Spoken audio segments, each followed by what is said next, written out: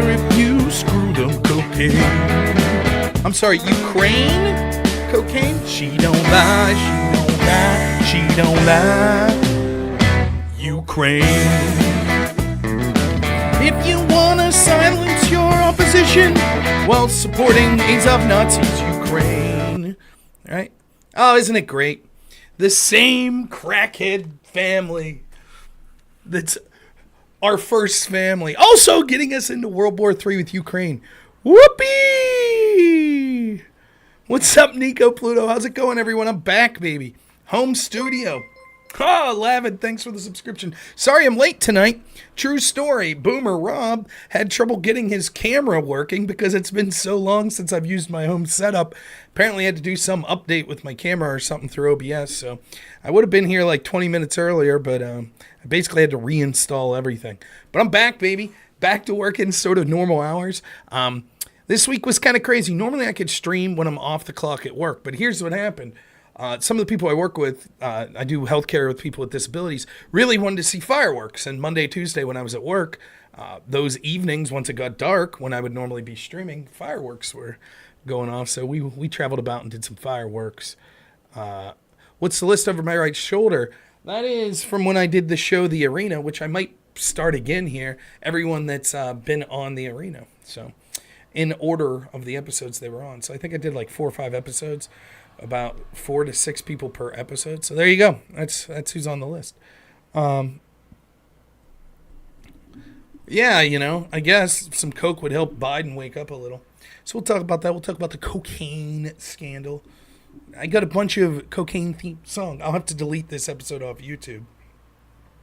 Now, I was asking my wife before I was ready to stream today, like, prominent cocaine songs. You know. And obviously, Eric Clapton, Cocaine, a great song. But it's not my favorite cocaine song. Has anyone got a favorite? Chris Jericho, list. The Man of 1,001 Holds. Armbar. I used to watch wrestling back in the day. It was good stuff. Hotel California. I put runner-up would be Hank Williams Jr., but I OD'd in Denver and I just can't remember her name. We'll listen to that one. I'm in love with the Cocos. Yeah. Yeah, there's good stuff. But my favorite, Cocaine Blues, yep, that's up there. This is my favorite. Oh, Kyle Beckman.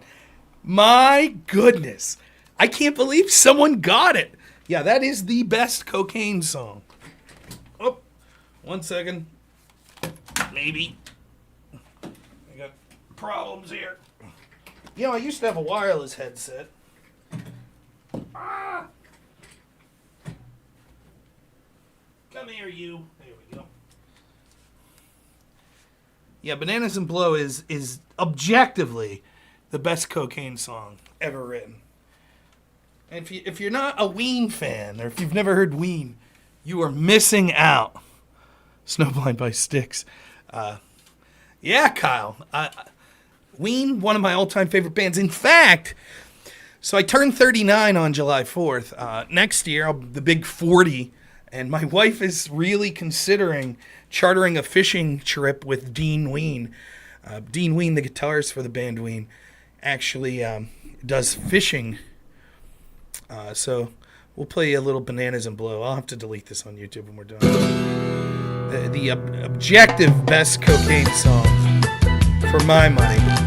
Also, any song with a steel drum automatically on my list. I saw that hooded, yeah.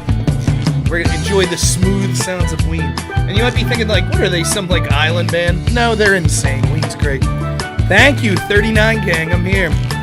We'll enjoy a verse of Bananas and Blow. Off the album White Pepper, also a cocaine reference. So Sancho brought a message from the fat man. Sorry boy to leave you high and dry, but I went to see my mother in England, and I left a little something. yeah, I listened to this song a lot in college. something to help keep you high. Bananas and blow. Bananas and blow. Stuck in my cabana, living on bananas and blow. It's like the Hunter Biden theme song there, right? I guess there isn't a verse about, sex trafficking women while getting paid by corrupt oligarchs cashing in on your father's name. That version didn't make it into the Ween song. Is it a music show tonight? Nah, we're just talking about cocaine for no reason.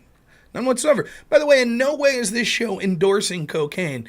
I'm just pointing out that when the first family is so prolific. I remember one time seeing an interview with, I think it was with Whitney Houston, and they were like, what about the allegations that you've been smoking crack, that you're a crackhead or whatever? And she's like, crack? I'm Whitney Houston, I do coke. Not our son's president, though. He does do coke, but he ain't above a little crack. A true man of the people, right? This guy's not just doing the pure stuff. He'll smoke a rock like any other Joe Schmo in the street, right? Good for you. Living up to the dream. Now, it might look like that I'm sweating. I might look like I've been doing a little bananas here, but no. It's just, I don't have an air conditioner or fan up in my office. God, I'm never up here. I work so often, so it's weird that I'm finally back here. But, what a story. We'll talk about that. Is someone calling in? I don't know. I'll take callers anytime. I don't care. Within reason. I don't have anyone lined up. I think me and Pisco are going to debate soon. Probably about same shit we always do. He put a big thread up. Pisco put a big thread up on Twitter about how it's not really analogous to talk about the Hillary Clinton email story with the Donald Trump. Of course it's not really analogous. It's worse than Hillary's side in every possible area. But not to him. Because the same thing with these people always. They appeal to the authority. As long as the FBI said it's cool. Again, my criticism is the corruption of these institutions. And their defense of the obvious corruption of the institutions is to say, but the institutions disagree with you. It'd be like if they're like, Trump's corrupt, and I'm like, actually, Trump says he's not corrupt. Oh, okay. Well, then, I guess that debate's over. So I'll say the FBI engages in a double standard and it's corrupt, and they'll say, well, if you read the FBI's report, they have explanations for all of these perceived double standards. No shit. You don't say so. Wow. The corrupt cops have a defense for their corruption? Wow. Who would have thought? It's fantastic. So, I did enjoy my birthday. My birthday's July 4th. I worked on my birthday.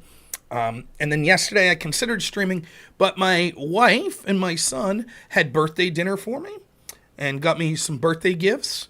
And so we decided to just hang out and watch movies. So it wasn't a lot of time to stream. Tomorrow we're going out fishing on the boat. And then Saturday I have a wedding.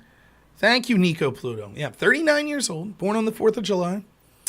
Unlike Tom Cruise, I don't yell penis. I don't know if you guys ever saw that movie, Born on the 4th of July. But thank you. It is cool. My wife's birthday is New Year's Eve. So we both have like drinking holiday birthdays. So I did go out last weekend to a Pittsburgh Pirate game, and I did get drunk, and I did throw up drunk. But I was only drinking beer, and I didn't black out or anything, but I got the hiccups and then just threw up a little with the hiccups. So apologies to the people that were around me when that happened. But got to see the Pittsburgh Pirates lose miserably. But got to hang out with a bunch of friends I haven't seen for years, and it was a lot of fun. Grow up loser. Nope, refuse. A little more white in the beard every day. Got to get trimmed up here soon. 1 year to go, right? And then that's it. Cash it in. Midlife crisis. What am I going to do? Stop talking politics and do drama streams. That'll be my midlife crisis. Oh, did you guys hear? Who hooked up with that Adam guy's girlfriend? Oh my goodness, did you hear about that? Has there ever been a sadder state in all of the time that online politics has been a thing, like the live stream community talking about politics? Jesus. Pathetic. And of course, the right wing always is so desperate for a win. You got Ana Kasparian from the Young Turks that just like says the obvious, like, holy shit, if you don't completely toe the party line with the left and buy all their crazy bullshit when it comes to anything, violence in the name of left-wing politics or trans stuff or whatever, then they'll want to cancel you and call you a Nazi and a right-winger and all of that stuff. And then the right, they'll take any victory. Yeah, we go. Hey, good for Anna for being red-pilled slightly. I'll remember. Yes, I'm fucking better than you. I remember that. I remember. It's nice to see people that were so sure that they wanted to call you an evil, basically Nazi, and were okay with your being canceled and all that shit, or, losing your job and all of that stuff. And now it's like, oh, geez, I'm the target of that. That sucks. Right. Sucks now that you're the target. Right. Didn't have much to say when it was other people. I myself have basically stood up for everyone left or right that I've seen being kicked off these platforms. But nonetheless, that's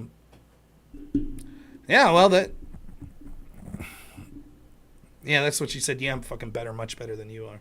So, I remember, and I'm sorry. Like, it's a weird position that I'm in because I'm not the most right-wing person. I'm not. Right? But there are several things about me that I think, in my mind, I justify maybe seeming contradictions. I've never called for the canceling of anyone short of straight up doing illegal stuff, right? But even that, I can't recall a specific person. But obviously, I would want people with videos exploiting children and stuff like that not to have a space on, these spaces. Other than that, even people I disagree with extremely, I've been like, I don't want to see them get kicked out. And I've also been quite transparent about exactly what my beliefs are, and if that means arguing with sometimes people on the right, then I'll do that. I've never said that those people were garbage and should be fired and all of that stuff.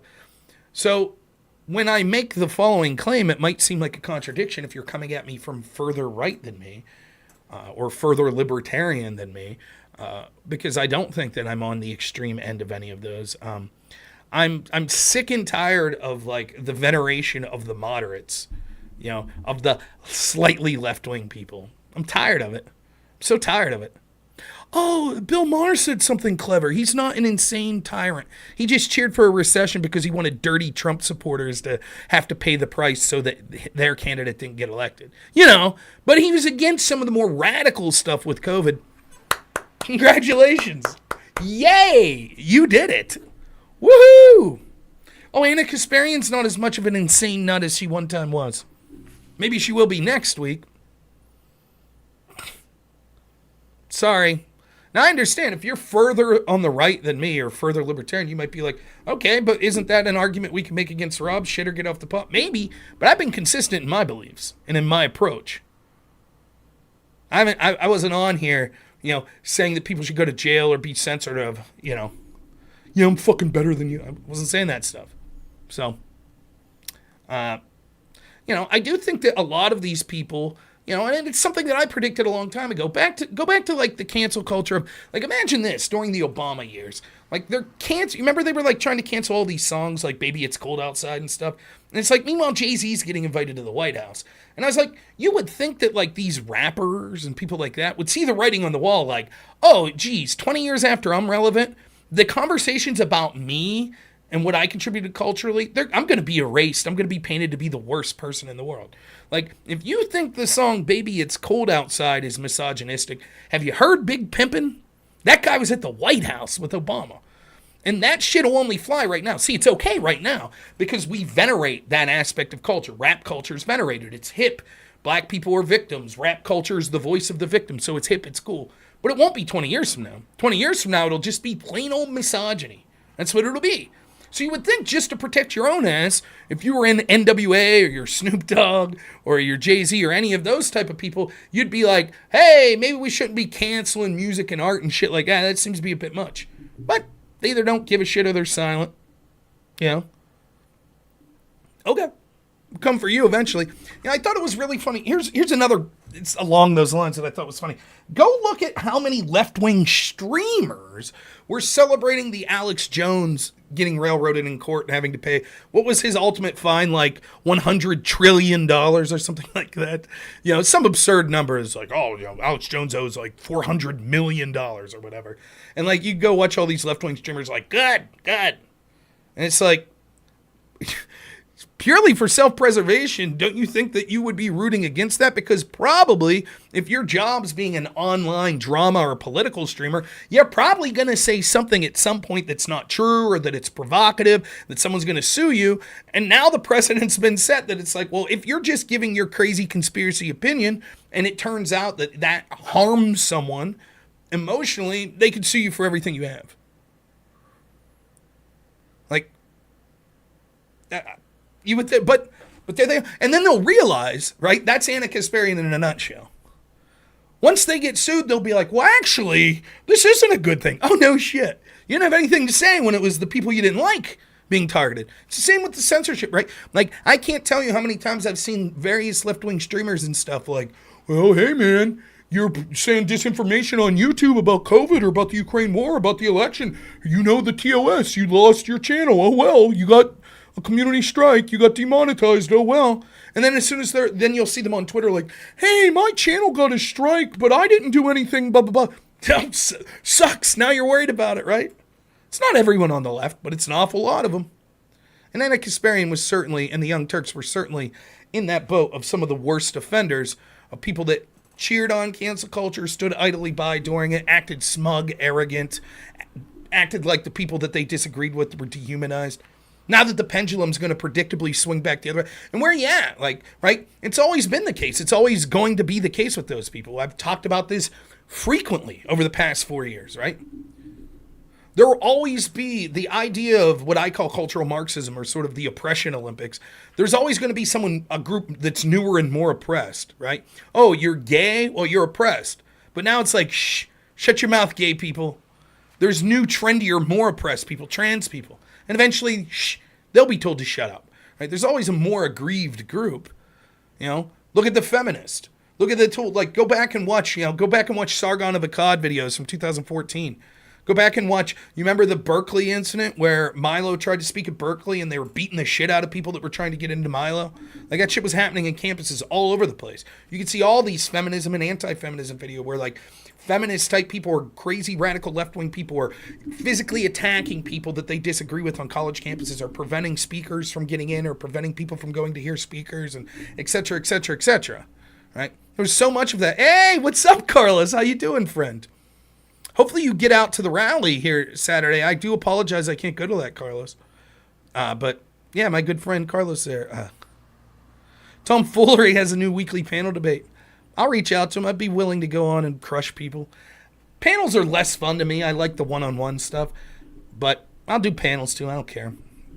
Easy work. You know what's funny? I saw someone say this the other day on Twitter. It might have been my friend Surian. Did you ever notice, like, Destiny's considered this, like, good debater on the left? And when someone's going to debate Destiny that they're going to disagree, their audience gets nervous. And did you ever notice my audience is like, sweet, Rob's debating Destiny? Because they know the outcome. They know it'll happen.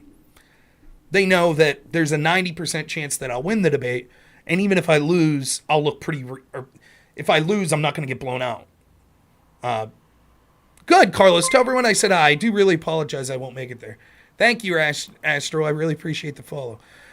The truth of the matter is, a show by myself, coming up with a show by myself, is actually more work than doing a debate.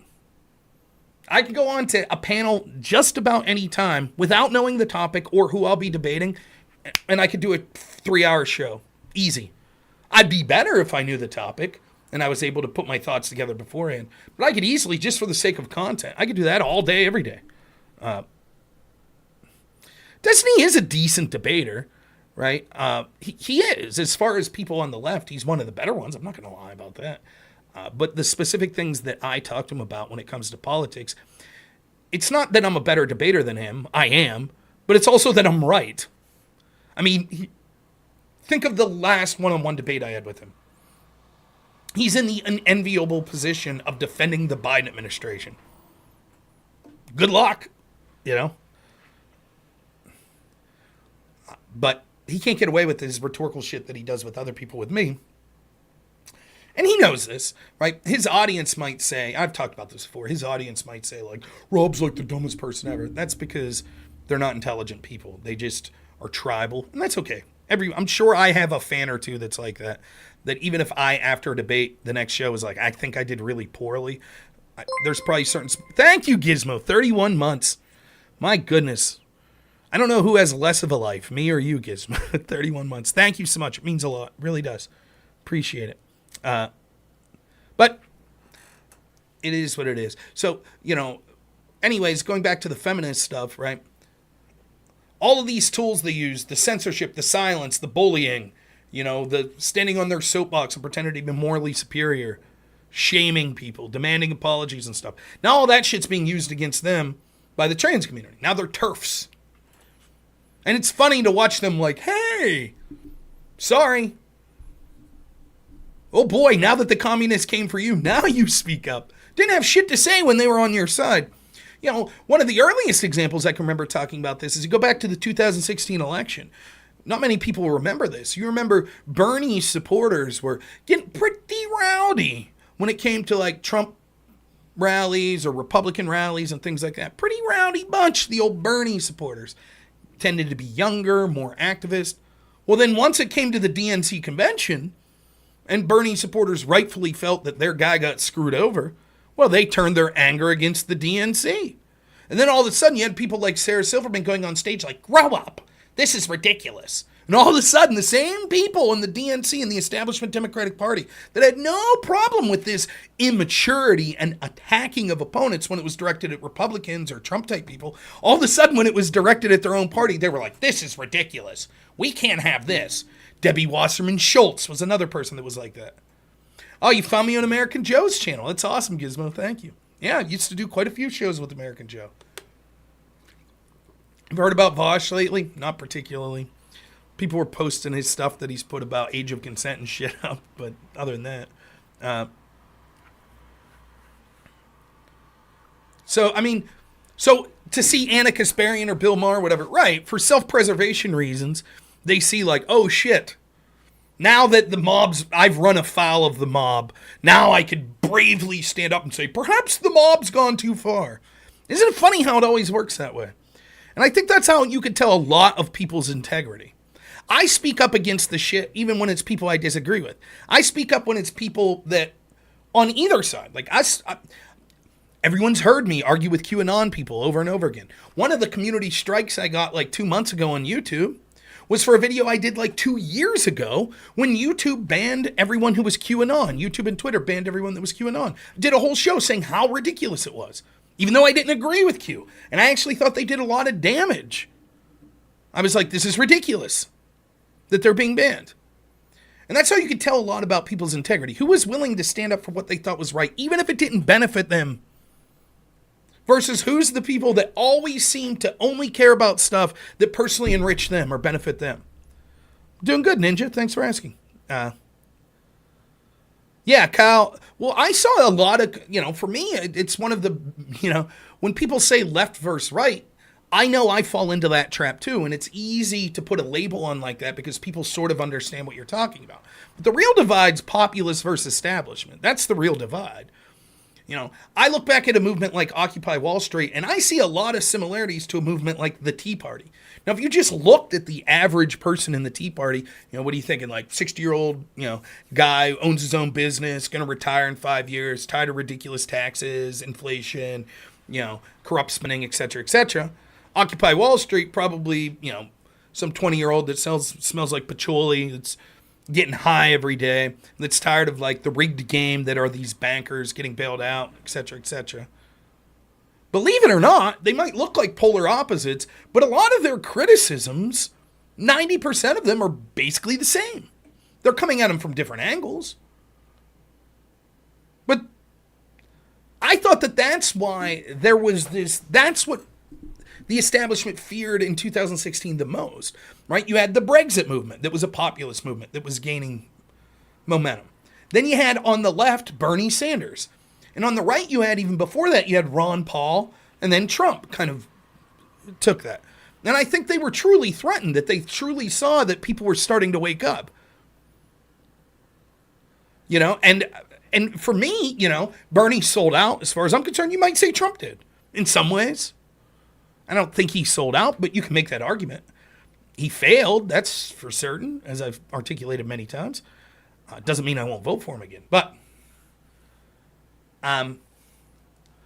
But instead, those people, many of those most ardent Bernie supporters are now, think of the things that Bernie used to rail against. First off, Bernie used to be anti-immigration. He thought that it devalued workers in this country. Now they're super pro-open borders, right? Bernie was anti-war, anti-intel agency. That was sort of the populist left, the anti-Iraq war, that sort of left wing. Many of those people that were the most radical anti-war leftists are the most radical pro-war people you'll ever find. The same people that would have condemned the Patriot Act literally are defending the New York Times this week, writing about this judge's decision that said that you can't have government, the Biden administration, working with social media to censor people. How dare they said.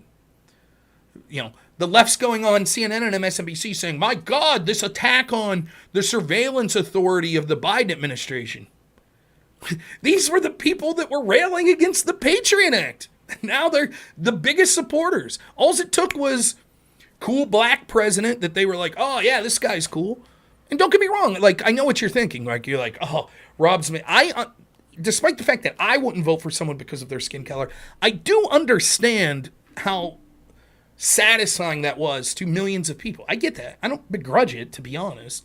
If you were black and lived through, the civil rights movement and you lived to see a black president, I understand that. Even if you didn't like him, it's like, well, that's cool.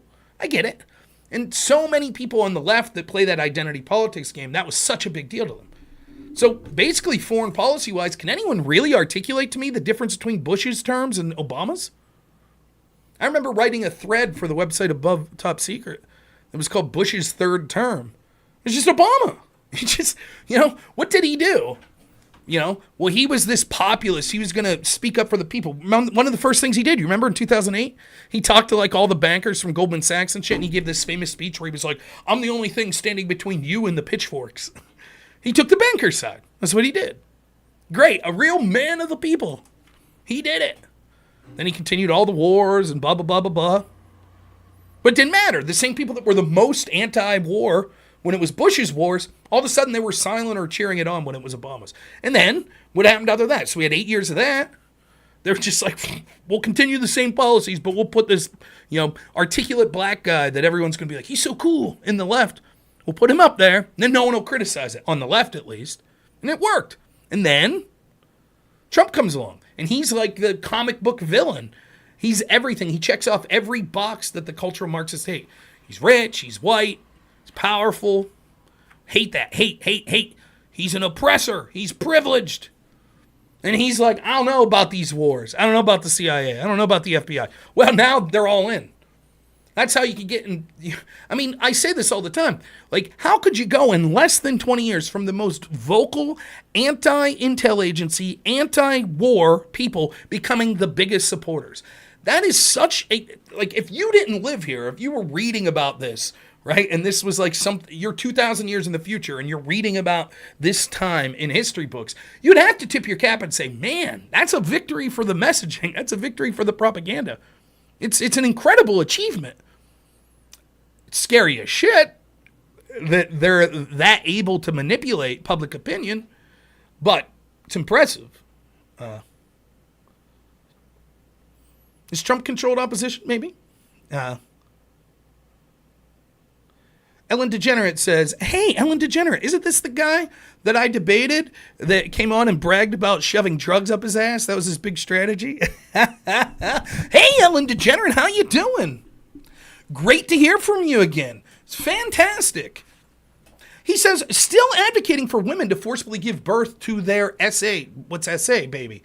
Keep helping the right. Every word you say alienates normies. No, the truth is, right, more alienating than anything I would think about abortion is the official mainstream left-stream position, which is abortion should be allowed to happen up until the moment of birth, even 9 months. That's what you believe. That's what the Biden administration believes. You all want to see babies at 9 months killed. That's what you want. You want it to be perfectly legal, and that's why you say things like there should be no law restricting. It should be between a woman and her doctor. Well, as long as that woman and her doctor say, I want to terminate this even though my due date's tomorrow, you would say, yes, that's absolutely fine. The argument I was making is, of course, I don't want to see people forced to full term. What I said was that there should be some cutoff. I'm not as strict of an anti-abortion person as some others, so I don't know what that would be. 8 weeks, 6 weeks, brain activity, heartbeat, something like that. There should be exemptions made for people that were unable to get to a doctor because they were raped or something like that and being held in captivity. But after a certain point, we should do our best to keep that baby alive, even if that woman doesn't want it, because if we determine that it is a human life, you don't get to kill it. Just like we wouldn't say,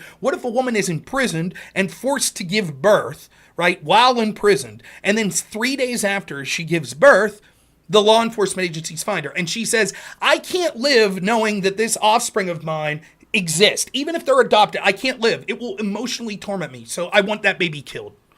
Would you say, oh, okay, well, that's reasonable. For her health, she has the right to do that. You would say, no, you can't do that. But what's biologically different other than an umbilical cord attached between those two bodies? Did I see Tommy Sotomayor against Fanatic last night? No, Fanatic sucks. I'm not surprised. I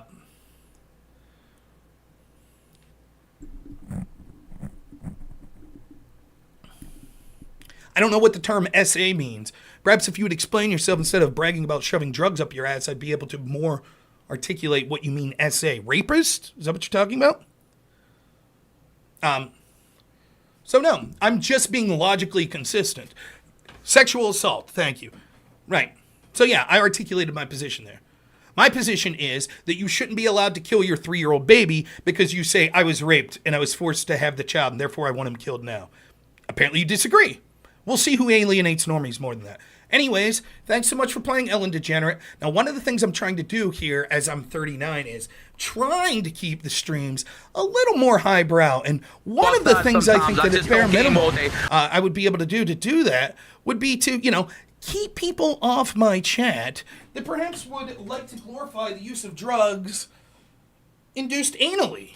Like yourself, Ellen.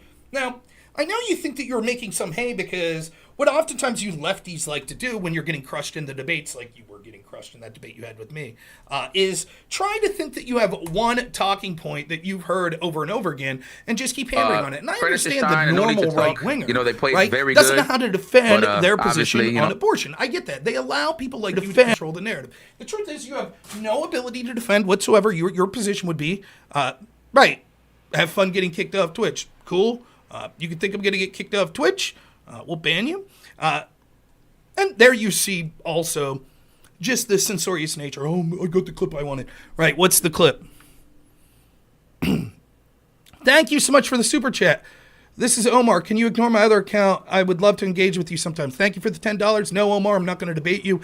In fact, it's a good idea to not debate you because routinely you send super chats asking me to debate you. So hopefully you'll send more. Let's see, Omar, if you get to donating $1,000, I'll flip a coin. And if it comes up heads, then I'll have you on the show for 5 minutes and you can say your piece. So once you get to $1,000, let me know and we'll do that. Otherwise, there's no sense debating you. It's the same debate every time. You abjectly cheer for corruption and you just say the same thing over and over again. You're just sadly, unfortunately, even though I don't consider myself someone of a stunning intellect, you're nowhere near the level of me, who I would consider myself an average person. And so it no longer behooves me. I've literally given you more time on this show than almost any other person.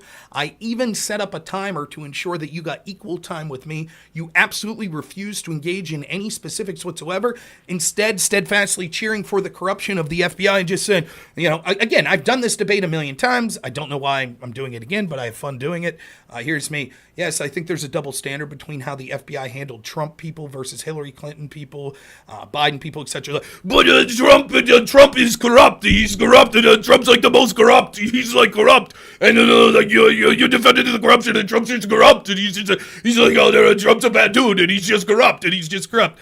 Right, that's not really an argument. Let's go specifics through this. For example, let's go Crossfire Hurricane and the fact that a president of the United States was illegally surveyed. We have evidence that this was from opposition research that came from his opponent versus the mid-year exam investigation and how everything was gone as a light hand as possible from the FBI to Hillary. This is the same time that we know there was bias because we see the lead agents were saying things like they wanted Hillary Clinton to win. They hated Donald Trump. They've been vocal ever since and all of these. Trump is corrupt. Trump's like the most corrupt ever, and he's corrupt. he's corrupted, and you're cheering for the corruption. What about it? Trump's corrupted. This is just why you cheer for Trump's corruption. It's just what about it? Right, it's not what about ism, because more than I'm concerned about someone like Hillary Clinton or Donald Trump or Joe Biden or any individual that would operate even in one of these high offices like President of the United States, I'm more interested in institutions, the most powerful of which are intel agencies and police forces, such as the FBI, that's the most powerful law enforcement agency in the history of the world, that literally has the ability to basically detain you indefinitely if they're putting their thumbs on the scale, because that means that we really don't have much of a. But Trump's corrupt. What about it? It's Trump, and he's corrupt. What about it? January 6th was bad. Trump, and what about ism? Right. We got it. We got it, Omar. Got it. Got it. Here's what you should do. Go back and think like, geez, as a Muslim, was I okay with the FBI unfairly targeting innocent Muslims after 9/11? And then once you contemplate that for a minute, think, geez, would they perhaps engage in shady double standards like that when it came to other groups too? Maybe I should sit down and listen to someone who's actually talking about facts, explaining examples of how that's occurring in real time, instead of just shouting, "Orange man bad, I hate him." Just a thought. But thank you for the money, Omar. I appreciate it. You go have a conversation with Ellen Degenerate, and you could talk about putting ecstasy up your ass or whatever he wants to talk about. It should be good. Also, one thing Ellen Degenerate's right about, eventually I will be kicked off Twitch. So if you're thinking about it right now, please go over to Rumble or Kick. Those are two platforms that I'm probably less likely to be kicked off of. But if I do, you'll find me ranting in a street corner or something like that. Luckily, this isn't my career. So whatever. I'll say what I want. When I get kicked, I get kicked. I do try to fall within the bounds of terms of service. They're just so vague and, you know. Did that not work? There we go. So, follow me on Twitter, Kick, and Rumble. I'd appreciate it. Now, back to where we were. Cocaine, right? We're talking about cocaine. Is that what we're doing?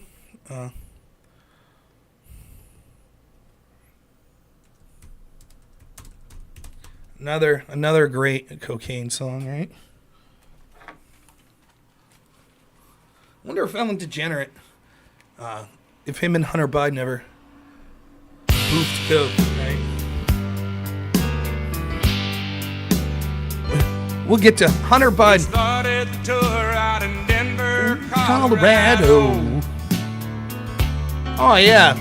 I made the first one, but I did not make the second show. The great Hank Williams Jr. I met this girl there that brought about quite a big change. But I OD'd at the White House and I just can't remember her name.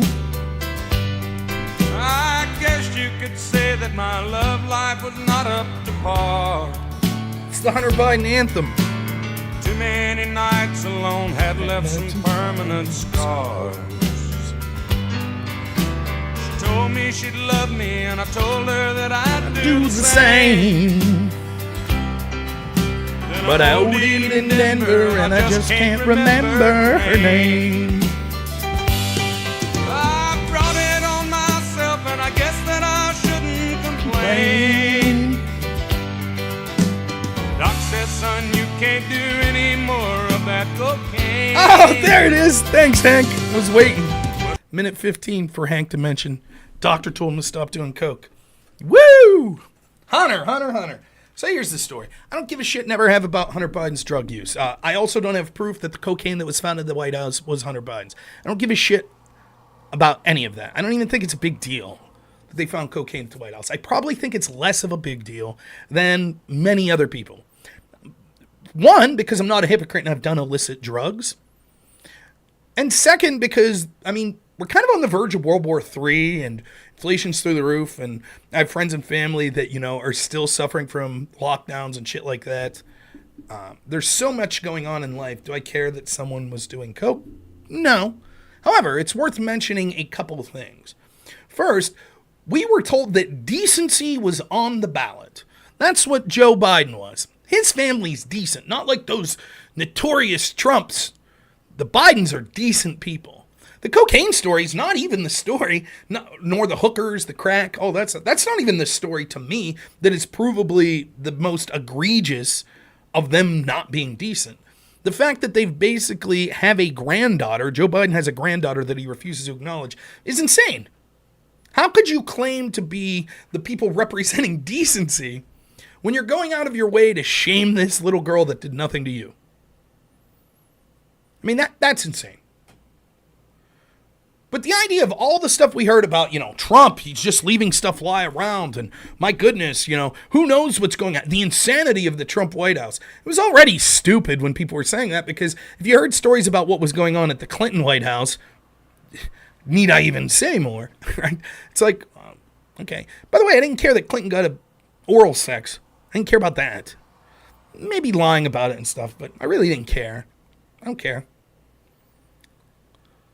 So that's where I stand. It's just funny that they're like, decency was on the ballot. Don't remember 4 years of Trump, them finding coke at the White House. But there's two things that I think, other than the obvious hypocrisy, which in the levels of hypocrisy that we have with the establishment Democrats, Bidens, etc., this is down the list as far as I'm concerned. So I don't really care, Am I going to bring someone? Did I title this video that people thought that I was going to bring someone on to debate? Because I've had like 4 people. No, not to mind. If someone wants to come on and debate and their name's not Omar or Ellen Degenerate, sure. I'll debate someone. Unless it's someone that's been on before and that, it's just not worth my time. But any rando new person, sure. But no, I don't have anyone lined up to my knowledge. So, going back to what was I saying? The two things that I think that are interesting about this story, the second thing is that it got released, that someone in the Secret Service spoke up. And I've been predicting that I don't think that Biden will be the nominee in 2024. I think that basically he has outlived his usefulness, that they want Gavin Newsom or a long shot Michelle Obama. We already split it, Roland. So I think that it's a long shot that I am doing well. Thank you.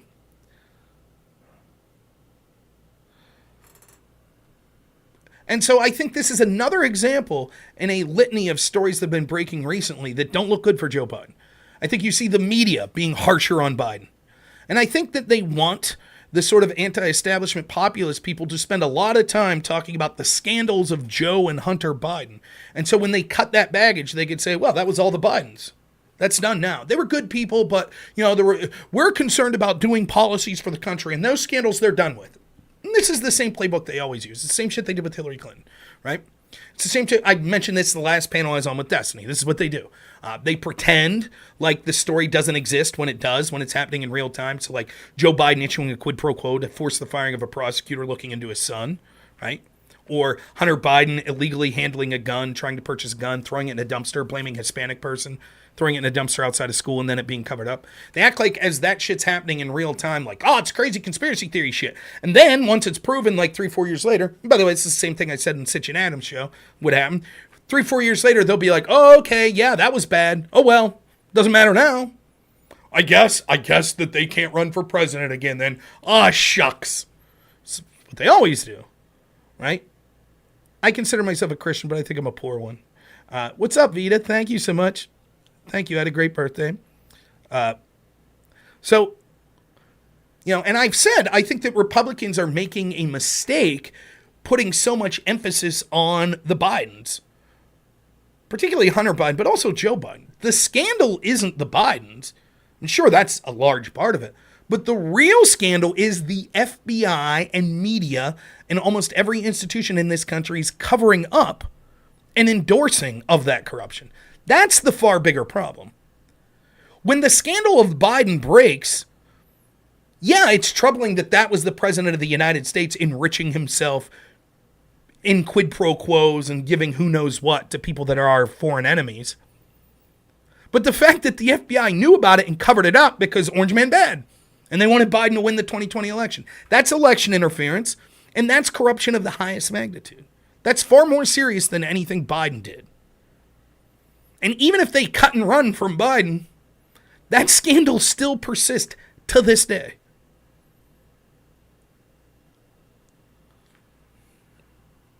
So that's, to me, the fact that a Secret Service agent even came public with it shows that either one, that the establishment's like, it's time for the old man to move on eventually, or that even if that's not the case, that there's at least people that are more willing to be whistleblowers and speak up now from institutions like the Secret Service that are like, just like you see the FBI whistleblowers, that's just like, enough's enough. We're tired of this train wreck and the media not doing their job. But the other thing is, thank you, Gizmo, I appreciate it. Thank you. The other thing is, look how corrupt our media is. Look how blatantly this administration will lie to you. Like you're a child. They've changed their story like 10 times. I can't wait for them. It probably already happened. I've been busy this week. But I can't wait to read the media piece. The real story about the cocaine at the White House is about a father's love for his son. Can't wait to hear it. Can't wait. Because that's how they tried to put the scandal. Go watch the lefties. I know Destiny's done this. Like, oh, everybody's just the right-wingers. Hunter Biden's cock. Oh, Hunter Biden's sex life. Oh.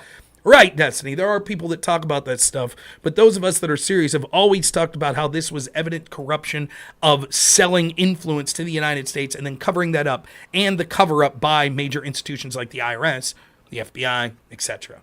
in our media. That's always been the major story. But they're able to strawman you by being like, oh, it's just about Hunter Biden doing crack and hookers. So they've, again, if they're willing to lie to you so what was the story? At first there was no cocaine. It was a lie. And then it was like, well, okay, it was in the library. And then it was, no, it's not in the library. It was in a work area. And then today it was like, actually it was outside like the area where the vice president normally works. Thank you so much, Rayo. So I guess they're trying, was that an implicit attack on Kamala? Is she going to have to come out? Thank you so much, Tengo. Appreciate the subscription.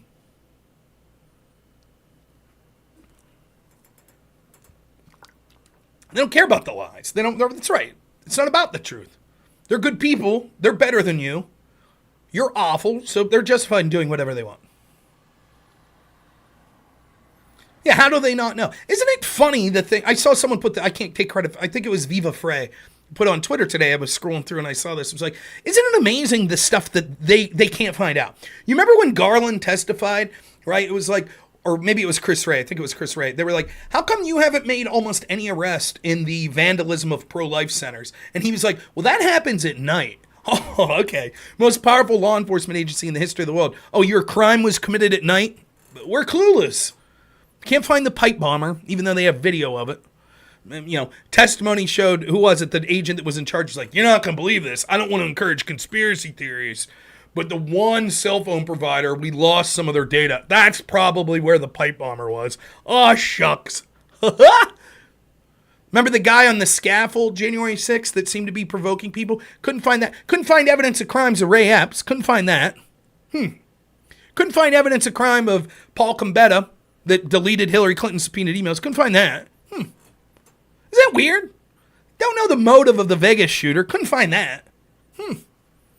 Now, boy, oh boy, what about the trans shooter at the Christian school? We don't know what that motive was. We don't know. We have no way of knowing. But boy, oh boy, some right-winger does something, or some populist. Holy shit. Don't take them long to find the motivation for that shit, huh? They're on it. You're a blue-haired grandma that didn't even go into the, Capitol building? Whatever. We have 4,000 agents looking for you. We'll arrest you 3.5 years later. We got you.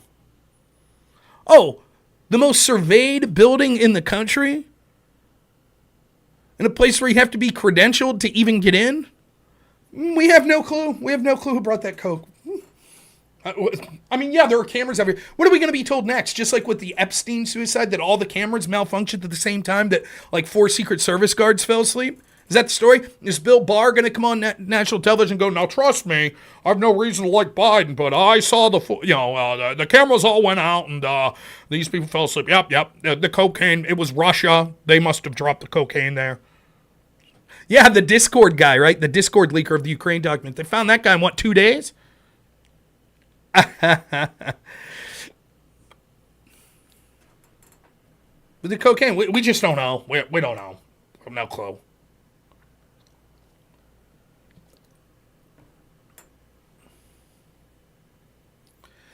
Yeah, hopefully me and Pisco will be talking soon. I saw that he put that up. I mentioned that at the beginning. Pisco, if you're referring to the big thread he put up about the difference between Trump's classified document scandal versus Hillary's, yeah, it's a joke.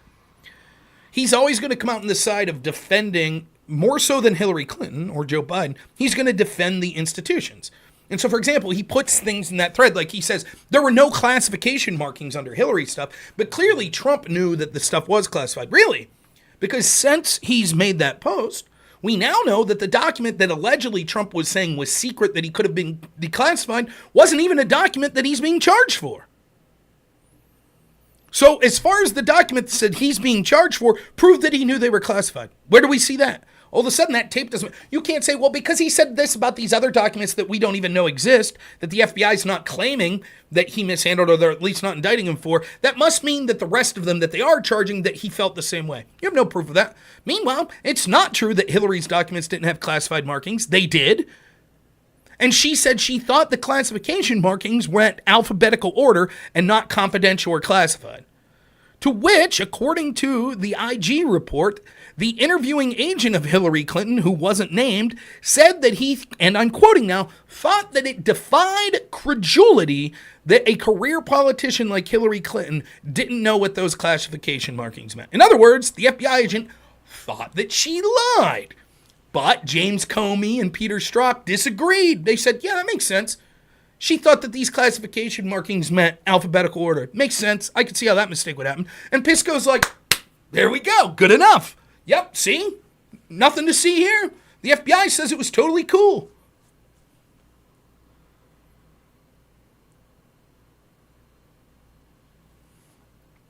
Who cares about Hillary? What about the destruction of our society and Marxists and powers? Well, that's what I'm talking about. That's exactly what I'm talking about, right? The target of my criticism isn't Donald Trump or Hillary Clinton. The target of my criticism is a corrupt intel agency that steals elections or puts their thumb on the finger of elections for one group, the establishment people that are destroying this country, and then takes anyone out that would seek to challenge it. That's what I'm talking about. People think that you're like, oh, so if we throw Hillary in jail, everything's fine. That's not the problem. Hillary's no longer someone that is necessary for them to go to bat for because she's standing up against the person that they don't want. Think of it this way. Let's say that there's one anti-establishment candidate that has a chance to win and 99 pro-establishment candidate. The establishment's not going to mind sacrificing one of their own to take out the one person against them. So that's why you'll see people like Brianna Wu or Destiny or Dylan Burns or whoever was on that panel I was on. They'll say, yeah, I guess they should have got Hillary. I guess. Oh, well. Right. They don't give a shit because it doesn't affect them politically now. So it's, okay, sure, whatever. They'll even say it about Biden. They don't give a shit. So what? That's good for them anyways. Biden sucks. Get Newsom in. Take Biden out. We don't give a shit. As long as the orange man gets taken down. And then next it'll be DeSantis or Vivek or whoever else that they look at as a stumbling block. That's right, Roland Stott. The leader of the Democratic Party at the time went on national television before Trump was sworn in and told us that the FBI would take Trump down. That's exactly what's happened. It would be so much easier if we only had one central authority. Spoiler alert, we do. At least one of power. Got any catchy names for it?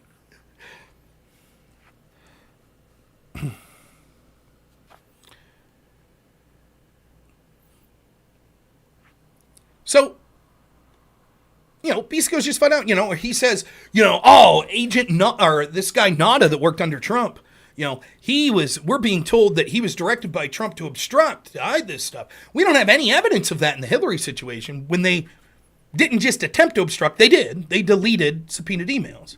Right, we don't have evidence because the FBI willingly chose to not look for that evidence.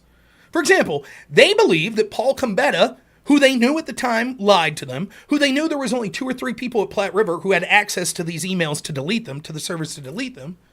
They believed that he was lying to them, but chose to give him immunity. And then when they were like, well, who told you to do this? He's like, oh, I had an oh shit moment. I remembered 6 months ago they asked me to do this, but then once they were subpoenaed, they told me to comply with the subpoena, but I remembered the conversation I had 6 months ago and decided to, on my own, without anyone telling me, go ahead and delete this shit. And they were like, oh, cool. We see you met with Hillary's top attorney, Cheryl Mills, like 2 days before you deleted it. What was that conversation about? And he was like, I don't remember. Don't recall. And they were like, sounds good. That's all wrapped up in a nice, neat bow. Oh, we gave him immunity, and then he said, I did it all by myself. And then we were like, well, what was this conversation about? I don't remember. Now, how did that work with Trump? Did they go to NADA and say, hey, did Trump tell you to do this? Something? He was like, no. And they're like, okay, here's what we're going to do. We're going to give you immunity. Now, did Trump tell you to do something? No, he didn't. Okay, good enough for us. We see that you met with Trump and you talked to him like 2 days before you moved this shit around. Did he tell you to move it? I don't recall what he said. Oh, fair enough. Is that what they did? In fact, I can't wait to talk to Pisco and ask him, because anyone with half a brain, they give the game away, right? Because they'll say the biggest threat to Trump, and this is true, the biggest threat to Trump is if this NADA guy flips. If he says, oh, geez, I'm looking at 20 years in prison, I'm going to cooperate and say, yeah, Trump actually did tell me to do this for some diminished sentencing or immunity or something like that. That would be very bad for Trump, because we all know that's how shit works.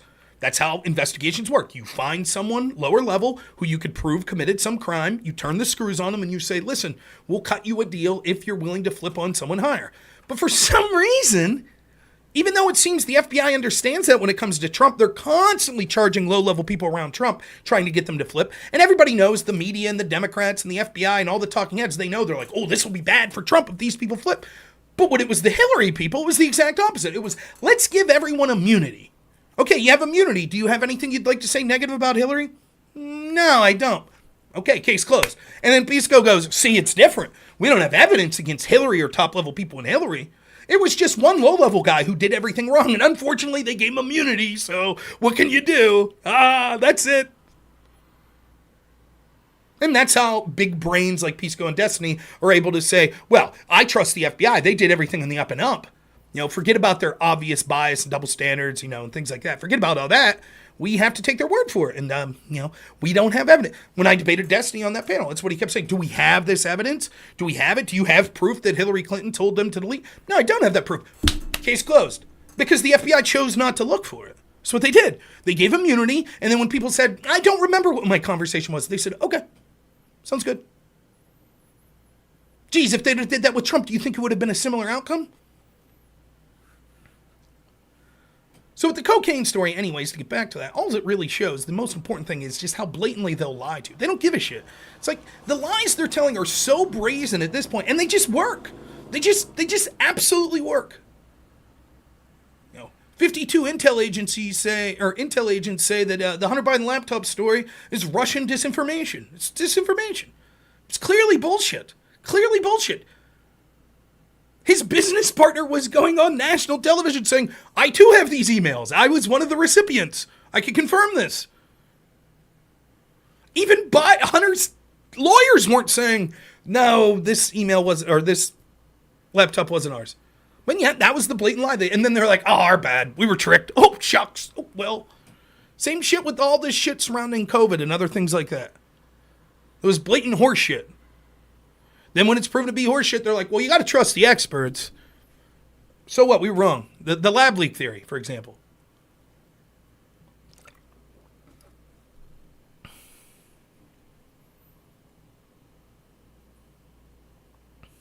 Yeah, that's right, Akbar. It's the same with Adam and Sitch when I was on there. Adam and Sitch, I heard that Sitch had said, like, Rob's defending Trump in this document scandal. Is that what I did? I don't see evidence of his proof right now, but I think that when it came, again, I've been consistent. Did I think Hillary Clinton should have went to jail for her mishandling of classified information? No, I didn't. I said so at the time. I thought someone should have went for the destruction of subpoenaed emails. That was more serious. Similar with Trump. Do I think if he had, there's an argument as to whether or not these documents were classified or not, but let's assume that he loses that argument and they were classified. Do I think that he should be charged? His house should have been raided? No. If he directly told people underneath him, hide evidence to not comply with the warrant and the subpoena, that's a different question. That's a more serious charge. I don't know. We'll see what comes of that. But it's a pittance, both the Hillary email and the Trump stuff, compared to the corruption and double standard of the investigators, of the intel agencies, of the media, of these institutions. But, Sitch and Adam, they'll be quick to be like, oh, this is what we know about the Trump thing. Yep, this is what we know. But when you outline, like I did for 3 hours, the Burisma scandal, beyond any shadow of a doubt, that we know that Hunter Biden was peddling influence, that we know that Joe Biden and Barack Obama thought that company was corrupt and ran by this guy Zlochevsky. It was a corrupt oligarch. That we know that corrupt oligarch's lawyers were reaching out to the Obama State Department, that they were saying, Hunter Biden works here. Can we talk to someone? That they got that meeting, that a couple days after that, Joe Biden was on an airplane, was telling Poroshenko, the then president of Ukraine, you need to fire this guy. We know that Poroshenko on tape is saying, like, look, okay, we didn't have any evidence of this guy's corruption, but we'll fire him. Can we get that money now that you promised us? We know that Joe Biden later admitted, yep, I said I was going to withhold this $1 billion unless they unless they fired that guy. We know then that, again, not my words, but the Obama-Biden administration thought this guy was guilty. We know then that investigation was kicked over to the National Anti-Corruption Bureau of Ukraine that was the allies of the Obama administration. So much so that they literally stopped investigating Obama and George Soros NGOs when Obama asked. So this was basically the CIA or the FBI of the Ukraine that was financed by the Obama administration. And we know that once that NABU got access to this case, they promptly buried it with a small fine. And this very guy that was corrupt, that supposedly the Obama-Biden administration was upset that this guy wasn't being prosecuted, all of a sudden they had no problem. All of that 100% proven, beyond dispute. Now, is there an email from Joe Biden saying, I want this guy fired because he's looking at my child? No. So Sitch and Adam are like, well, we don't know. Until that email exists, how could we ever know? How could we know? Pisco says the same thing. How could we know? We just don't know. We don't know. Intent's important, and we don't know what Joe Biden's intent was with his quid pro quo. We just don't know. We don't know. Well, how do you know what Trump's intent was with his alleged quid pro quo? Oh, we know. We know what that was about. We know that was about going after his political opponent just for political reasons. We know that. See how that works? See how it works? Now, having said that, I did give Sitch and Adam a shout out on Twitter this week because I thought that they had some shows that I was seeing parts of, like the Ana Kasparian. They had Fabian Liberty, a friend of mine that was on there. I thought they had some shows with some interesting guests this week, and that I was enjoying watching. So credit where credit's due. My big beef with Sitch and Adam isn't just their bias. It's the fact that Adam was a prick to me the whole show, which I really don't care. I handled it fine. I didn't care. And they kept calling me biased, and then when I simply said that they also are biased, they threw a fucking fit and threatened to kick me off the show and acted like I was being unduly rude or something like that. I'm sorry, if you could sling barbs but not take the softest of ones yourself, then as far as I'm concerned, you're not doing a good job as a host. Sorry. Having said that, I don't wish any ill on them. They didn't seem like the worst people in the world or anything like that to me. But they have a bias. They have institutional bias. That's what it is. They might think, I don't care if I have a preference between Mitt Romney or, Joe Biden. That could be true. They probably have beliefs that they consider on the right and on the left. My guess is they don't like the more fringe people. They don't like the more populist people that they consider more out there. And so they will say that they don't have a bias, that they're centrist, but their bias isn't necessarily a left bias or a right bias. It is a establishment bias, an institution bias. If the FBI says we don't have evidence this is corrupt, they're likely to believe that. That's okay. I have bias too. My bias tends to be against the FBI. Totally true. Now, what you should do is try to rein in your bias and look to facts as much as possible. But I'd be full of shit if I didn't admit that I have bias. I completely do. Absolutely. I don't like Biden. That's a bias of mine, right? So that means if there's a story that normally a completely objective person, which by the way doesn't exist, would be like, I'm 50-50. I don't know if this is true or not, or I don't know what to think of this. If I see that situation and it's about Biden, I'm probably going to lean towards the negative opinion on Biden on that story. If you're pro-Biden, you probably lean towards the positive. The problem is when your bias is so great that you're willing to obfuscate the truth or engage in double standards, etc., to benefit you or your side. That's when it's a major problem. But I fully admit my bias, without a doubt. You call me biased your whole 4-hour show. That's fine, right?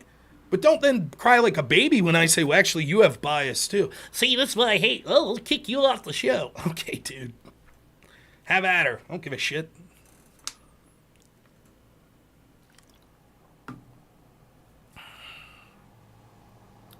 We in World War III yet? Right? Again, just don't question it. There is a nuclear plant that I guess Russia has control of in Ukrainian territory right now that just for reasons they've decided we're going to blow it up and basically unleash nuclear waste. This is what we're going to do. Don't question it. Just like the pipeline, don't question that. Just like the dam, don't question it. Whatever your media and your government tells you is the truth. You can't question it. And yeah. It could be if we're being lied to, holy shit, we're being lied into World War III with a nuclear-armed superpower. And that would seem bad. That would seem like a bad thing. But hey, disinformation's dangerous, and Now, I had this hypothetical when I was debating a bunch of people on the Russia-Ukraine thing that I used quite frequently. I used it about military facilities or biolabs. You remember we found out quite early in the Ukraine situation that there were biolabs that were stationed near the border of Russia in Ukraine that the United States had control over, and we were told this was a crazy conspiracy. You'll remember I had this conversation with I'm Really Important. It was a crazy conspiracy theory, and it was Putin's talking points. Only it was true. Now, once more, that story, at first there was no proof of it. This was a crazy conspiracy theory. And then it was, well, it's just, there's no weapons or anything like that. It's just purely for research. And then it was, okay, there might be material that's weapons there, but that's because that these labs were commissioned to get rid of Soviet-era biological material that could have been weaponized. So maybe some shit's there, but it's not like we created it. The United States created it, or Ukraine created it. They're just disposing of it. Really? Since like 2005, they still haven't been able to dispose of it? 15 years later, still working on it? Yeah. So that story, as all the rest, changed over and over and over again. Now, again, I'm someone, I don't particularly like Putin. I don't like Russia. I still hope that they lose. I just don't give a shit. I don't like Zelensky. I don't like the leadership of Ukraine. I feel terrible for the people of Russia. I feel terrible for the people of Ukraine. I do. The leaders of both of those countries could eat shit as far as I'm concerned, and the United States shouldn't be involved. The extent we should be involved is trying our best to broker a peace deal. That's what we should be doing. But instead, people that have a vested interest in selling weapons in the military-industrial complex and neocon and neolib warmongers are willing to sacrifice all of the men of Ukraine, if that's what it takes, to achieve their goals. That's fine. We don't have time. Putin's a crazy psychopath. He won't have a peaceful resolution. This is life or death to him. Oh, that guy with nukes? So doesn't that mean if he starts to lose, he'll use nukes? Nah, he'd never do that. He's a sensible man. So he's not sensible to try to negotiate and have a peaceful resolution, but he's sensible enough to never use nukes even if we're on the verge of eliminating him. Makes sense. Make it make sense. Just like Ukraine's winning, Russia's already lost, Russia's a paper tiger, they can't do anything. But we still have to send billions of dollars because if we don't, Russia will invade Poland and come into NATO countries, etc., etc. Make it make sense. It doesn't. It's all propaganda horseshit. Now, I don't claim to know the ins and outs. I at least understand that everything coming from both sides is propaganda bullshit. But I could smell our propaganda when I see it. When I'm told Russia blew up their own pipeline that was key to their financial independence. Why? What sense does that make? Shut up, bigot. Just believe it. And now even the narrative is, okay, well, it was some rogue Ukrainians. Really, that sounds like environmental terrorism to me.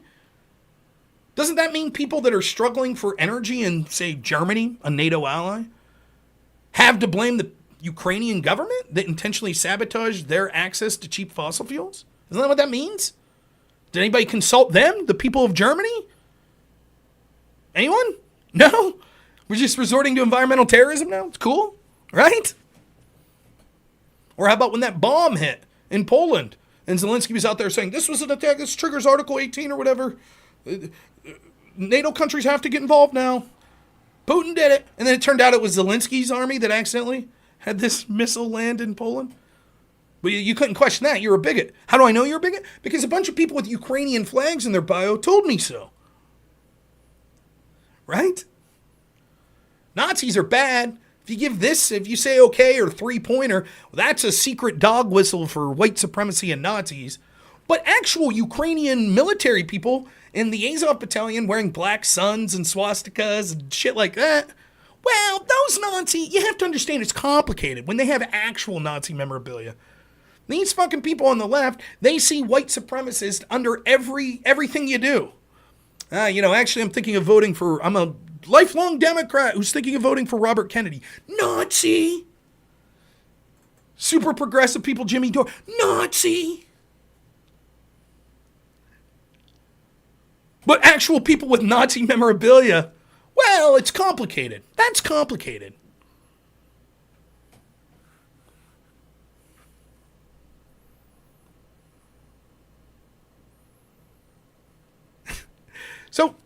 So when I hear this situation, is it entirely possible that if this nuclear facility is attacked, it was Russia? Sure, it's entirely possible. You willing to accept that unquestionably if it leads to World War III? You gonna send your kids to fight? You gonna go fight? You know damn well that this is what the leaders of NATO want. This is what Lindsey Graham wants. They want an excuse to get involved. So you cool with that? You just accepting it unquestionably? Doesn't mean it's not the case. Could be that Russia did it. We'll see. Just like the dam. Could be that Russia did it. I have no evidence they didn't. Could also be Ukraine did it. I think it's funny, someone that I looked at as kind of smart on this, but I also had suspicions, was Peter Zahan. Peter Zahan was saying, Shreveport, the first thing I ever watched of him was in Shreveport. He did a big speech there. He started off talking about the situation in Ukraine and the war, and he said, and I played this video for you, in order to win, the Ukrainians had to trigger a mass casualty event. And the way they would do it would be to attack this dam, which would lead to drought-like conditions in areas that fed millions of Russian-speaking people and troops. And so that's what Ukraine would do. Then, once that dam blew up, all of a sudden Peter Zahan was like, it's absurd to think that Ukraine would ever do this. Absurd. Dude, you just were saying 6 months ago that's exactly what they were going to do. Now what? Now it's absurd? Maybe there's an explanation. Maybe you could say, no, I was talking about this dam 2 miles away. Maybe. But instead instead of acknowledging okay, I know I predicted exactly this would happen and it would be the Ukraine, he's just like, oh, Tucker Carlson's a crazy Putin guy for even suggesting that it could possibly be Ukraine. Dude, that's what you were saying was going to happen.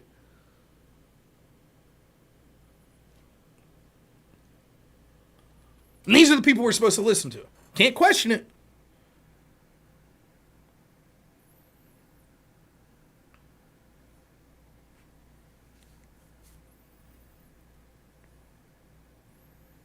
You cool with that? You cool? More sacrifices for you? The New York Times I saw today, they put out an opinion piece. Well, the value of the dollar is declining and we've overspent. Americans are going to have to suck it up. No shit. Really, if only someone could have predicted that. Oh, me and every other rational person with half a brain. You mean that lockdowns and massive money printing and spending billions upon billions of dollars on shit that doesn't help the American people over and over and over and over again for decades eventually would cost the average American person? No. Really? Of course, they told you were full of shit and a conspiracy theorist. Lockdowns will hurt the economy. Nah, it won't be that bad. Massive money printing will cause inflation. Nah, it won't be. And then they're just like, well, of course it did. What'd you expect?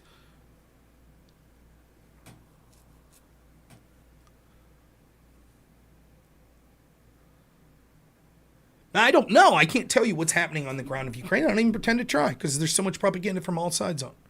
But there are certain things I know. I know the Ukrainian people are fucked.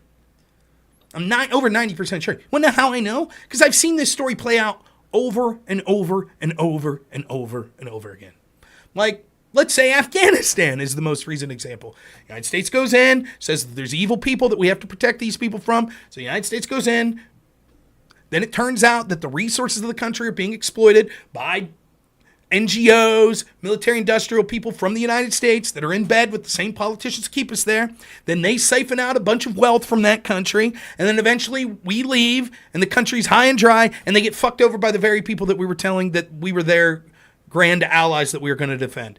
Over and over and over it happens. Here's another prediction I have.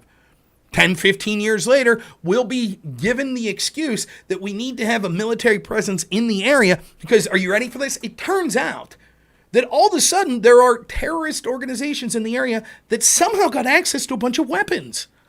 Huh? What happened? Isn't that weird? Oh boy, like Al-Qaeda. We trained and gave a bunch of people weapons that were in the Taliban in the 70s. And then somehow in the 90s, it was like, geez, where did all these former Taliban people now calling themselves Al-Qaeda, they got a bunch of weapons and stuff? Huh. Well, anyways, we have to be there.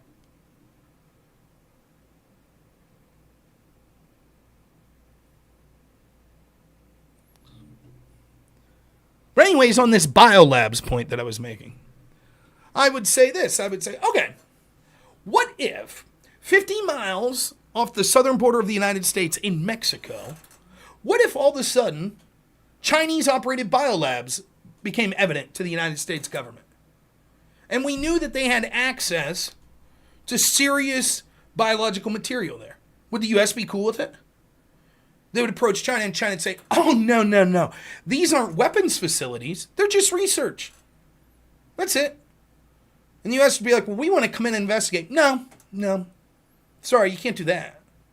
Nope, sorry. How do you think U.S. would handle that? How do you think the talking heads would handle that? Would they say, oh, okay. And I even brought up like the Cuban Missile Crisis. Well, just like clockwork, just like I told you would happen, now there's this story that it turns out that China is operating some sort of military facility in Cuba. And oh boy, the neocons and the neolibs are pissed about that. John Bolton said this is an act of aggression that the United States needs to do something about. Oh boy. But wait a minute. I thought that wasn't a problem. I was told that the United States, right off the shores of Russia, being engaged in an alliance, having military trainers and biolabs and stuff like that, right off the coast of Russia, I was told that wasn't a problem.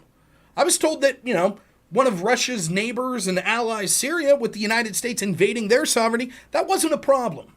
No problem at all. That's what I was told. That's okay. So what's the issue here? Cuba isn't an independent state. They're not allowed to engage in any sort of diplomacy or military alliance with another country. They're not allowed to do that. The United States has a say in that. The United States government says, we think that's uncomfortably close to our country and that we have reason to be suspicious of China, so we don't like that. Well, that's odd. Huh. Strange. Now, does this justify Putin invading Ukraine? I don't think so. I go back to when Ron Paul was talking about 9/11, regardless of what you think about 9/11. If we accept the official story that it was done by Al-Qaeda and bin Laden, there's more to it, even with that story, right? We know that there were Saudi financiers of bin Laden and of the training. For some reason, the 9/11 Commission chose to not pursue that angle of, the people responsible for 9/11. They said, nah, the people financially responsible, we'll leave it at that. Saudi, really, our allies, the Sauds? Never mind. Never mind about that. Cheap oil. Never mind.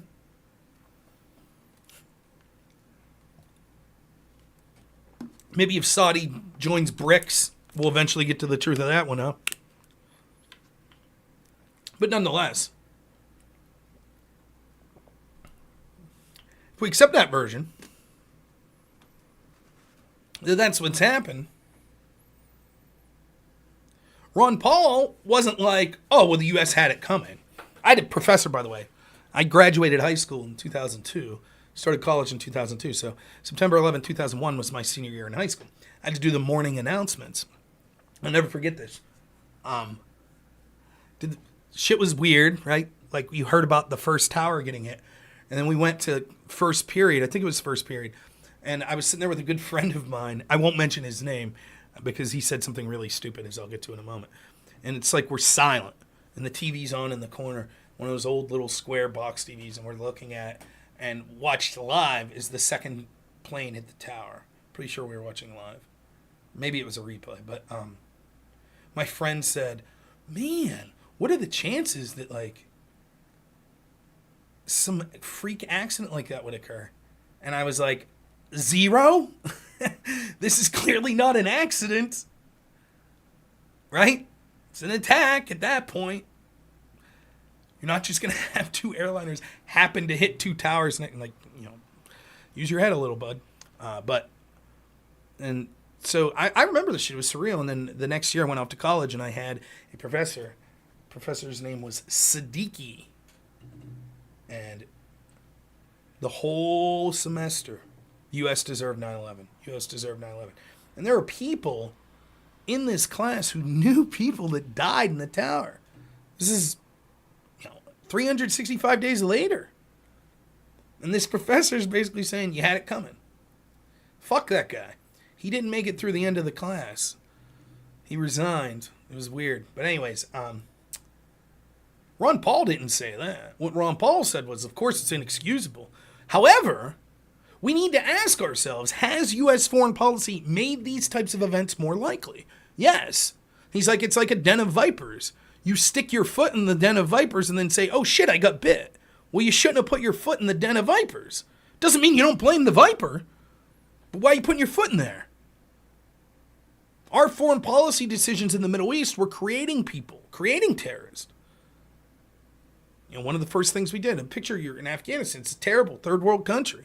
It's basically primitive. I had friends that fought over there. They would tell me horror stories about how backwards this country was. And we're projecting our ideas of democracy on the people of this country. It's nonsensical. And one of the things that happened was you had all these, it was basically like little territories, like 13 territories or something, where all these warlords took over. And so they would go to like the farmers and be like, you're going to grow opium, or we'll kill you, and we'll kill your family, we'll chop your daughter's arm off, shit like that, like crazy shit. And so force these farmers to grow drug crops, opium, shit like that.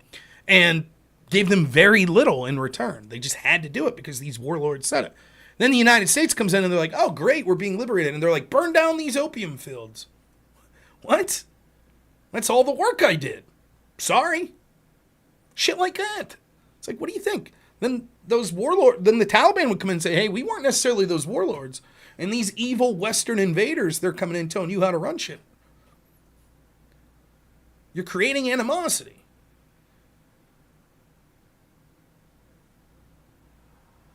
Yeah, that's crazy, Killer Crack. It's crazy. So this situation, I'm not saying that Putin's justified invading Ukraine. That's not what I'm saying. But I'm saying I was warning about this. Again, I go back to when I was debating Dylan Burns about this, and I was like, you don't think that it's risky to increase hostilities with Russia by violating the sovereignty of one of their biggest allies in Assad, Syria? To put pressure on Russia? You don't see the risk in that? You don't think Russia's going to lash out? You don't think the constant expansion of NATO westward and the encircling of Russia, you don't think it's going to piss them off eventually? Oh, no, who's worried about that? Said the same people that are now telling you that Russia's an existential threat that we have to send billions of dollars to. Well, I agree, Killer Crack. If we can invade places, why can't Russia? This still doesn't justify I put it the opposite way. If I'm going to criticize like the U.S. invasion of Iraq, why wouldn't I criticize Russia's invasion of Ukraine? That's how I look at it. I criticize when the United States is invaded. But I understand. Right? I understand countries in the rest of the world. Look, this was bound to happen. The United States government was not running things benevolently. They weren't. They were engaged in color revolutions. They were engaged in greedy projects for the people that ran these institutions. And as long as you're the top dog, you get away with that. So in a unipolar world where the United States is the military and economic hegemon, sure. U.S. can invade a country and Russia can't. Why? Because we're the fucking U.S. And what are you going to do about it? That's not a moral claim. That's just a practical claim. You can't stop us. Us is a weird way to frame that because I was against that shit, but you see what I'm saying. Well, what happens if you operate that way for 50 years or longer, and then all of a sudden it's not a unipolar world anymore? All of a sudden, you're not big and bad enough to challenge the world yourself, either militaristically or economically. Then what? And that's what we're going to find out. We are seeing the decline of an empire. That doesn't mean that it'll necessarily go the way of the decline of the Soviet Union or other countries, empires in the past that have fallen. But we are seeing the slow decline. It is inarguable that the United States is no longer so vastly superior to other countries that we could basically go it alone. We can't. Culturally, economically, or militaristically anymore. Doesn't mean we couldn't beat any country in the world. We could, militaristically, but it's not enough to just not have allies and do shit ourselves. And so what happens? Well, the writing's on the wall. Things are shifting. We'll be China. We'll be BRICS. will be a group of other countries that are like, we're going to challenge. We're going to come out and say, no, the U.S. can't do this shit. And a lot of people in our government, it's no longer about our government, right? The people running our government don't give a shit. They don't have any fealty to the United States, the actual land, or the Constitution. They don't give a shit about any of that. They care about themselves. They're globalist. They're neo-Marxist. They don't give a shit. They just want power. They don't give a fuck. If everyone in the United States suffers, oh well, you've had it good for a long time. Tough shit. People suffer all around the world. Sorry. Shouldn't have kept voting us in. Your mistake. That's where we're going. Again, not saying that that means we're going to be, some third world country 20 years from now. I'm not predicting that. But it's no longer what it once was. And they think we deserve it. Thanks, Nico. I appreciate it. Now, I will admit to engaging in some favoritism and hypocrisy regarding the people of the United States, the country of the United States. It's my favorite country. I think the foundational documents of this country were the greatest ever written. Not perfect. I think the idea of individualism that spurred this country's foundation and its flourishing is an idea that I still hold as near and dear to my heart. I think the people that founded this country were amongst the smartest, bravest people, with all their flaws, and there were many, that have ever existed. I draw this distinction when people say nationalism's a bad word. They'll say, I'm a patriot, but nationalism's bad. This is the metaphor I use. If we look at a country like a family, a patriot would be someone who says, I'm a dad, and this is my family here, and I really love my family. I think my family's great. And a nationalist would be someone that would say, and that means that my responsibility is first and foremost to my family. A patriot might say, I really love my family, I think they're great, but it would be wrong of me to only focus on my family when I'm making decisions. So you got bills to pay? Well, yeah, I should pay the mortgage for my house here for my family, but it's also true that other houses are suffering, so it would be wrong of me to just focus on my house. Bullshit. We're all tribal. We all are. It's an inevitable, in the foreseeable future, in the next 10 generations, I don't see tribalism being erased from humanity. And it's not necessarily a bad thing, right? Everyone views tribalism as this bad thing. It can be bad, just nationalism could be bad, right? Depending on what you do with it. If you're a nationalist or you're a tribalist and you say, therefore that means that I want my tribe to go out and destroy all the other tribes, yeah, that's bad, right? But there's nothing wrong with saying, I love my family the most. And if I pay for my neighbor's mortgage and my mortgage for 6 months in a row, because I'm a good guy and I really like my neighbors, and then on that 7th month, I can only pay one mortgage, guess what? I'm paying mine and my family. That does not make me a bad person. Now, it might make me a bad person to say, I'm going to rob my neighbor so that I can support my family. That's different. That's violating moral principles. I believe that we should do no harm. That's why I'm unapologetically nationalistic, right? I believe that the role of our government is to represent the people of this country. I don't give a shit if you're Christian, if you're Muslim, if you're straight, if you're gay, white, black. I don't care if you're a first-generation American or if you're a 10th-generation American. If you are an American, this country and the government of it is supposed to work for you. Not fucking Haiti. Not we owe responsibility to people coming in at the southern border. Fuck all that. We have to protect people in Ukraine. No. Now, that doesn't mean that we intentionally go out and cause harm to others. I'm against that.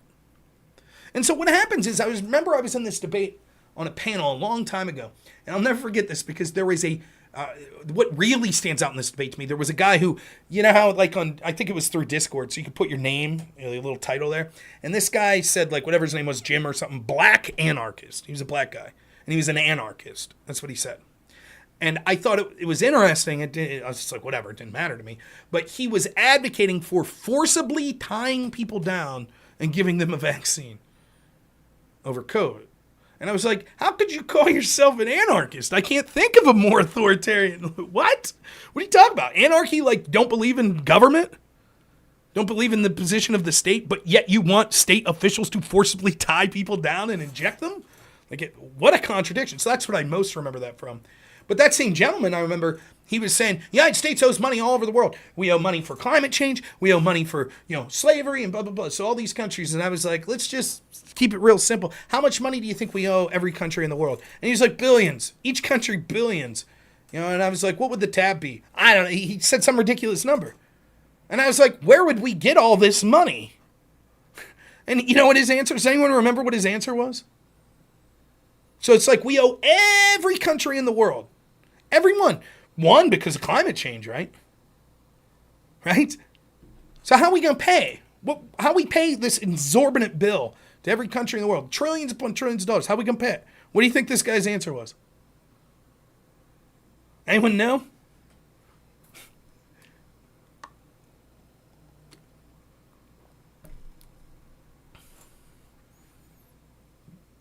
His answer, I shit you not, I'll remember it plain as day, exactly what he said. He said, just print it. You have $50 trillion, well, fuck it, print it. Fire up the printing press.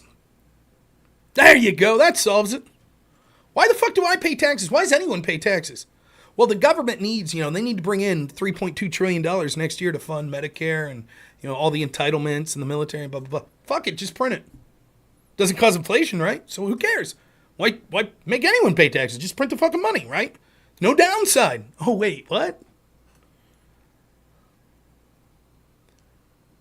My policy was, how about this? We don't pay those countries shit, but we stop intentionally causing harm to them. So we stop funding color revolutions. We stop funding Halliburton to go into Iraq. How about that?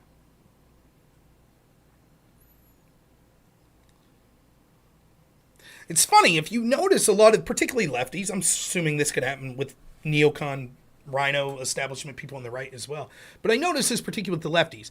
They'll cheer on these very institutions that they then say is responsible for all of these evils around the world. So they'll cheer on the CIA.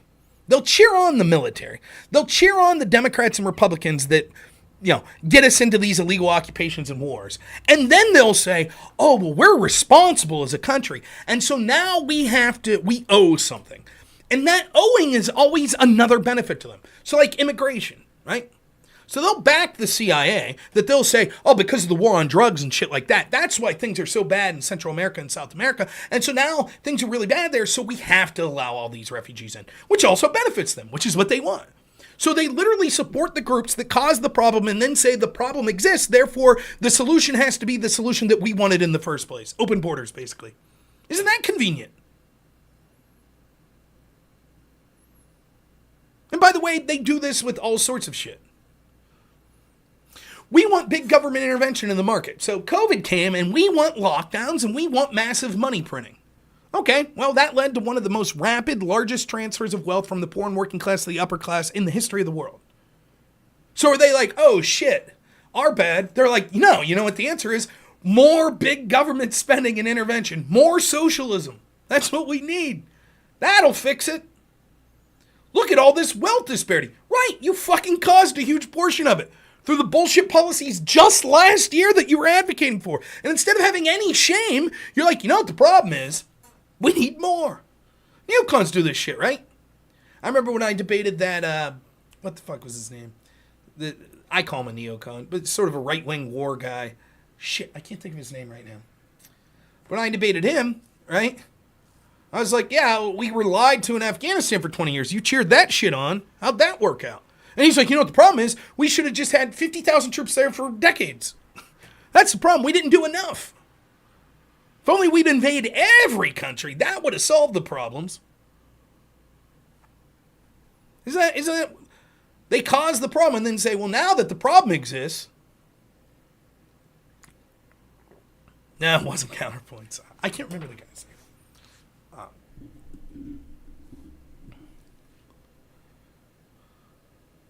Constantly.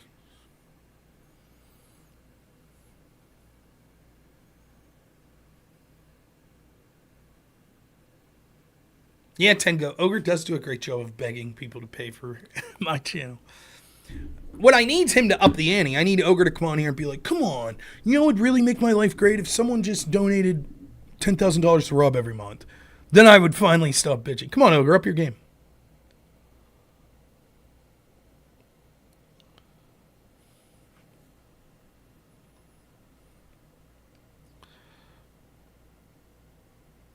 Chili wants reparations. Me too. I deserve reparations. Fuck you, work overtime. You too, man. Watch the free shit or don't watch. It's that simple. Go to Rumble. No ads there.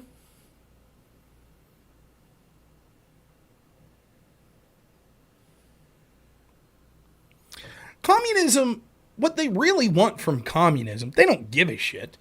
The idea of communism they want, it's not, even the communists, it was never about the proletariat. Stalin didn't give a fuck about the average working people at all. He might have pretended, but at the end of the day, it was just an ends to a means.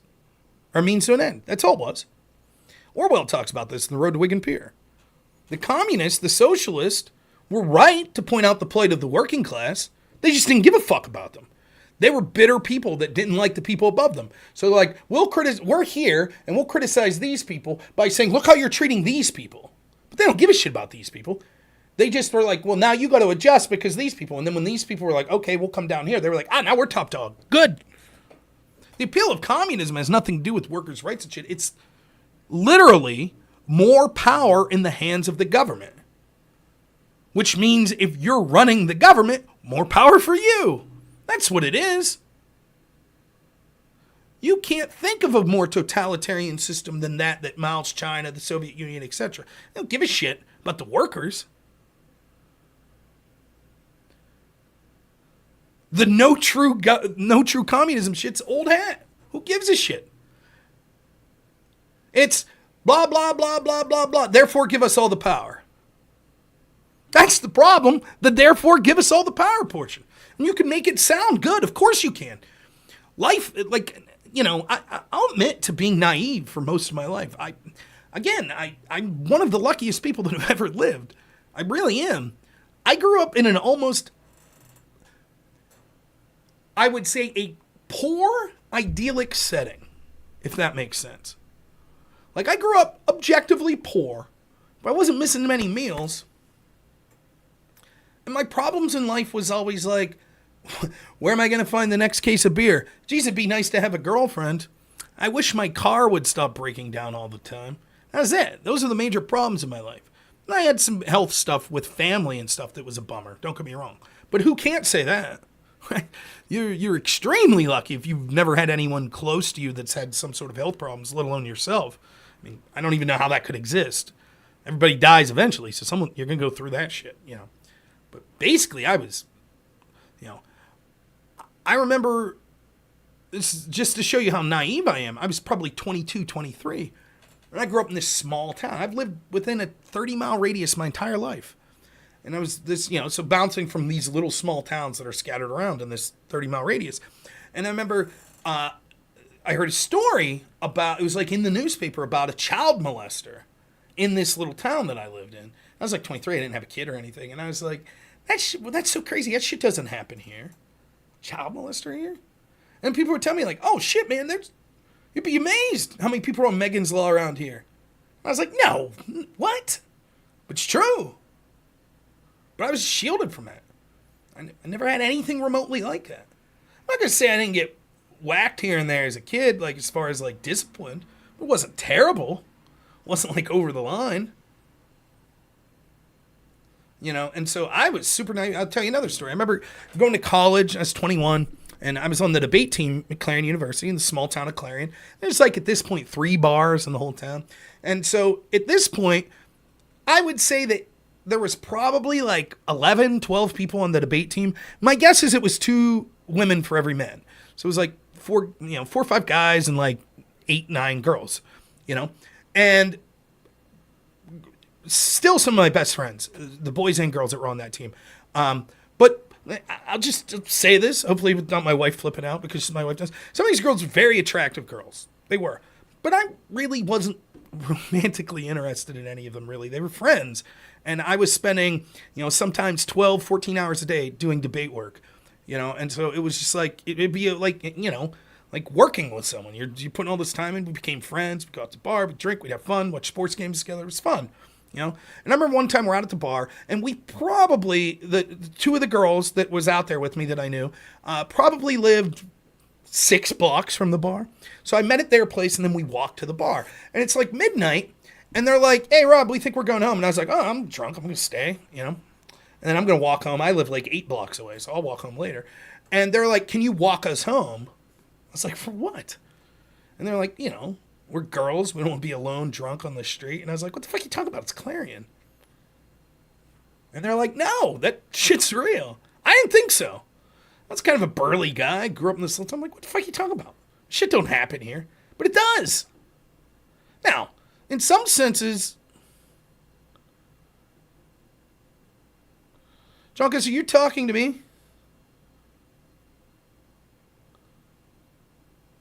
You just let me know if you're talking to me. Is your comment of "you're not intelligent, are informed"? I assume you mean "or"? You just think you are, but you're just another conspiracy asshole. Just let me know if you're directing that to me. You can call in and tell me how I'm just a conspiracy asshole. And you could, right? You could enlighten us. Show us what a real, informed, intelligent person like yourself, right? Right? If that's who you're talking to. Should be easy. If you're talking to me. Because I'm not intelligent or informed, right? So it'd be easy. You just let me know, okay?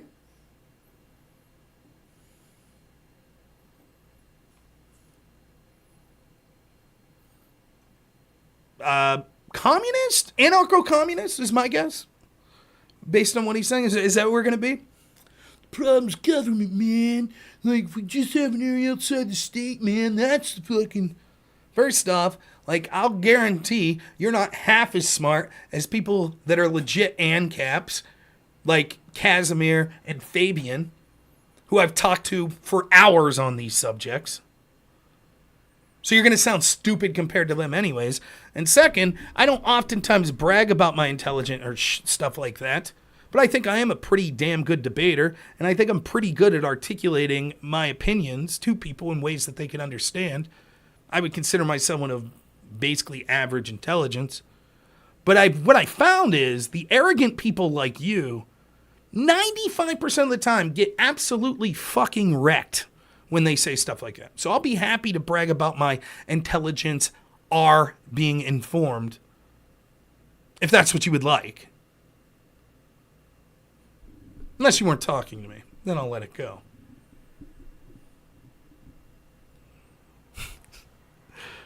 You're not intelligence, are informed. Great. Okay, back to the story. So anyways, I'm blissfully unaware of a lot of the problems and shit in life. Life is, even as lucky as we are to live in this country, in this era, and you are, on average, if you're born in this country and you're alive today, you're amongst the luckiest humans that have ever lived. Doesn't mean there aren't people that still get a really shitty raw deal.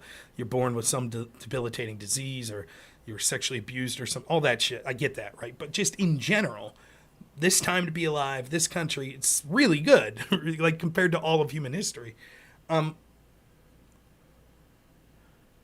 even here, there are tons and tons and tons and tons and tons and tons and tons of things to point to that are legitimate travesties in the world.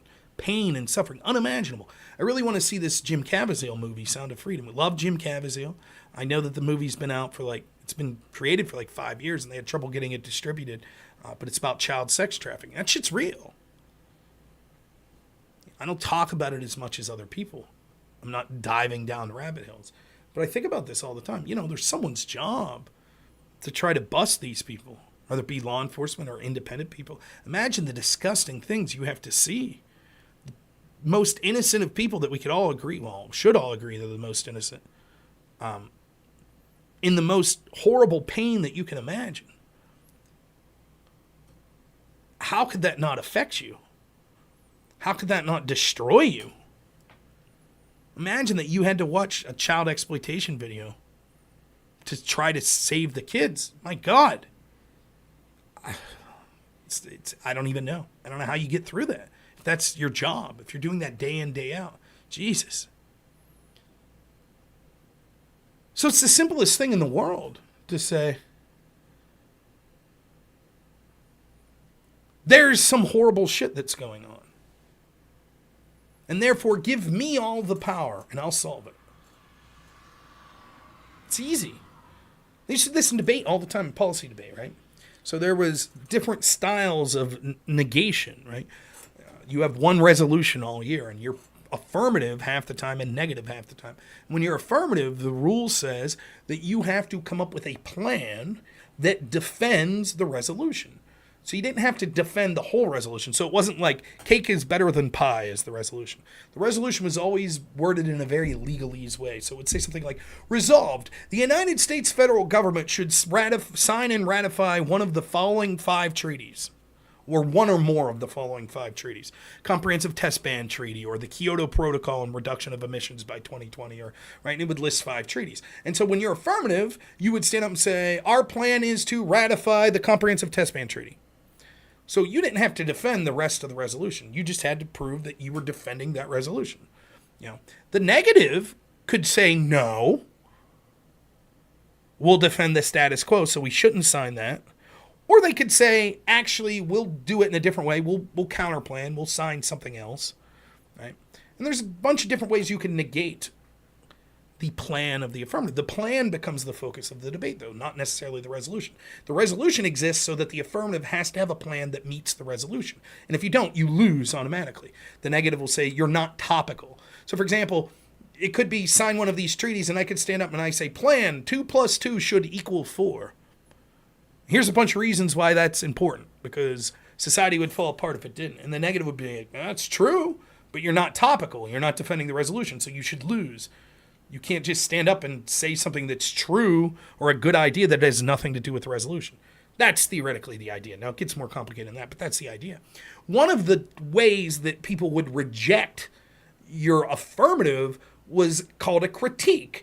And I'm oversimplifying this, but a critique was basically a philosophical objection to the plan. In most critiques, the key is that you want one that you could use almost universally, right? So, for example, instead of having a critique to the philosophical objection to the Comprehensive Test Ban Treaty, you would want a critique that was a philosophical objection to any plan that you might hear. So you would say, what do all plans this year have to have in common? And almost every year, you want to know what the one thing was that they had to have in common? That the United States federal government took some sort of action. So you could say, I have a philosophical objection to the United States federal government.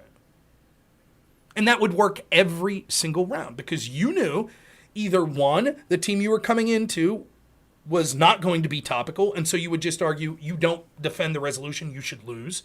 Or second, they will defend the resolution, which at minimum means they have to defend the existence of the United States federal government.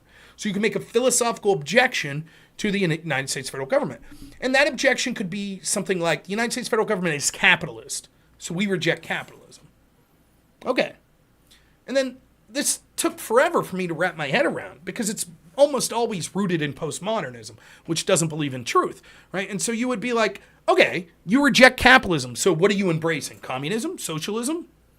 You know, what is the economic or governmental system that you're choosing to replace capitalism with? And they would say, it doesn't matter. We just reject capitalism.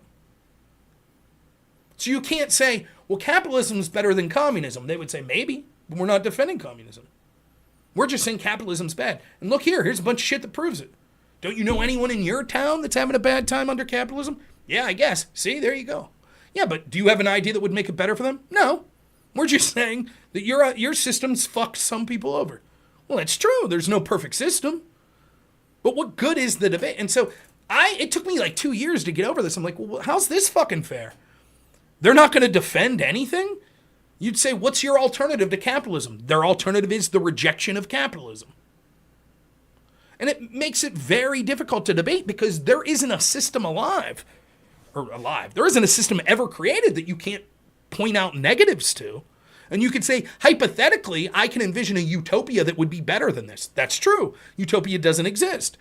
So because there is no perfect system, if you're weighing a system against perfection, the system always loses. But that's not reality. That doesn't help. Like if you're like, okay, we rejected capitalism, cool, now everyone's starving to death. And like the Holodomor. Oh, shit. We didn't say we had a plan. We just said reject. Sorry. You'd be like, but capitalism was better. Yeah, but still, people starve to death under capitalism.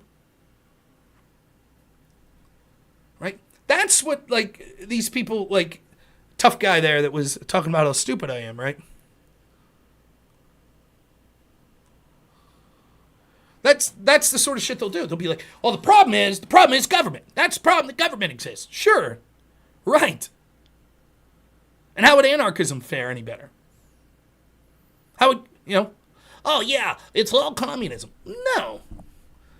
I call it communism, Marxism, cultural Marxism, neo-feudalism. No, that's not true, Econoboy.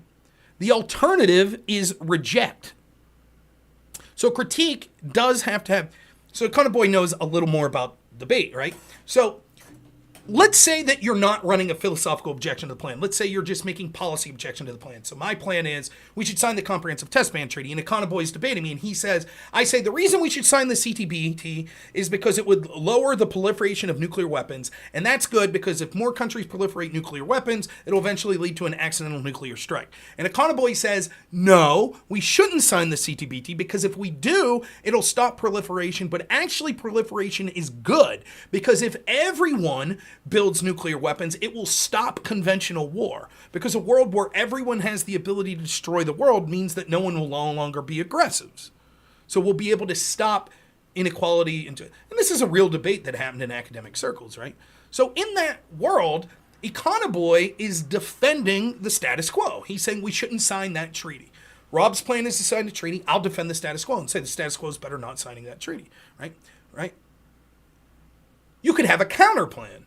You could say, no, we shouldn't sign the CTBT. We should sign the Strategic Arms Reduction Treaty, START. We should sign it instead, right? And the reason that that's preferable to the CTBT is because if we sign the CTBT, that would put us at a disadvantage to Russia, that's unwilling to sign the CTBT because of these archaic reasons, but they will sign START. And if Russia doesn't sign on to the CTBT, that means it'll eventually fail. Therefore, we should sign START because that has a better chance to solve, right? That's a counterplan. So what Econoboy is saying is, in debate, what you call a critique has to have an alternative. And that's true. You could have what's called a linear disad that's a philosophical objection, but that would be defending the status quo, right? So you could say, my plan could be the CTBT, and Econoboy could say, I have a philosophical objection to the CTBT because the author of its name was Ben Smith, and he was a rapist. He raped some woman.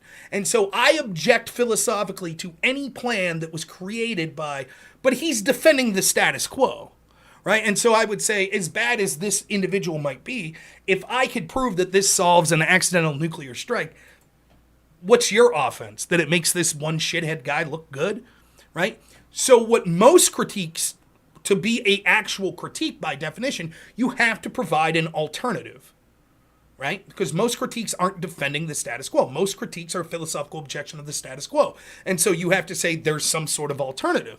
And the alternative, when I debated that 80% to 90% of critiques were, our alternative is a rejection of the affirmative. You could say that the responsibility of the ballot right is a stance against capitalism or racism or something like that. But that's the alternative. It's not a defense of anything. Rejection isn't defending a system. Rejection's just negation, right? And it makes sense because many critiques are rooted in postmodernism. Well, they don't believe in truth. So they can't defend a truth claim. They're not going to be like, reject capitalism, embrace communism. Well, that'll violate, Foucault or whoever their author is, Spanos, Heidegger. Yeah, I hear you, Vinny. Yeah, I guess John Kuss didn't want any part. He ran the cap game. I defended capitalism almost every round, believe it or not. But debate's super left-wing, so critique of capitalism was very common, there were critiques that were like errors of sins of omission. You know, we critique that you didn't mention, you used the United States federal government and they stole the land from the Indians. And you're like, so are you giving the land back to the Indians? No. Are you dissolving the United States federal government? No. But a ballot for us is, and then it gets weird, right? Because, right, your argument, well, then what is the judge voting for, right? So you might say, if the judge votes for us, they're voting for, if we signed this treaty, it would lower the chances of nuclear war. That's a good thing. And the negative would say, but the judge signing this ballot does no such thing. It's not like if, you know, Edmund Bacon's judging a debate between me and Econoboy, and Edmund says, I think the CTPT is a good idea, so I'll sign for Rob's side of it. Econoboy's going to be like, yeah, but that doesn't sign the CTPT. Who are you? You're just a fucking judge. That does nothing. But you know what you can do as a judge? You can take a stance here and now against racism. And we think capitalism is racist. That will do something. That does do something. And so you should reject Rob using the colonial institution of the United States federal government. And so your ballot is a form of activism, sort of, right? And so then you get into these weird questions of like, well, what is the role of the ballot? What is this game really about? And it's such a fucking smug group of assholes. And I was part of it for years and years, right? They think they're changing the world. It's a game. There's a lot of benefits to the game. Helps you research, helps you critically think, you make a lot of friends. It's fun competition. But yeah, well, that's exactly it, Alley Cat, saying the judge doesn't have fiat. Then once you understand the concept of fiat, then shit gets really crazy, right? This is a true story. I know of a debate round that occurred while I was debating that someone's counter plan was, the team's plan, this was while George W. Bush was president.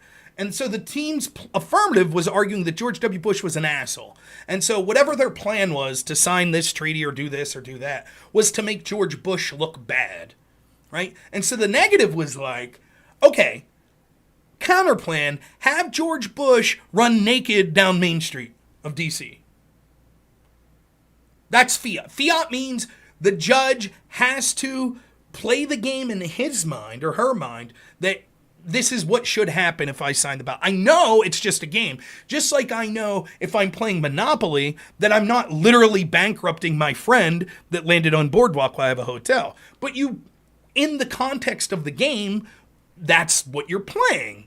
You don't say like, well, I could just print 10 more Monopoly bucks. Fuck it. I'll keep going. You can't do that. You have to have rules, right?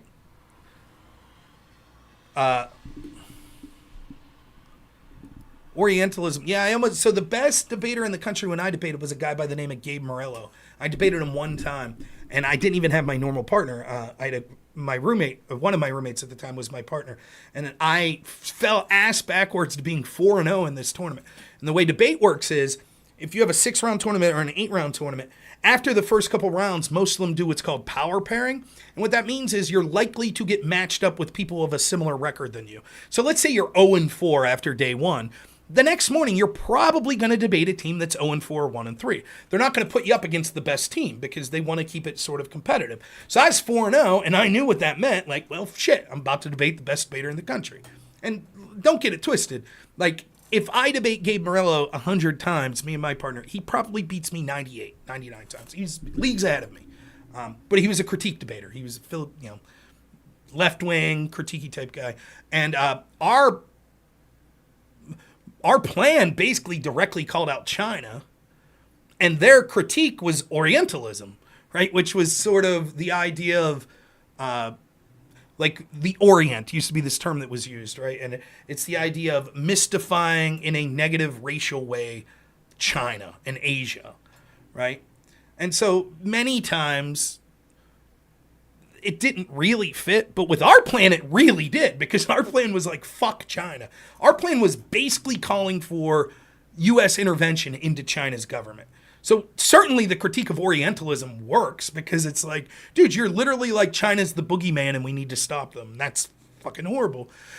And I fucked up. I ended up basically conceding a lot of their points and going for what we call permutation. So I basically ended up arguing that Orientalism is something that we need to reject, but we ended up doing it better than our opponents.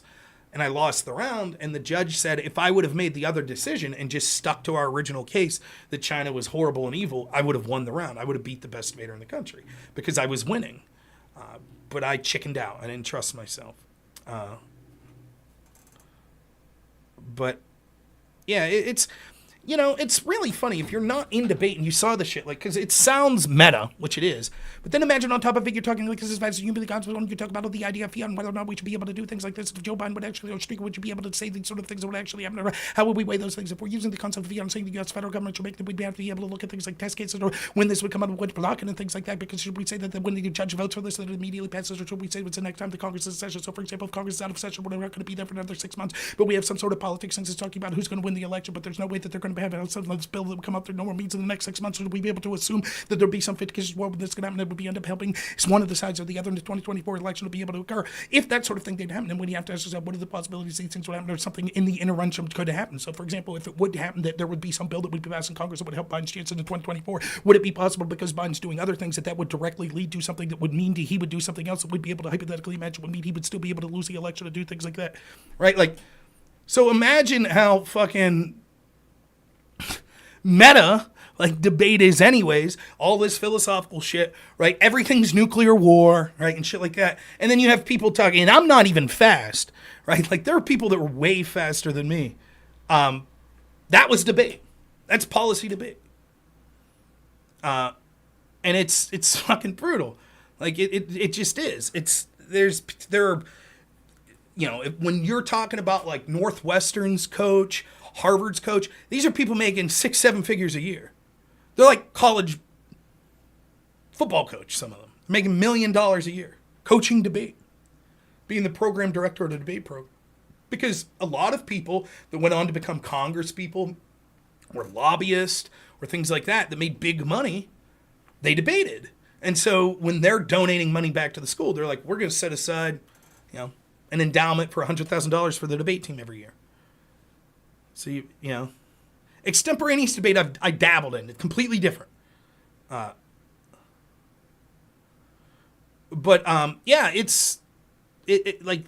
was debate. And it's hard to get, like, when people say I talk fast, it's true. Debate ruined me. I do talk way faster than I used to. But it's because I spent years practicing, 4 or 5 years, and then 3 years judging and coaching afterwards. And, and I've talked about this before. Everyone could read. You could teach someone to read fast.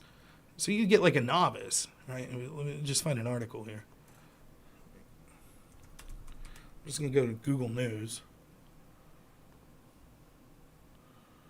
All right, we'll pull up an article. This is the first article on Google News. I've never read this. And this how it'll go. It'll be like, ChatGPT suddenly isn't booming anymore. Google AI researcher says, and the kids are the big problem. This is Pastis, July 6, 2023. Oh, for Christ. Never mind. That one's not going to work. Is there anything that's not behind a paywall? Google accuses India antitrust body of protecting Amazon and Android probe. This is Trivedi and Kalra, 2023. Google has accused India's antitrust body of organizing changes to the business model only to protect rival Amazon, which is credited about the struggle to develop a modified system of age and other restrictions. The Google paper says the Google approach India's Supreme Court Quash Commission and ICI ordered the asking company to make 10 changes to the business model. The ICI found abuse of dominant position in Android system.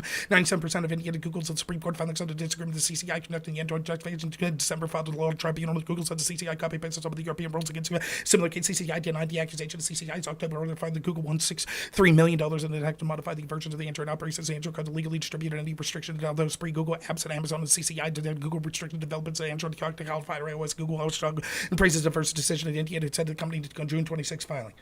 There's probably a 90% chance I could teach you to read like that in 6 months. The video robot does talk faster, of course. That's right. And so you'd have novice debates, people in their first year that would be reading like that, right? So you get 9 minutes. And the way it works is teams of 2. First affirmative, constructive speech, 9 minutes. Then 3-minute cross-examination. First negative construction, 9 minutes. 3-minute cross-ex. Second affirmative, 9 minutes. Second negative. Then it goes first negative rebuttal, first affirmative rebuttal, second negative rebuttal, second affirmative rebuttal. Right? So that's the order it goes in. And what happens is, most of the time, in general, in the constructives, you're reading evidence. And in the rebuttals, you're really not. You're discussing the evidence. So what happens is you have people reading like that in novice, reading super fast, 9 minutes. And you're reading fast because you want to get as much out as possible. Then you get to the rebuttal, so it's time to stop reading. Right? And so the same person that was reading as fast as I just showed you, all of a sudden they do this. The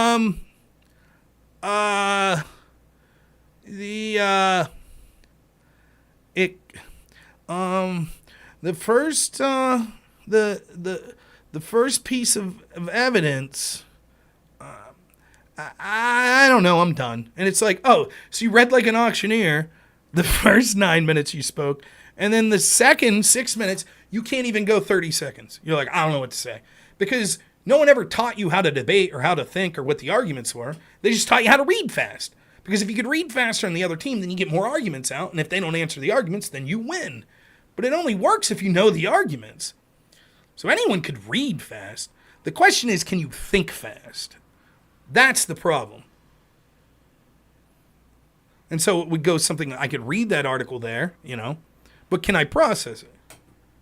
Even though it's true that India scored a set in the past that Google owed $163 million, there's no evidence that this is because exclusively Amazon. There's good evidence that says that Google's worried about other places like Bing and other places like that they'd be worried about these profits that would come from these other searches and things like that. But we think that these things are occurring. It's just normal business competition. It's not anything like monopoly or something like that. In fact, we have evidence. If you read our third piece of evidence, it talks about Google's giving their source codes to other sorts of people to be able to do these things in the past. Additionally, if we allow the government as our fourth piece of evidence says to be able to do these things, they've been wrong in the past and have gone after people. So you could have people that are invested in stocks in the other companies that are against Google and that are able to issue those things. And then we have this never-ending cycle of all these politicians in all these countries various around the world that are picking winners and losing. We're never able to have a predictable legal environment. Our evidence says quite specifically we're not defending Google, but if we don't have a predictable legal environment, that would lead to a world where people aren't investing, which would cause jobs to collapse in all of the places, would also cause the tech sector to be able to collapse, which would directly hurt places in the United States. And when this happens, this would be more likely that we'd be able to have some sort of war, because as the economy tanks in the United States, we tend to be more aggressive. We think the most likely place that those would be aggressive would be somewhere like Syria. So this would goad, as our evidence says, this would goad Russia into a war with us, and eventually this war would go nuclear. We'll be able to wipe everyone out. This would be at the behest of just stopping $163 million antitrust law against Google, which we don't think values the idea of this predictable nuclear war that would result as the end of that.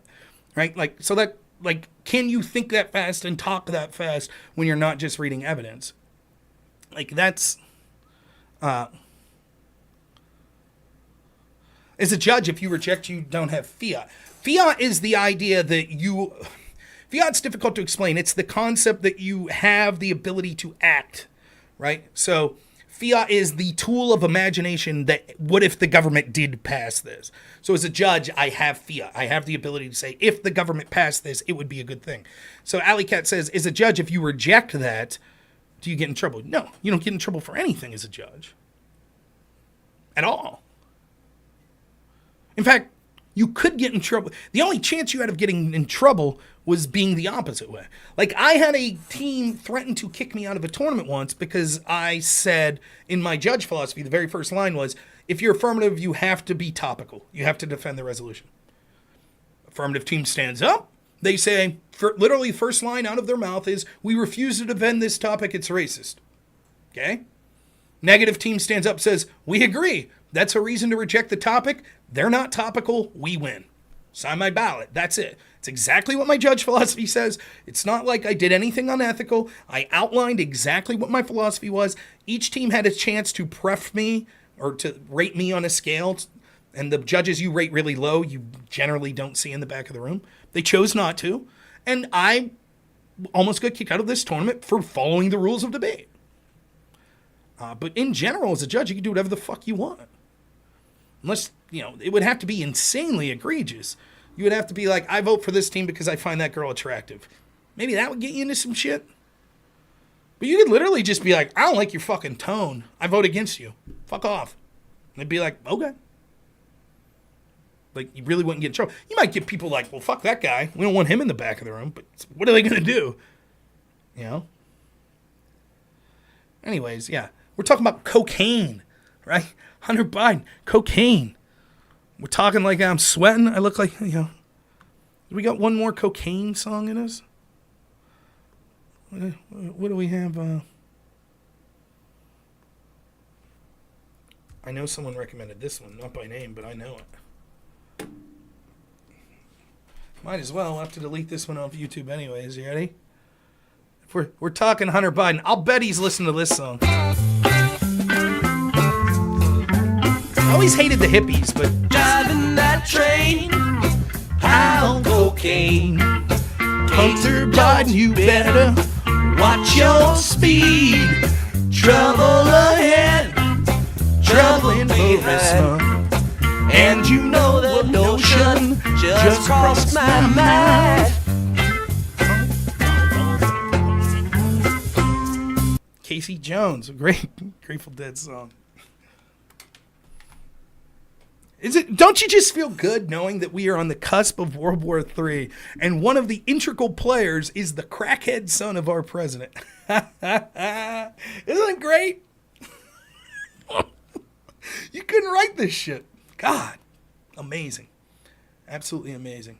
Anyways, we're getting back to the point. So now all the fucking neocons and shit, as predicted, oh, China's got a base in Cuba. Can't have that. I'm not even saying they're wrong. Probably right. But maybe you could just have a little self-introspection and go, oh, what would it have been like to be Russia? And to watch these biolabs and NATO's constant expansion and monkeying with the elections and Ukraine and violating the sovereignty of the ally of Russia in Syria. How would that make them feel? But no. These people don't give a shit. And it goes back to this. They just think they're better than you. You know, again, I go back. The New York Times is writing today about, like, it's such a ridiculous far right-wing idea to think the government shouldn't be working with private companies to censor disinformation. Never mind how wrong they've been over and over in just the past 3 years. Hunter Biden laptop story, origins of COVID. On and on and on and on and on. Without shame, they'll say, you can only listen to us. We should be allowed to censor those that disagree. Now that's considered a far right-wing belief. That's how far we've come. Free speech is now far right.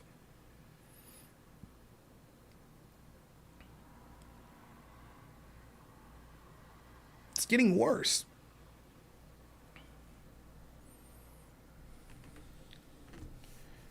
These are people that believe words are violence and violence is free speech. It's complicated. You could talk about the ins and outs of it and exactly why people think the way they do. But the really simplistic way to look at this is just they feel they're morally superior to you. Is it okay to punch a Nazi? Yes, they say, because they're Nazis. How do you define Nazi? Anyone who disagrees with me. It's that simple.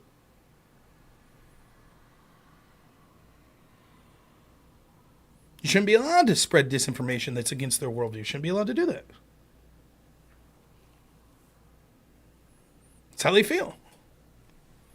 So to them, it's a threat. All that matters is the power. If they're morally virtuous and you are an evil person, then what's the point of being like, well, I want the same standards applied to you as to me? Again, I go back. There was a gentleman that called in one time. Damn, I wish I could find this episode of my show. It was impromptu. This guy was in the chat, calls in. It's after the 2020 election. And he was talking a big game in the chat, but that happens a lot. I don't blame that. Did you ever text someone, like a friend of yours, and then they get pissy with you because they interpreted your text as like being sarcastic or something? You're like, oh shit, no, I didn't mean it that way. Like, there's so much of our communication that is tone and facial features and stuff like that. If you're just typing words, oftentimes I could interpret a message you didn't intend to send, right? It's easier to get a full picture when you're face-to-face, and then if you're not face-to-face, then video conference or something, and then audio, and then, written word, oftentimes it's easy to misinterpret. Because the actual words you're using is only a small percentage of the actual communication. So I didn't mind the chippiness in the text, the chat. So he calls in. He seems affable enough. It's obviously someone I'm going to disagree with, but he's calling in, he's talking, blah, blah, blah. So we talked like 5-10 minutes, and I mentioned Trump, and you could hear his tone change, like viscerally hatred of Trump, like visceral. Like, I was on this blind date and there's Trump, and I was like, I can't be with you if you don't hate Trump. Like, just crazy. Like, you're like, holy shit. Literally, this man, Trump, is physically affecting this guy's life. Physically. Like, it's crazy to see it. And I've seen it in other people. So it's like, okay. And we started to talk about why he hated Trump. And Trump's literally Hitler. He's a racist. Got to read The Real Anthony Fauci? Okay. Yeah, that's something I would consider reading. Just visceral hatred of Trump. Visceral. So we started talking about questions about the election that were coming out of Arizona and Georgia and other places like that, like chain of custody of ballots, things like that. And every single issue is like, I don't give a shit. I think it's all conspiracy. I think it's conspiracy. I think it's conspiracy. But what if it is true? What if it's true? Like, for example, chain of custody issues. Like, there was hundreds of thousands of ballots in Georgia. This was over a year ago. I remember reading this story. But it seemed to be confirmed that there were hundreds of thousands of ballots that they lost chain of custody. Now, let's not get it twisted. That doesn't mean that all of those ballots were fake or that, oh, that means Trump would have won Georgia. That's not what that means. But is that a serious issue? I think it is a serious issue. There's a reason that we have a legally mandated chain of custody for ballots, because if you did intend to cheat, it would be easy to do so if we didn't have a chain of custody. It doesn't mean that cheating occurred. You see where I'm going? And I was like, does that concern you? No, I don't give a shit, says this guy, because he just doesn't like Trump. So I was like, let's cut to the chase instead of going to specifics. I was like, let's say you understand how evil Donald Trump is, and this country literally, like, people will be wiped out. They will be genocided if Trump wins in 2020. And you're a poll worker in Arizona. And you know that Arizona is a swing state that if Trump wins, there's a good chance he wins the presidency. And you, through communications of people that you're working the polls with, think that it's likely that Donald Trump is going to go ahead and pull it out in Arizona. You going to cheat? You going to destroy some ballots to prevent this genocide from coming? Would you do it? And he's like, I don't know. And he's like, I gotta go. And he left, and like 2 minutes later, he pops up in the chat. He's like, I thought about it. Yes, I would do it. I would cheat to steal the election to stop Trump. He's not saying it happened. He thinks Trump lost without cheating. But if it came down to it, he would cheat. And that's how millions of people feel. That's how they feel. They absolutely would cheat. They absolutely would. Because they really believed that Donald Trump was like Hitler. They really believed it. They absolutely did. They believed he was a spy for Vladimir Putin. They believed he was going to lock up gay people. They believed he was going to kick every brown person out of the country. They believed it. They really did. And so, if destroying 5,000 ballots stops that genocide that's about to occur, so be it. It's worth it. Absolutely worth it. Let me look something up here real quick. I got Grateful Dead stuck in my head. Riding that train, high on cocaine. Casey Jones, you better watch your speed.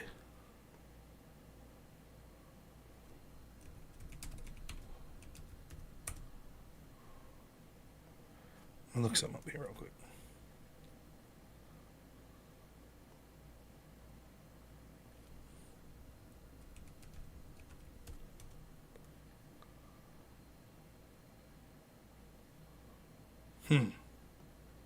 This might be tough to do.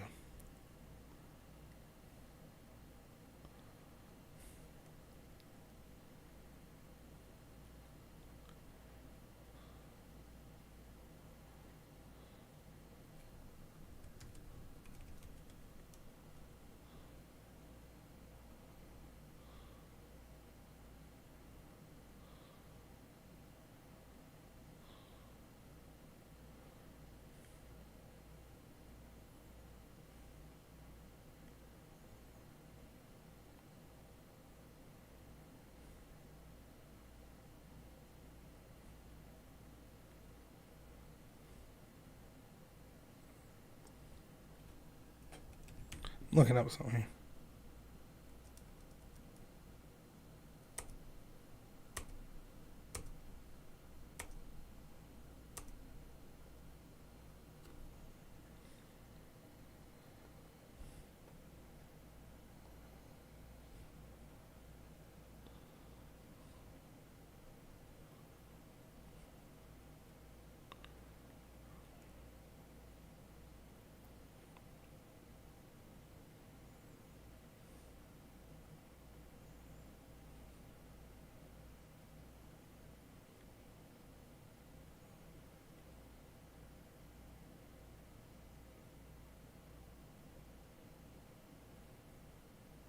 I'm looking for a thread that I...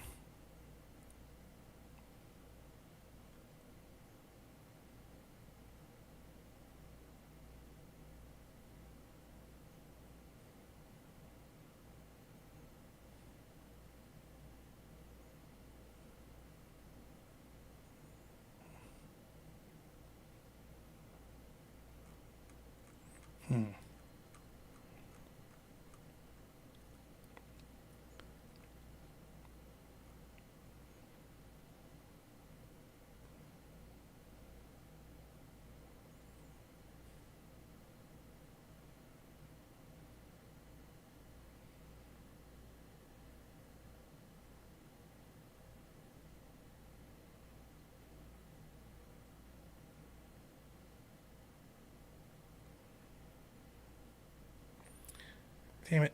I know this.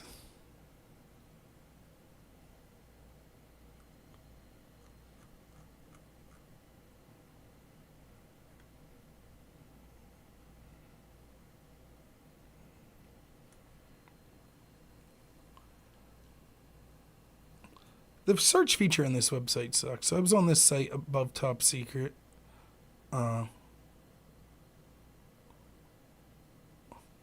Used to post a lot.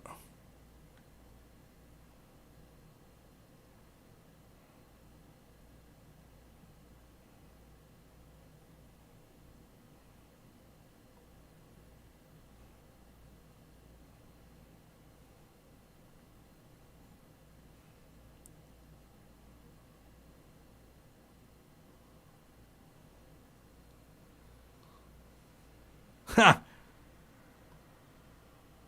Funny.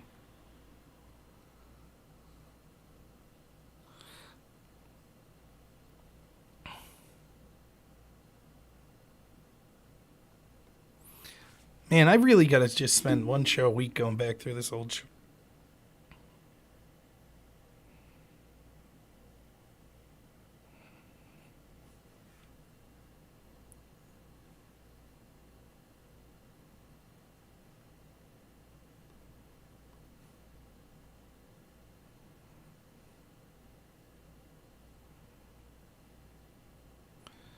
That's one thing I'm looking for.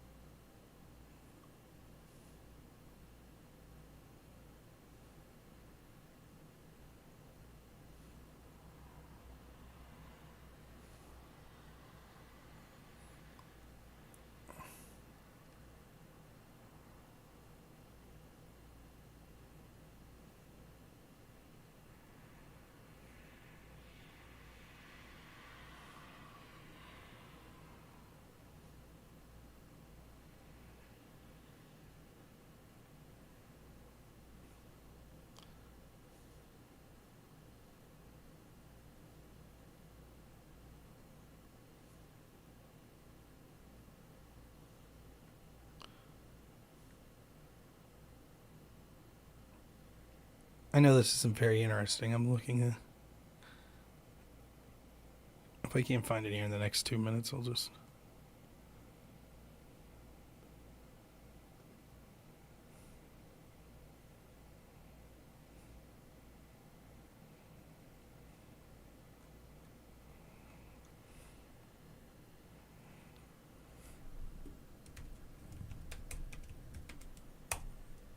Oh, come on. What is that?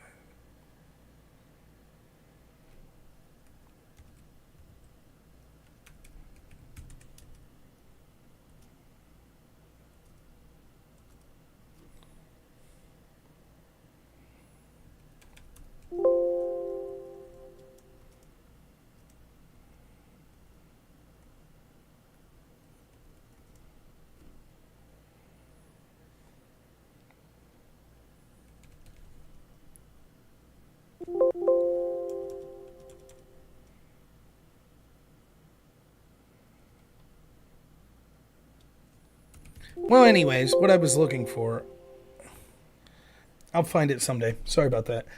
What was going on? was there was this person on this website above Top Secret who was very much, they were using a pseudonym, so was I though, and they were very much a intelligent left-winger. And this person was convinced, I'll search one more thing real quick.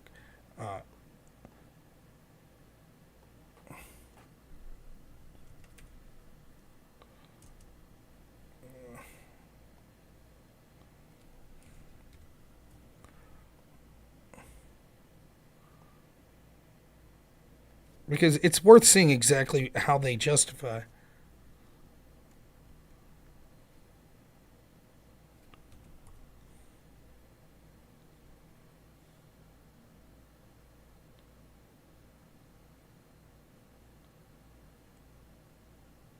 They may have actually removed it. Anyways, so this guy was basically saying, we need to stop Trump. That it's impossible. All Trump supporters at this point are Nazis, right? They're either Nazis or they're defending Nazis, because after Charlottesville, it was evident that Trump was a Nazi, that he was supporting Nazis. And so I talked to him, walked him through this step by step, but basically he was making the argument that it was possible in 2016 to vote for Trump and not be a Nazi or a Klansman. But at this point, after Charlottesville, if you supported Trump, you were clearly a Nazi. Therefore, violence was justified against you. I asked what level of violence. He said it's proportional to the effect that Trump would be able to have on the world. And because Trump is a Nazi, if it was possible that Trump was going to win in 2020, then the violence in proportion to stop him would need to be increased. And I was like, up to what? And he said the genocide of all, he didn't use the word genocide, the extermination of all Trump supporters, of Trump and all of his supporters.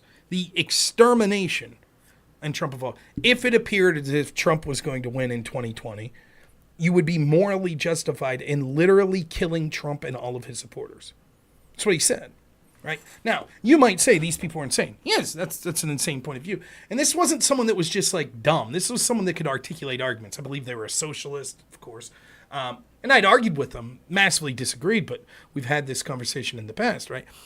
But what was striking was the tone of everyone else. Now, this is a public thread. People could see this. It's like you just called for the extermination. And instantly, left-wing people were like, well, now, wait a minute. He said if these Nazis take action. Right. He said that we're all Nazis, and if we are going to win, our extermination is justified. Not just justified, he said it was morally obligated to exterminate these people to stop them from winning. I know the basics of politics, like knowing Republicans hate America, but I don't know enough to know why. Well, research yourself. Republicans hate America in the same sense that Democrats hate America, and that the people that are running the party don't give a shit about what America truly is, which is the people of this country, right? But make no mistake about it, it's more than Republicans versus Democrat. It's establishment and the people that are in charge versus the rest of the average people. They don't give a shit your sexual orientation. They don't give a shit your religion. They don't give a shit your skin color. They don't give a shit your economic status. All that matters is the people that are running the show, do you help them or hinder them in their entrenchment for power? Right? So in that sense, yeah, Republicans at the top level hate America. But make no mistake about it, the Democratic Party is worse because they are almost fully in lockstep with that institutional message. So stick around, maybe you'll learn something.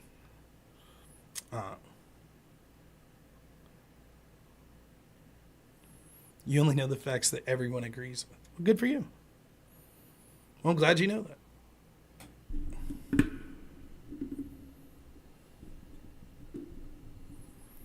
So to watch all these people like, oh, you know, and it's funny because this was an argument that was coming up with the Ana Kasparian thing, right? Where I saw like Pisco was jumping in on this, was like, well, to say the trans movement's violent, I'm tired of that shit. Like there's so much that I'm tired of anymore. Yeah, I'll give you an example. I was talking to my wife about this today. It was Pisco was one of the people involved in this as well. I was doing this panel discussion and the topic of sex work came up, right? And it was like, well, what should you sex work? You know, should we allow it? Should we not? Right? And there's the libertarian vein in me that's like, well, it's a bad idea, but should the government be able to outlaw it? Right? I get all that. But the question wasn't that, the legality of it. Why are most of the patriots Democrats? Funny. Name one. Name a patriotic Democrat. Go ahead. Give me a public figure that's a patriotic Democrat. I might agree with you. Go ahead. They exist. Name one. I know you're just a troll. It's okay. What you don't understand is the trolling brings content as well. So go ahead. But if you can't name one, if you say something next that's not naming one of these Democrats you consider patriotic, then we're going to let you go.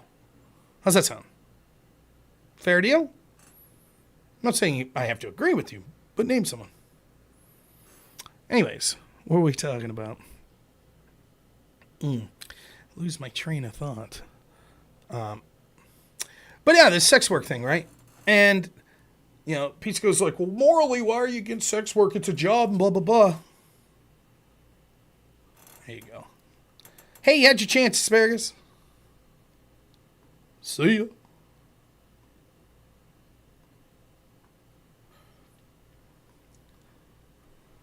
And then, of course, I went with the predictable, well, look at all of the statistics we could see, the problem with sex work. You know, psychological damage and, you know, HIV and violence against people that are involved in that trade and blah, blah, blah. And he was like, oh, okay. That's not the answer.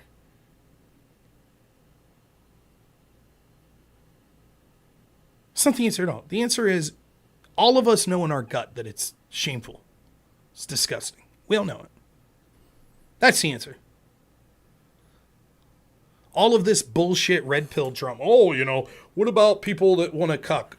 That, you know, want to leave people, want to be in open relationships. I don't give a shit what you do. But we know it's gross. It doesn't mean that when I debate you, I'm going to talk about your personal life and shit like that. But we know it's gross. We fucking know. Thanks for the follow. Appreciate it. We know it. I'm tired. I'm tired of having to pretend this shit. I'm tired of having to pretend, like, oh, what do you mean the trans movement, the violence in the trans movement? What are you talking about? Fuck you. You know. You know exactly what we're talking about. I'm tired of pretending.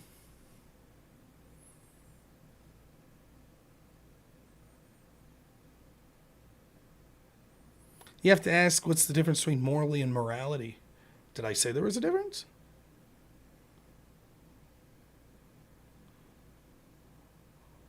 Morality is a system of judging right and wrong.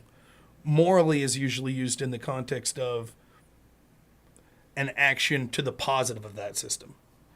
So morality would be judging things based on if they're moral or immoral.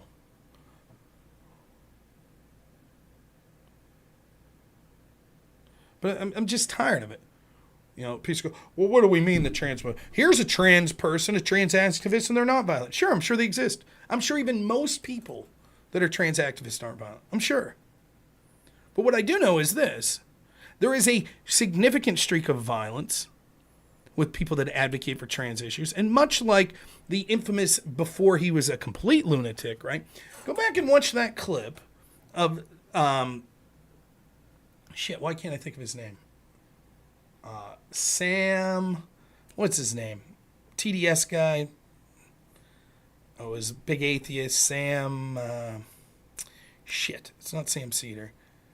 Why can't I think? It's how irrelevant he is now. You know, he was the guy that was like, no, not Sam Cedar. No. Am I getting the name wrong? It's not Sam. Sam Harris, that's it, yeah. Sam Harris, that's who I'm thinking of. Remember when Sam Harris was on Bill Maher's show and Ben Affleck was there and made an ass of himself, right? And Sam Harris is explaining, like, he's looked at Islam and he's explaining this concept, right? And I don't know if it was on that show or if it was something I heard Sam Harris say other areas, right?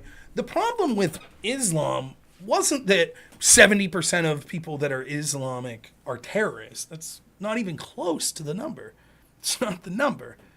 The problem's it's like 3 to 4%, right? Which is bad in its own right, but that's not even the big problem. The big problem is the next like 15 to 20% that don't engage in the terrorist activities, but they support it. They're like, well, I understand it. I think it was justified. That's the problem. Because when you're talking about a pool of 2 billion people,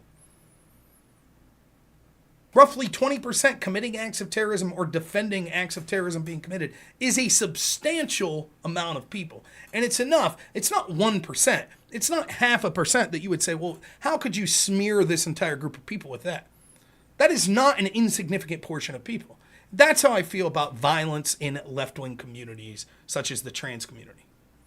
And it's not just physical violence. For example, there are trans people that I've met on online spaces and off of online spaces that find it despicable and how frequently people are canceled on places like Twitch by members of the trans community on Twitch.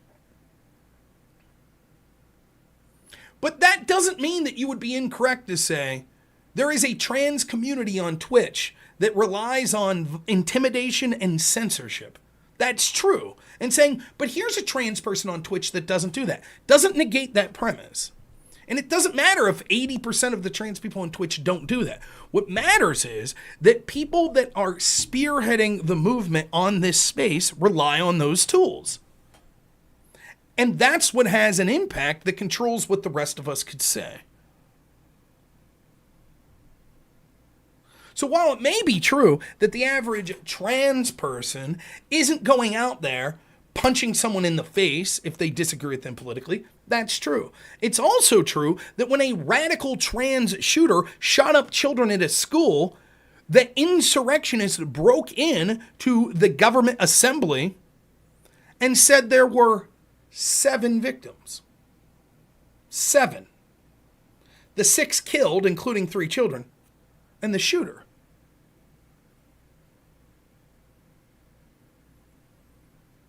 I saw person after person making excuses for the violence. Well, it's trans genocide. I saw people that are trans like Tiffany Starr, adult film star,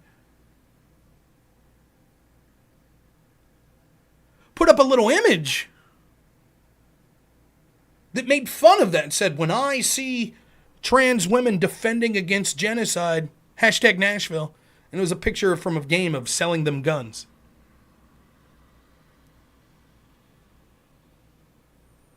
That shit's prevalent. They try to destroy your life. They try to get you fired. They try to bully you. Oh, I don't know. What are you talking about? What do you mean? Violence in the trans community. What do you mean? What was the name of that girl? Am I screwing this up? Yeah, where is that manifest? I can't find that.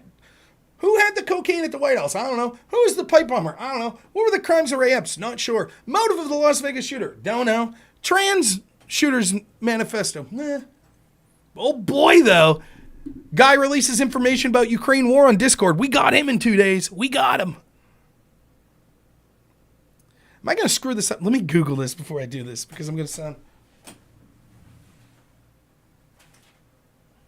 If I was to say the name Riley Gaines, does someone know who that is? I might get in trouble here.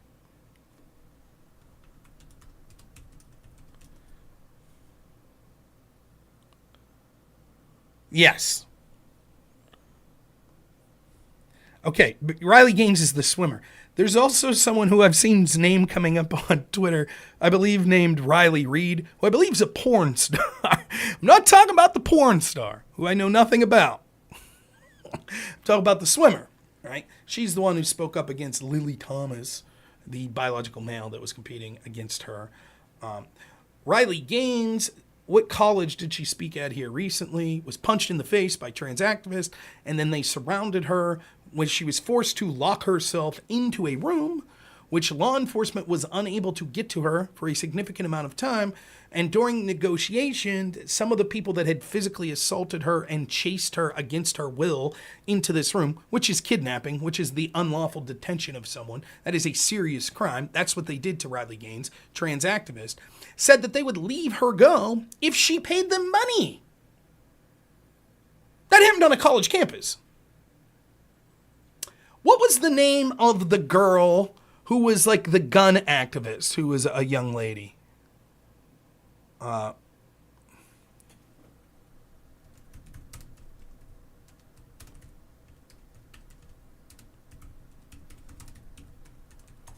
there were all these militias.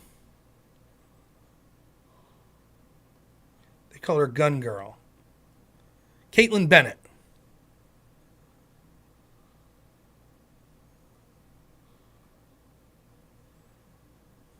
Remember that story?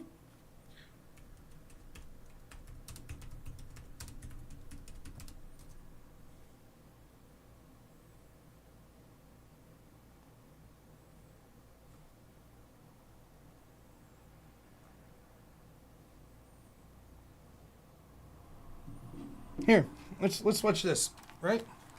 This is a government-funded university when a right-winger comes to speak. Remember that? That wasn't PX Bullet. Yeah. This TikTok of Caitlin Bennett at UCF. Please, LMAO, she's a fucking joke. Hey, yo, pee-pee-poo-poo check. Pee-pee-poo-poo. That's not the one I want.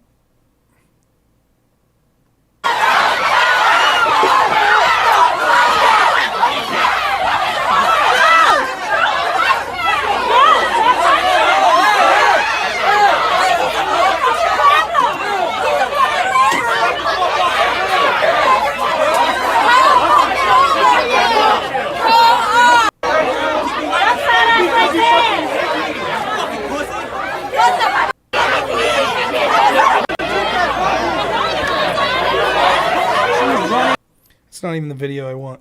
I'll find it. Don't worry.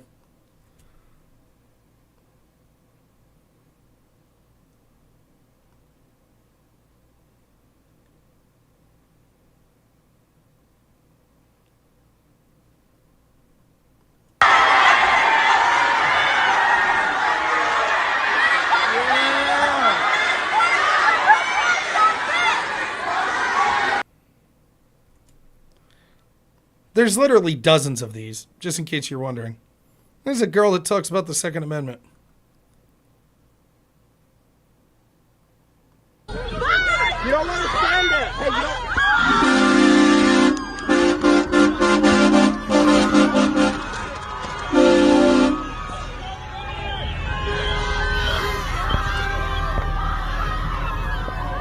Holy shit, they're fucking doing this. They're still throwing stuff. You need to back up. What Joel, violence? shut your window, Joel. Joel, shut the window. Why is that cop just letting this all happen? The cop is letting. He told me, Justin. He told me. Huh. What violence? What are we talking about? Violence? Ana Kasparian's nuts. What's she talking about? Violence?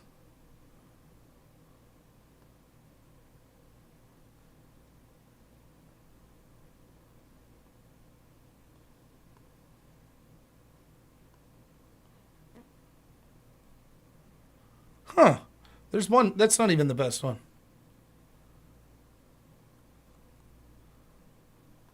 Let's see if it... Oh, for crying out loud.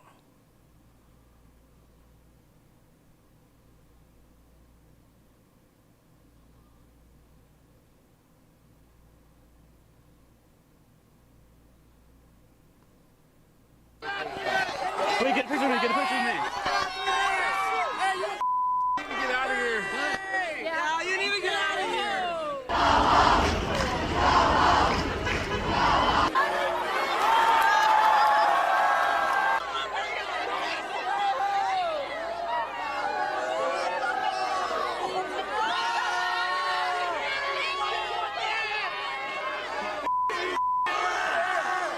all right, I'm coming back to this campus, and a cop.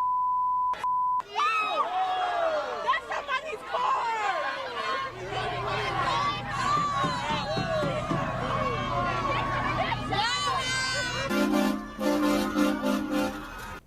Now, remember the Charlottesville night one where you had a bunch of people with tiki torches? You remember that? And they surrounded a bunch of students and they said that was violence. And you remember the Covington thing, right? Remember that? Remember when they said, oh, Nathan Phillips, the sacred keeper of the pipe, the Native American gentleman, was surrounded by those high school kids. That's violence, the surrounding someone. But when it happens all the time to conservatives, no problem. No problem. What violence, they'll say? I could show you literally hundreds of left-wing activists at universities using violence, intimidation, etc., to force people from being able to speak. And then you talk to people like Peace Corps, they're like, what violence? What? Huh? I don't think it's fair to paint with a broad brush. I'm tired of pretending. Fuck you. Sorry. Sorry. Sorry, I don't give a shit. You're full of shit, and you know it. You know it. Does that mean if you're like for example, Black Lives Matter?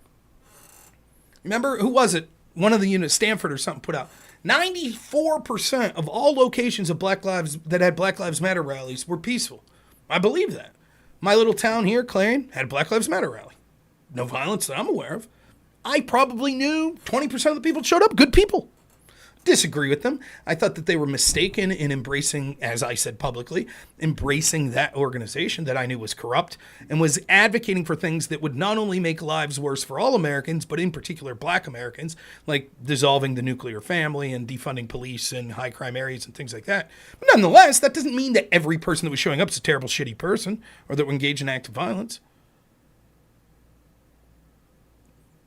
Right? That's fine. But 4 to 6% of locations of Black Lives Matter rallies had violence. That's just location. So in a place like Portland that had like 70, 80 days in a row, that counts as one. Sure, there are small time people. The average person that supported Black Lives Matter was not violent. But the people in charge of the movement encouraged or ignored the violence. And so to then be like, oh, it's not fair to say they're violent. Well, let's play that game. How many Trump rallies resulted in violence? Even if you count Charlottesville. Okay, that and January 6th. 2 out of how many? Thousands? So it'd be absurd to talk about the violence of MAGA people. Same with the Tea Party. How many were violent? But when Antifa shows up all the time and engages in that, well, we can't call them a terrorist group. That wouldn't be fair. It's mostly peaceful, they'll say. And so I'm just tired. I'm tired of this pretending like, well, I don't know what Ana Kasparian's talking about with the vitriol and the violence from the trans community. Yes, you do. You damn well know. Yeah, that's absolutely true, Bill. There were a lot of white people that were around. I remember seeing rallies where Black Lives Matter people, black activists, were yelling at white people that were like Antifa people, like, stop causing fucking problems. Stop engaging in violence.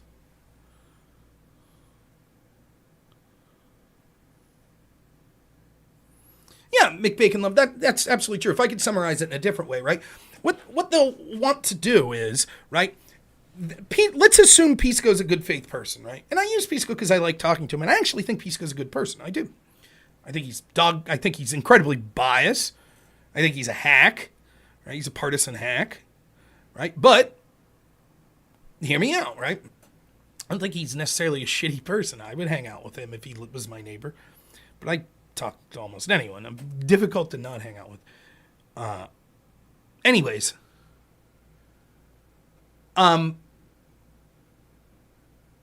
The problem is, let's assume that Pisco believes that he's like, well, I'm applying an equal standard. And I'm not going to say MAGA people are violent, just like I'm not going to say that trans activists are violent, right? I'm not going to say that because I think the bulk of people in both.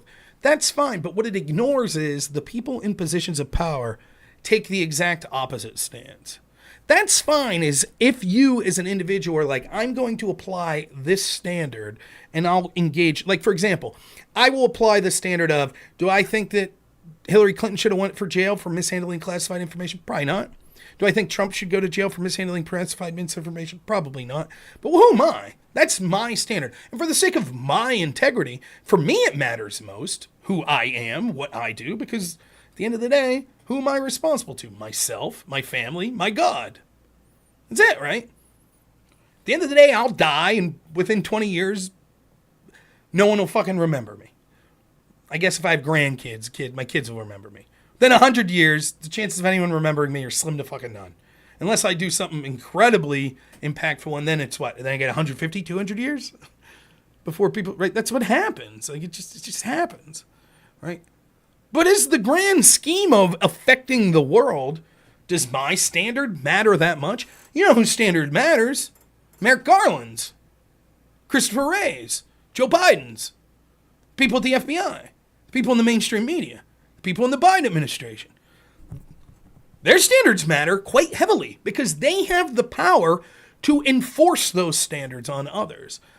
And so when we see that there is disproportionate violence that comes from the left, like in the terms of political violence, disproportional.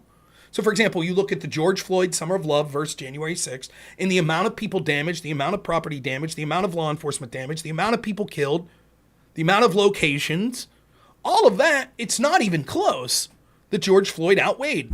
Now, you could say, but it wasn't at the Capitol, which is the most significant singular incident. Okay, even if I give that, but in all those other instances, far outweighed on the George Floyd side. And yet, the response to it was directly inversely proportional. Law enforcement basically didn't give a shit. The FBI basically didn't give a shit. The media basically didn't give a shit.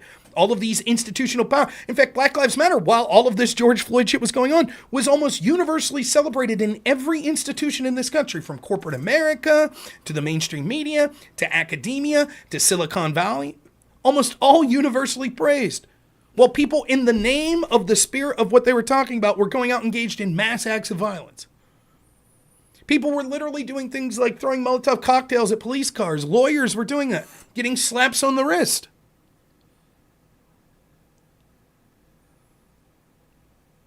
They literally attacked the White House. They burnt down a guard station outside the White House. The Secret Service had to force Trump to flee to an underground bunker. They laughed at Trump about it. No one of significance arrested. No mass investigation to see who led this. Nothing. Directly inversely proportional. And so for Pisco to say, well, my standard is X, it ignores the reality that the people whose standards that matter, those with the power to affect policy and decisions, all have the inverse standard. And so as far as I'm concerned, if you're willfully ignoring, you could say my standard is to not say either side is violent. But I absolutely agree to you that, the majority of the institutions in this country are all saying that one side's not that bad and the other side's very bad. And it's inversely proportional.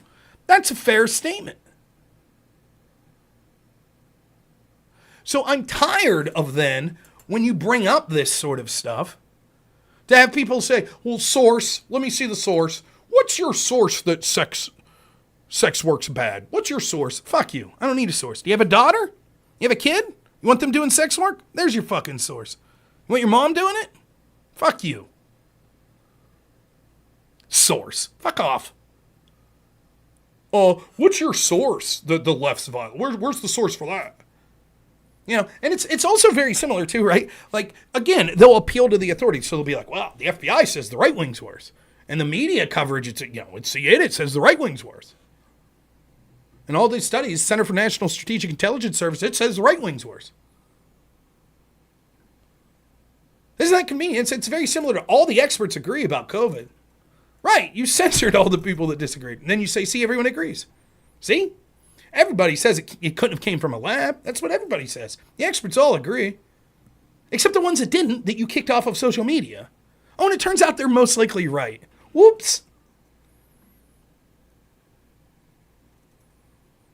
Yeah, of course they never own up to anything. Of course. Isn't that convenient?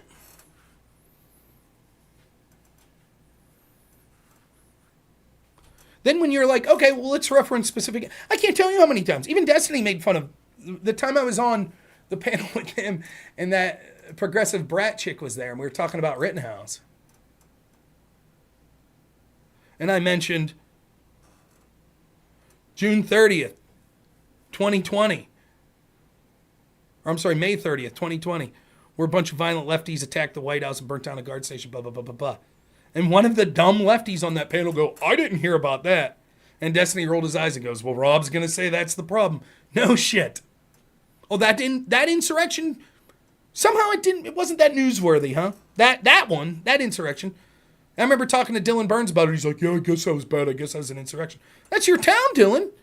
You were out there covering the alleged tearing down of Black Lives Matter signs. I remember that. Dylan was like, all these violent right-wingers are coming into town, and they're fucking with Black Lives Matter and tearing down signs. I'm going to hit the streets, he said. I'm going to get out there. By the way, wasn't that during COVID restrictions? Oh, wait. It was different. He had a mask on, so it was okay. Right? But it's weird. Somehow... while he was out there, reporter on the street, hitting the pavement, He missed that whole, insurrection thing where they tried to burn down the White House and attack Donald Trump. Missed that. Didn't see that. Right? Whoops. Missed that one. Oh, that was in my town? Huh. Weird. Missed it. Oh, I'm sure it was covered on the media. I probably was just busy that week. Where's your proof? Where's your proof that there's a double standard? How do you know the FBI didn't investigate that as much as January 6th? Fuck you. How do you know that the FBI didn't investigate Hunter and Joe Biden with the Burisma stuff? Maybe they had a serious investigation. We just never heard about it. It's laughable. Oh, I'd love to talk to Progressive Brannigan. She was a lot of fun.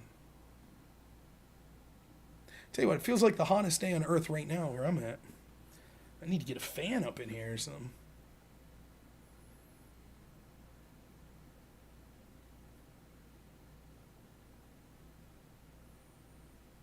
Yeah, Bill. I mean, and that's it. Like, as much as I mocked Ana Kasparian at the beginning of this, and I'm tired of this enlightened centrist bullshit. Oh, okay, I was a big prick authoritarian lefty, but now that it's coming for me, I realize maybe I went a tad too far. Fuck you. I don't have much sympathy for you. But what they don't realize is their insanities eventually, their hubris is their greatest weakness.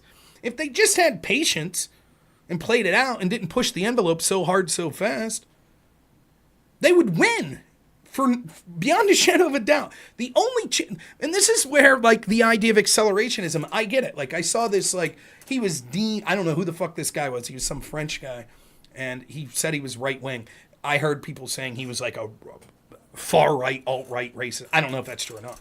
But he did this video where he's like, what should we do as like right-wingers with what's going on in France? Should we get out there and stop? And he was like, no. Fuck it. Leave them burn it down. Because things won't ever change until it affects so many people that it's like, okay, now what?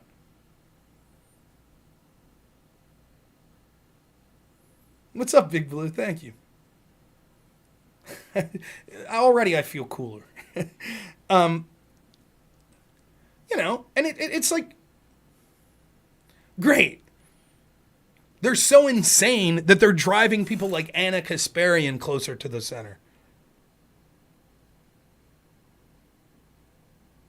Reckoner says, I support no one and want no one to win. That's usually the case. I mean, I wanted Trump to win in 2016, I'll be honest. I think that he's making a lot of unforced errors, as is DeSantis. I'll be honest, whoever said Vivek earlier, I totally agree. I think Vivek sounded the best. Now, he could be a bullshitter, a swindler, could be. But I think he sounded the best. I've liked what his campaign has done. Yeah, Biden's obviously horrible. But the candidate that I truly, really wanted to see have a chance was Ron Paul. He's still my all-time favorite politician that I've ever followed in real time. Unfortunately, he didn't have a chance. He was screwed over. Yeah, Vivek's not going to win, of course, but I'm just saying if I had my druthers. Is it possible that Trump and RFK Jr. could run? It's possible. Now, RFK shot himself in the foot for me this week. I mean, the whole defending affirmative action shit. He's not much of a Second Amendment guy. But I don't really like racists. That's one thing about me. I don't care for them. Don't care for racists. If you think like, hey, we need to fuck Asian people and white people over because blacks need our help, you're a racist. So I don't really like that. So didn't really like RFK coming out and saying, hey, I'm a huge racist. Don't care for that. But strategically, I mean, it might require something like that. To have a legitimate chance to put a crack in the establishment stranglehold on power. It might require a populist right-winger and a populist left-winger to come together on a ticket. I always said I never understood why the third parties didn't do that anyways. Like think of how diametrically opposed some of the third parties are, right? So like take like the Libertarian Party, right, versus like the Green Party or the Socialist Party. Like those are very diametrically opposed, right? But I would think that your biggest issue, if you're them, is that the system is stacked against you, that everything's set up from the way you get your name on a ballot to being able to do the public debates to the financing, etc., to fuck over third parties. So why not all third parties just come together? I don't give a shit draw names out of a hat to be like, you're going to be the presidential candidate, you're going to be the vice president. We got a Green Party presidential candidate with a Libertarian Party vice presidential candidate. And it's basically single issue. We've agreed to put our differences aside temporarily in order to break the stranglehold of the two-party system. Now, they're still not going to win, at least not initially, but at least you're bringing together all of these disparate voices under one cause. And I mean, good luck getting socialists to work with anarchists or libertarians. I get that, right? But you see what I'm saying.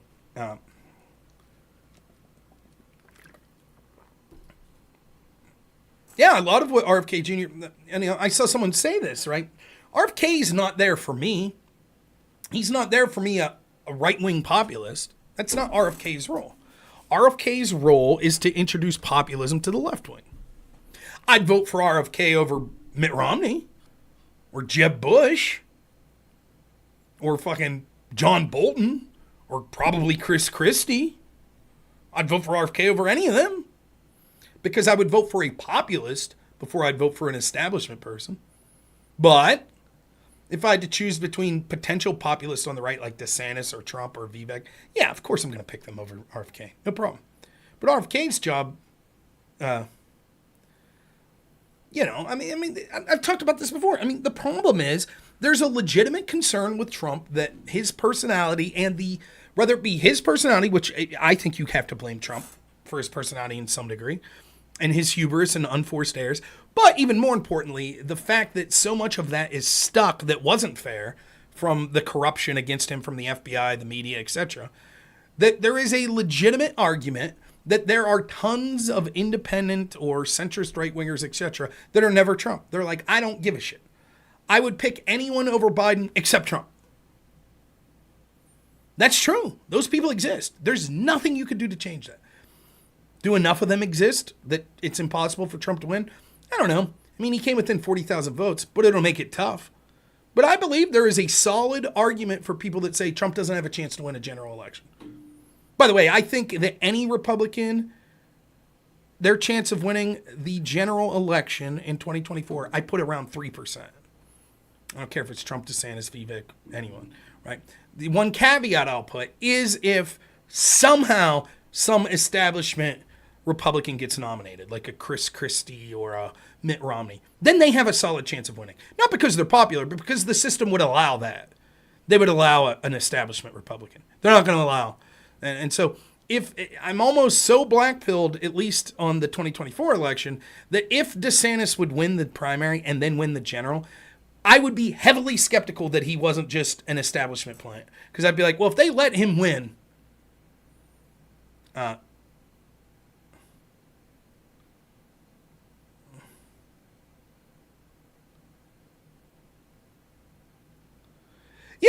McBacon Love, that's because that's them repeating something Destiny says. When I did the debate in 2021 with Destiny after 1 year of Biden's presidency, and I did a debate one-on-one with him on Politically Provoked. That's how long ago it was. Politically Provoked was still a thing.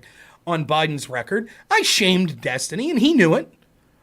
And so after the debate, he told his audience, well, the thing about Rob is he's really good at doing this, and this is a compliment, that when you prove him wrong about something, he quickly pivots to something else and makes it seem rhetorically like he wasn't wrong about that. And I think that's bullshit. That's what I think. Show me in there that debate where that happened. I watched it. I didn't see where it happened. I was open to it. But just like someone saying Gish Gallop of Destiny says, like, then a bunch of his supporters are literally just going to repeat that line. Oh, well, thing about Rob, he sounds good here, but notice that every time Destiny pinned him down on something, like what? What was I pinned down on?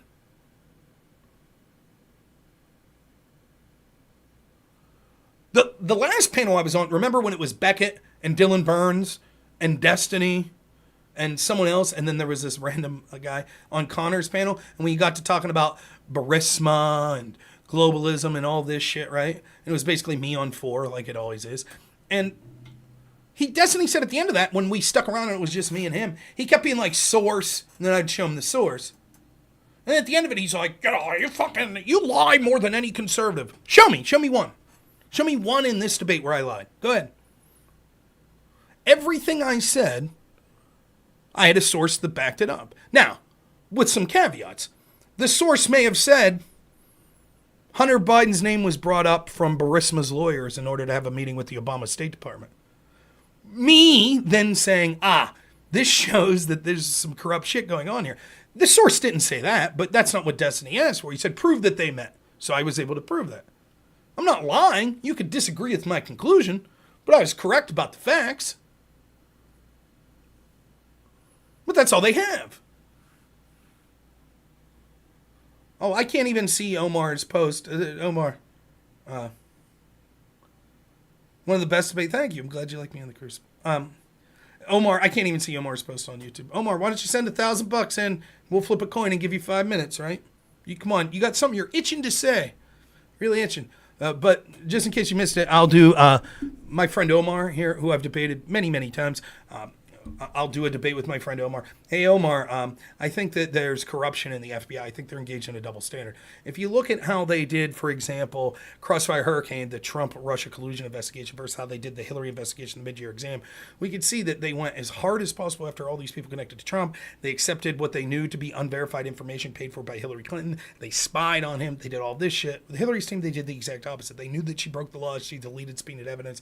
They chose to give everyone immunity. But Trump is corrupt. Trump is the most corrupt. Trump is like super corrupt, and it's whataboutism, and it's just Trump is corrupt. He is the most corrupt man. Trump is corrupted, and January 6th was really bad, and Trump is corrupted. Trump supporters are stupid, and he's just a stupid, corrupt orange man, and he's just stupid. Right? I'm not really as interested in Donald Trump the man or Hillary Clinton the man or something like that. We're talking about these institutions.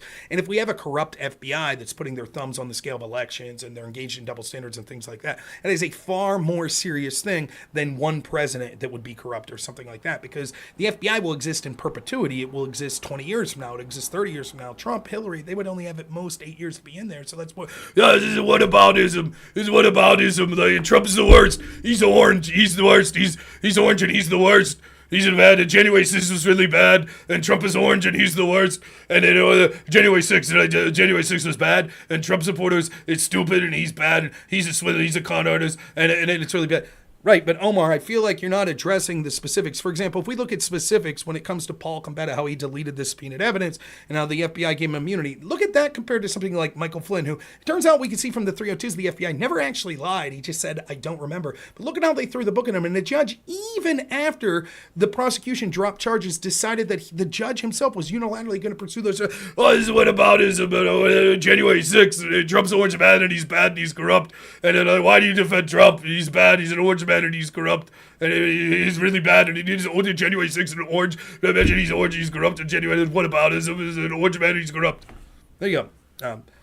How many times do I need to redo this debate, Omar? So I've done it with you 5, 6 times, I think, and then I've done it pretending to be you a dozen times, which, believe it or not, like, I know what you're thinking there, like, he can't be that bad. Literally, I just did a service to Omar. Literally, I was more coherent taking Omar's place there than Omar is himself. That's how shitty Omar is. It's the same anytime you debate them.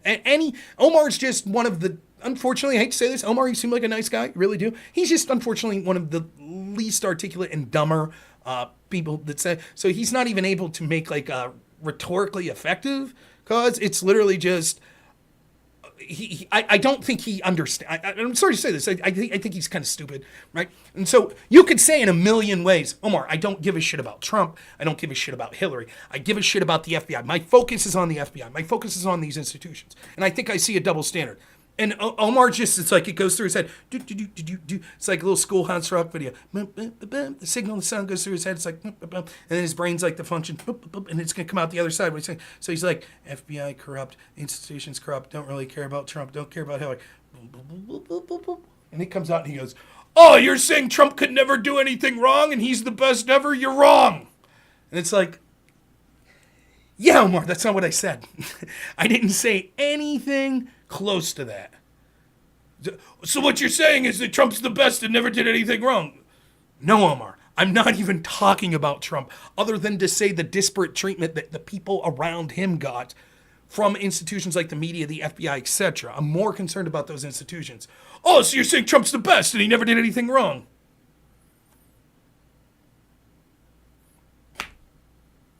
What do you say? What's the debate? And yet, every week when I do a video, I can't see, I've made it so I can't see Omar's comments on YouTube. I think they show up for everyone else. I just choose not to look at them because it's literally just, I don't know what to say. It's like arguing with like my toddler. Can I have ice cream? No, you can't have ice cream. But I want ice cream. But you can't. And here's 10 reasons why you can't. Because it's 1 a.m. and you had a lot of sugar today and dairy doesn't agree with you, particularly at night. But I want ice cream. And you're like, right. So I just gave specific reasons why that would be bad. But ice cream's good. I want ice cream. Right, Omar. We get it. But I'm talking specifically why that'd be a bad idea. But isn't ice cream good? I like ice cream. Right, Omar. Got it.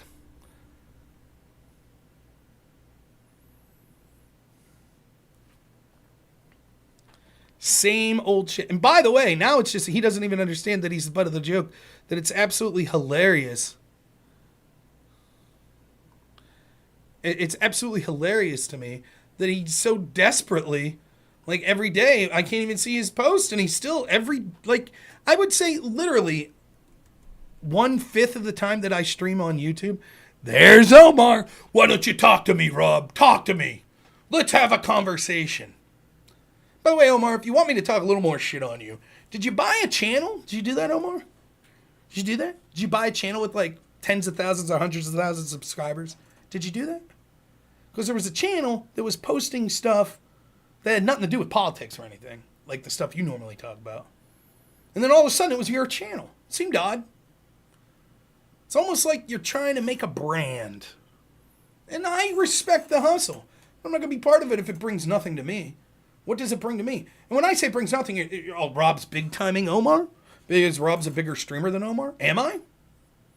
I don't know about that. It brings nothing to me because I don't give a shit if you have 0 followers. Is the conversation interesting to me? It is not. You literally are incapable of discussing any details beyond Trump is a really bad dude, and it's just whataboutism if you talk about the double standard at the FBI. That's literally all you're capable of saying. I proved it the last time you were on. I literally put a timer on, and I would talk specifics of the double standard, and then you would just be like, that's whataboutism, and Trump's a bad dude. Literally, the entire time. What good is there to talk to you? What's the point? Oh, he's going to do a reaction video. Good, do it, Omar. I hope he gets 1 million views. Maybe you'll come rich and famous, and then maybe I'll fall down in my luck hard times, and I'll come groveling to you, Omar, and be like, Omar, please, you got famous because of your reaction video to me. Will you talk to me? And you'll be like, you had your chance. Good. Karma will bite me in the ass. Good for you. I wish you well. You got her, bud. Have at it. I don't begrudge you. Can use this material for reaction videos. Sounds good. Hi, Omar's audience. Omar sucks. What the fuck are you listening to him for? Seems like a decent guy. Omar's mom or dad or relative or neighbor or friends or whatever that like him. Seems like a decent guy. I hope you have fun with him. Doesn't know shit about politics. He's terrible. He's terrible. You should tune into me, Omar's fans. I'm sure this won't be included on his reaction video. So, there you go, Omar. But it's fun. It's content. Fuck, I could sit here and do 2 hours of making fun of Omar every night. Why do you care about Omar? Because I'm having fun. I should have been done streaming 30 minutes ago, but it's fun to make fun of Omar.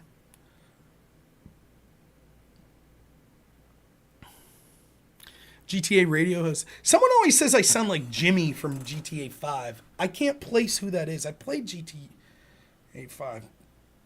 But who's Jimmy? Oh.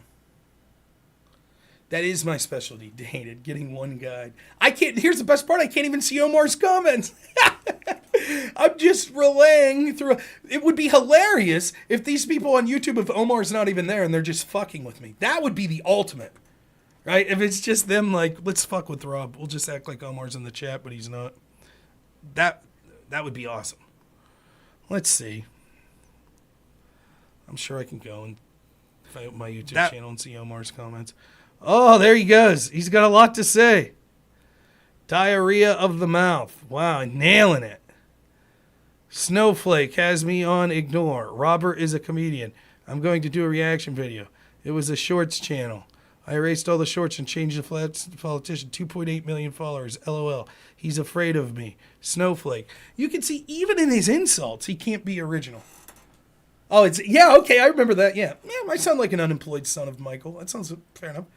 But even in his insults there, Rob's a snowflake. Rob's afraid of me. Rob's a snowflake. Haha, Rob's afraid. It's like, Even your insults fall into my criticism of you. You're unoriginal. You repeat the same shit over and over and over.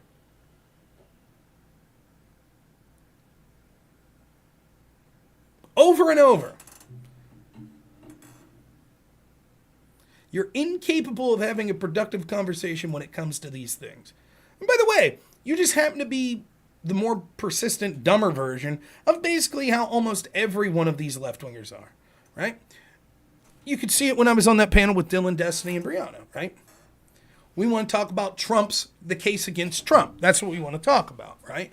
And so when you're like, well, I think that the case against Trump is less important than the fact that this proves that there's a double standard between people that are interfering in our election, particularly the FBI, the media, etc. Right? I think this is what this shows. And they're like, well, we don't want to talk about that. Well, of course you don't want to talk about that because the double standard benefits you and your side. So you don't want to talk about that. That's exactly the point. You just want to do, and the best analogy I could come up with is the civil rights analogy, right? Where if you're in a 1940s Jim Crow southern town and the sheriff chooses to only arrest black people, even though you know white people are committing the same crimes, people like Omar, when you said, wait a minute, I think these police are engaged in a double standard. They might be going after people because of their race. People like Omar would say, yes, but did that black man jaywalk? Did he break the law? And you'd be like, well, technically, yes, but that's less important than a racist law enforcement that is selectively enforcing it. That's whataboutism. That's whataboutism. But can't you see that that's a far more serious problem than traffic violations of this individual person? That's whataboutism. Whataboutism. And Omar would get it, right? All you have to do is, and I'm sorry to say this, again, Omar, apologies. Tomorrow at 8, you're still not getting it. Still not getting it. Yeah, tomorrow at 8, I probably won't be streaming. And if I am streaming, there's zero chance that it'll be you on my channel. Not happening. Donate $1,000 and you come on the channel. I'll flip a coin and see if you can come on for 5 minutes. $10,000. And that should be easy for someone with 2.8 million followers on YouTube. Shit, your money's got to be rolling in, son. Right? So $10,000, I'll bring you on for an hour debate. Topic of your choosing. How's that sound? 2.8 million followers on YouTube. What's that? Ad revenue for 2-3 videos? Right? Shouldn't be a problem, right? So $1,000, I'll flip a coin to leave you on for 5 minutes. $10,000, I'll leave you on an hour. Topic of your choosing. We can get a moderator if you want. How's that sound? Have I debated Haas? No, I was on a panel that Haas ran. Good, you retired at age 35. You're rolling in the dough. So pony up to $10,000 and I'll talk to you. It'll be worth it for me then. Even though the conversation won't. It'll be stupidity. It'll just be you repeating yourself. But I'll take the 10 G's. No problem. Yeah, Haas liked me. I won. He had a panel show. It was like a knockout, and I won his panel show. I've talked to him, and I talked to Jackson Hinkle before, but we never really debated. The most we did was me and Jackson went at it a little bit about Medicare for All. Good, you're in retail. I'm sure you worked fine.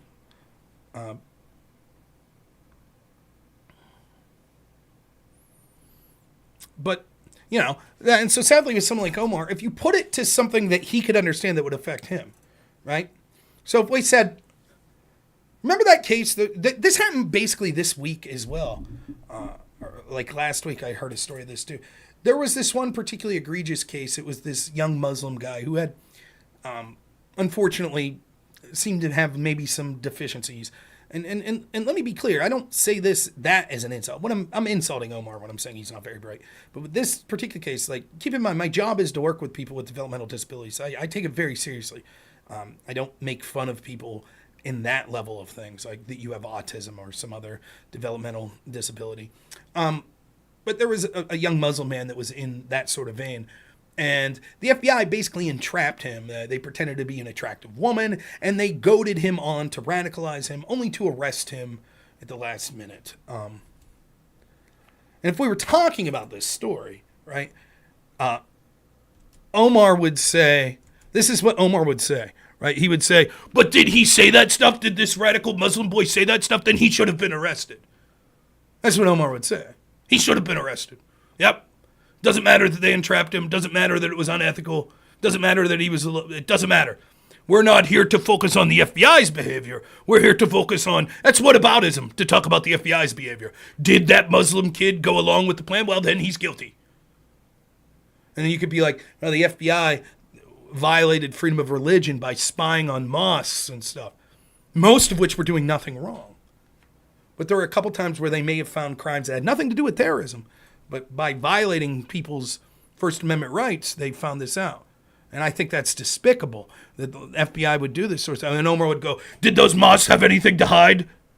Did they have anything to hide? Did they have any? If they had nothing, if they did it, they did it. They're guilty. That's whataboutism to talk about the FBI. That's whataboutism. Whataboutism. That's what that is. Now, of course, Omar wouldn't say those things because now I've put it in a community that he understands. Oh, now I'm not a Muslim. In fact, I have problems with political Islam. I don't really agree with the religion anyways, though I think that you can come to a place that I find morally acceptable through Islam, just like you can through atheism. I think Christianity is the correct choice, but I don't shit on someone who's a Muslim. I know Muslims that one of the nicest, greatest people I've ever met in my life was a Muslim from Algeria. I thought he was still one of the greatest people I've ever met. Right? So I'm not going to shit on, it's not my cup of tea, but I have problems with political Islam, right? And Sharia law and things like that, and the way things are ran. Many other countries where Islam is not just a religion, but also the law. I think that leads to many, many problems. And yet, somehow, despite not really being connected to that community whatsoever in any serious way, I'm able in real time to call out when I see abuses happening to that community. Now, watch Omar when it comes to abuses that are carried out against Trump or Trump supporters or things like that. Watch. Do you think he has the same generosity?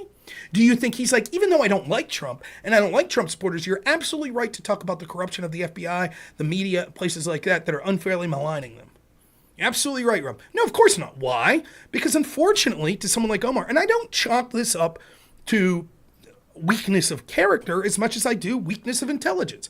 He can't empathize. He literally does not have the mental capacity. If it doesn't personally affect him or a community that he has affinity for, he just doesn't get it. He doesn't get it. How could you be mean to Trump supporters? Isn't Trump the worst?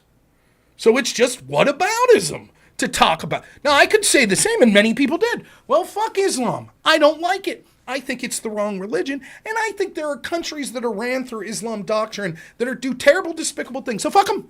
If the FBI is spying on them, who gives a shit?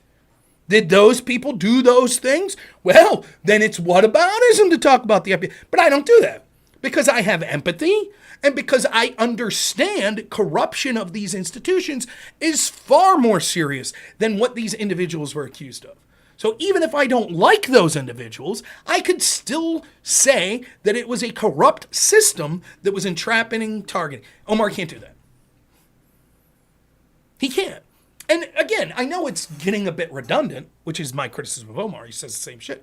But I bring it up because it's literally that it amplifies so much of the left, which I don't even think he claims to be part of the left. It's emblematic of so much of the anti-Trump shit, the TDS. They don't get it. Like, they literally are like, Trump is the worst person ever, and the people that support him are either stupid or corrupt. And so how can you do anything bad? It'd be like, to them it's the same as being like, some guy breaks into your house and, you chase him out with a ball bat and he trips and breaks his ankle. I ain't gonna fucking feel bad for that guy. He tried to break into your house. Fuck him. That's how they treat you. Oh, you like that guy I don't like politically? Fuck you. I don't care. Fuck him. Fuck you.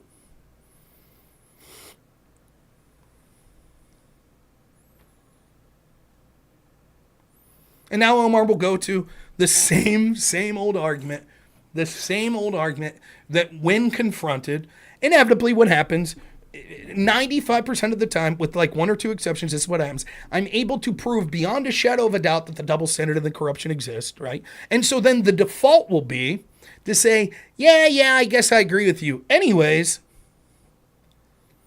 like, you remember, who was that guy I debated? I forget his name. He was supposedly like a right-winger, right? And he was giving me shit in this panel, so he wanted to debate me. He wanted to debate me on Trump and the FBI corruption. Okay. So this dude's debate strategy was right out of the gate be like, yeah, I agree with you. The FBI's corrupt, it's terrible, blah, blah, blah. Really? Yep, agreed. Okay. I just disagree that we should eliminate the FBI. Okay. So we start talking about that a little. Then he's like, who you got? Trump, DeSantis? Who you got? How the fuck could you ask me that? That'd be like saying, like, yeah, I agree. It does look like, Mexico's about to invade our town and eradicate every man, woman, and child here. But who do you think's going to win the Super Bowl? What? It's almost like, no, hear me out. You ready? It's almost like people like Omar and that guy and dozens of other people that I've talked to on this. There was that Justin freaking guy. Did the same thing. Yeah, I agree the FBI's corrupt. They don't agree. They can't argue against me. And so to get to the point that they want to talk about, they'll say, I agree with you. Yes, you're right, of course. The FBI is corrupt. Absolutely, you're right. But anyways, Trump's a bad dude, right? Right? Can we get back to talking about that? Yeah, you're right. I'm going to die in 3 days because of my diabetes. But can we get back to what I wanted to talk about, which was about my sprained ankle? Sure.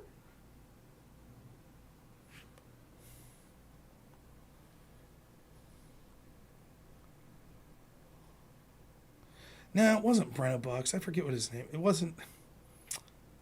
It was. I can't remember. It wasn't Right, Left of Center, who I like. That's a lady. She's good. But it was a name like that. But it's the same shit. Even counterpoints. I debated him once on this corruption. It's like, yeah, I guess. What do you mean you guess? How is that not the biggest issue in the country? Who gives a fuck about, like, insert your issue? Well, okay, you're right. The FBI is massively corrupt, and they've been engaged in a coup, basically, trying to steal the election from Donald Trump, and they've been targeting Trump supporters and shit like that, all in corrupt, undue ways. That's all true. Anyways, though, what do you think about the California GOP possibly switching the way that they delegate, their electors when it comes to the primary? What do you think about that? It's like, dude, do you fucking hear yourself? What do I give a shit about that if literally you're admitting that the entire fucking most powerful law enforcement and intelligence apparatus in the history of the world is corrupt?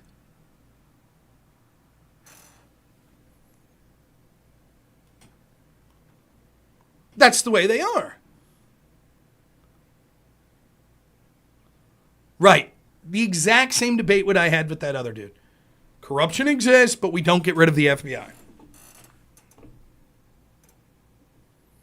Let's take for a second that that's true. That's Omar's beef with me, right? He agrees that the FBI is corrupt, but we don't get rid of the FBI. Then ask yourself this. If this is a belief that Omar sincerely has, how come every time he's talking to me, he's not being like, totally agree the FBI is massively corrupt? I disagree with your solution on disbanding it. Let's talk about how can we fix it. Why is it he's like, but Trump's orange man, he's bad, he's corrupt? Why does that seem to be his focus all the time? If he really believes that the FBI is this corrupt, and he just disagrees with the spending, don't you think then the things he would be talking about was it? It's almost like he knows he can't win that argument, and so he has to pretend to agree with me in hopes of getting off of that argument. That's almost what it's like. Almost. Because that is what it is. That's what's going on.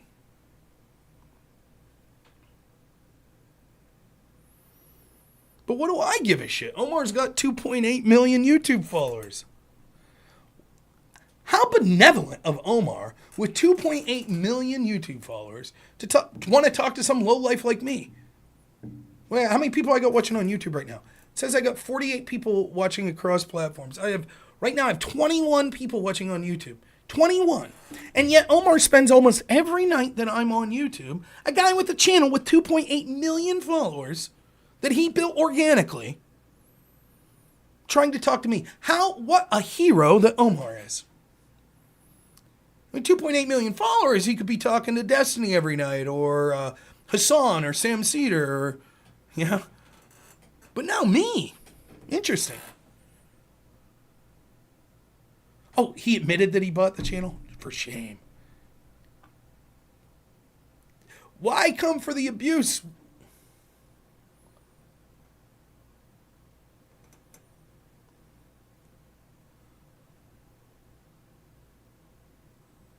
You've been at a party with Lauren Southern? It's a shorts channel. So what? 2.8 million is 2.8 million. If I had 2.8 million subscribers on YouTube that was a shorts channel, and I chose to talk about politics, I would do political shorts. Just talk shit about Israel. I'll get them going. I'll get the blood pumping.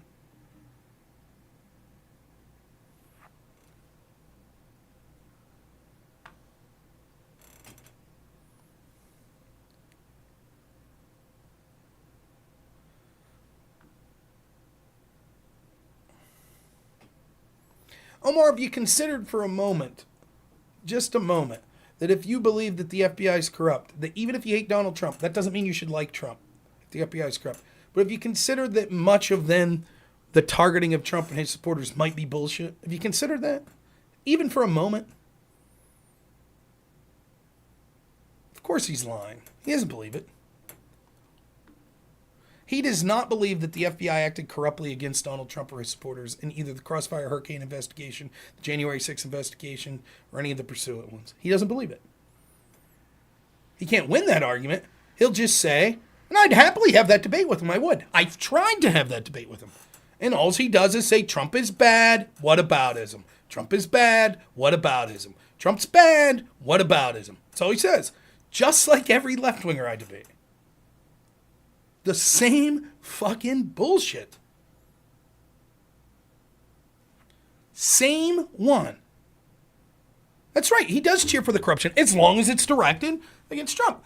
Because they, again, I go back to that. They can't say, you would think that a Muslim would get it, right? You would think that a Muslim that thinks that the Muslim community in the United States was unfairly targeted after 9/11 would be like, well, fuck. I'm going to, even if it's like, take the group I hate the most. Let's say, as a Muslim, the group I hate the most is fucking, yuppies, wealthy, liberal white people, I fucking hate them, You would think that even someone whose group was unfairly targeted by the FBI, if the FBI started targeting them, would be like, well, wait a minute. I don't like that group, but he can't. He can't do it.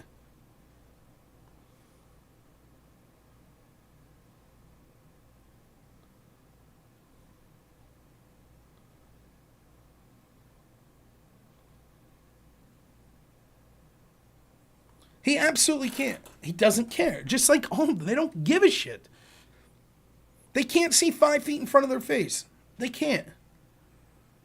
You literally, you could be like, hey, Vosh, you've said a lot of crazy shit in your channel, right? Yeah.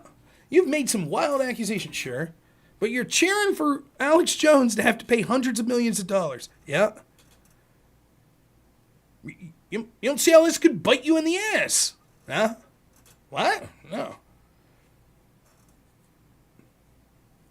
And it's hard for them to imagine because the institutions had their back for so long, they can't even, right? And you would think that if you were in the Muslim community and believed that the FBI targeted you, you'd be like, oh, I see how quick it could change.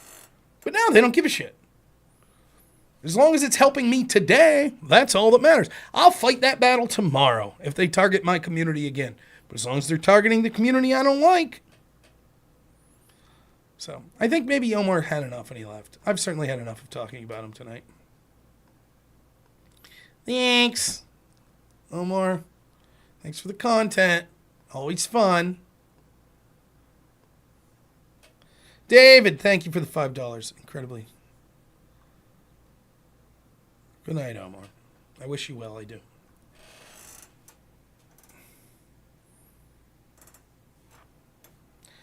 But I like picking on that. That's at least, and people, you have to understand, that's why I like to, even though I know a lot of my audience really dislike him, that's why I like talking to someone like Pisco. At least, I think he's biased, he's partisan hack, I do, right? But at least he's addressing arguments, right? He might default to, well, the FBI's prosecutorial discretion, which is laughable. Yeah, he says goodnight. I honestly can sincerely say I don't wish Omar ill will at all. I really don't. He seems like a nice enough guy. But that's better than 95% of these people I talk to. Like Brianna Wu, what's her fucking point? Oh, I thought I was gonna, I thought that I was just gonna come on and we were gonna talk about Trump's indictment when the topic was Trump's indictment and is there a double standard? That was the fucking topic, right? But I thought I was just gonna read the indictment and everyone was gonna agree with me. I didn't expect I'd have to know about all of these actions of double standards that the FBI did. That's ridiculous to think that I would have had to have known that. And then, I saw this on Reddit. Someone showed me the article she posted. Thank you, Gizmo, for the cheer. I appreciate it, right? She posted that, how could I salvage this debate? And people are like, you just got to ignore what Rob says. It's just all crazy conspiracy theory shit. None of them could address it. None of them. Nothing.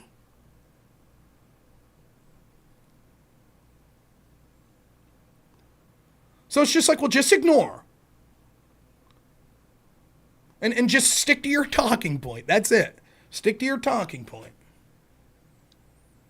Because they can't address it. And you might say, fair enough, first time, I get it. You never heard this shit. Fair enough. But then if you debate the same people like I debate Dylan Burns or Destiny over and over and over again, and these topics of corruption come up, and they just choose to, I forgot to look into that last time. Well, you're involved in politics, right? You don't find that remotely interesting? You're literally cheering for an unprecedented action, the raiding of a president of the United States home, the charging him with multiple crimes.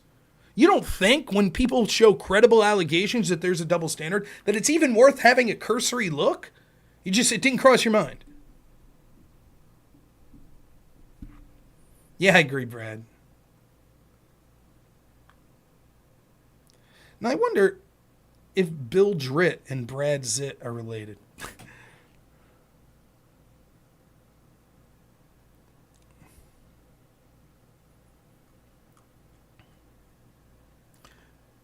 Thank you to everyone who followed me on Rumble, too. Like, I really do appreciate the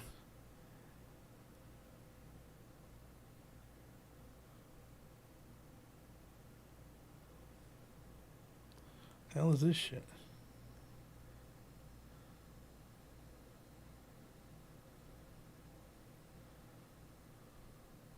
HVAC Mike says, Destiny has a lot to lose and not much to gain from debating. That's true.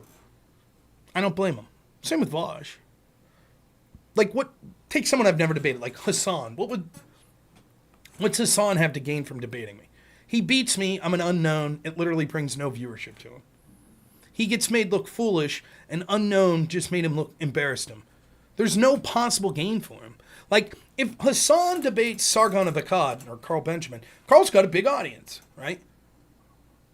So he has something to gain. A lot of eyeballs seeing what he's saying. I don't bring those eyeballs. I bring 50 people. So what's Destiny have to gain to debate me? They'll do it in a safe environment. They'll do it in a panel where they know it could be like 4-on-1, 5-on-1. Once in a while. They're not going to debate me 1-on-1. Why would they? Nico broke Rumble and Kick. Damn you, Nico. So they're just not going to do it. They're not going to. It's all right. I stayed extra tonight because I do think tomorrow night I will not be able to stream. The reason for that is I'm going out with the in-laws on a boat. We're going fishing, and I think we're going to camp out in the boat. So obviously I will be in the middle of a lake, and I will not have access to my computer or anything.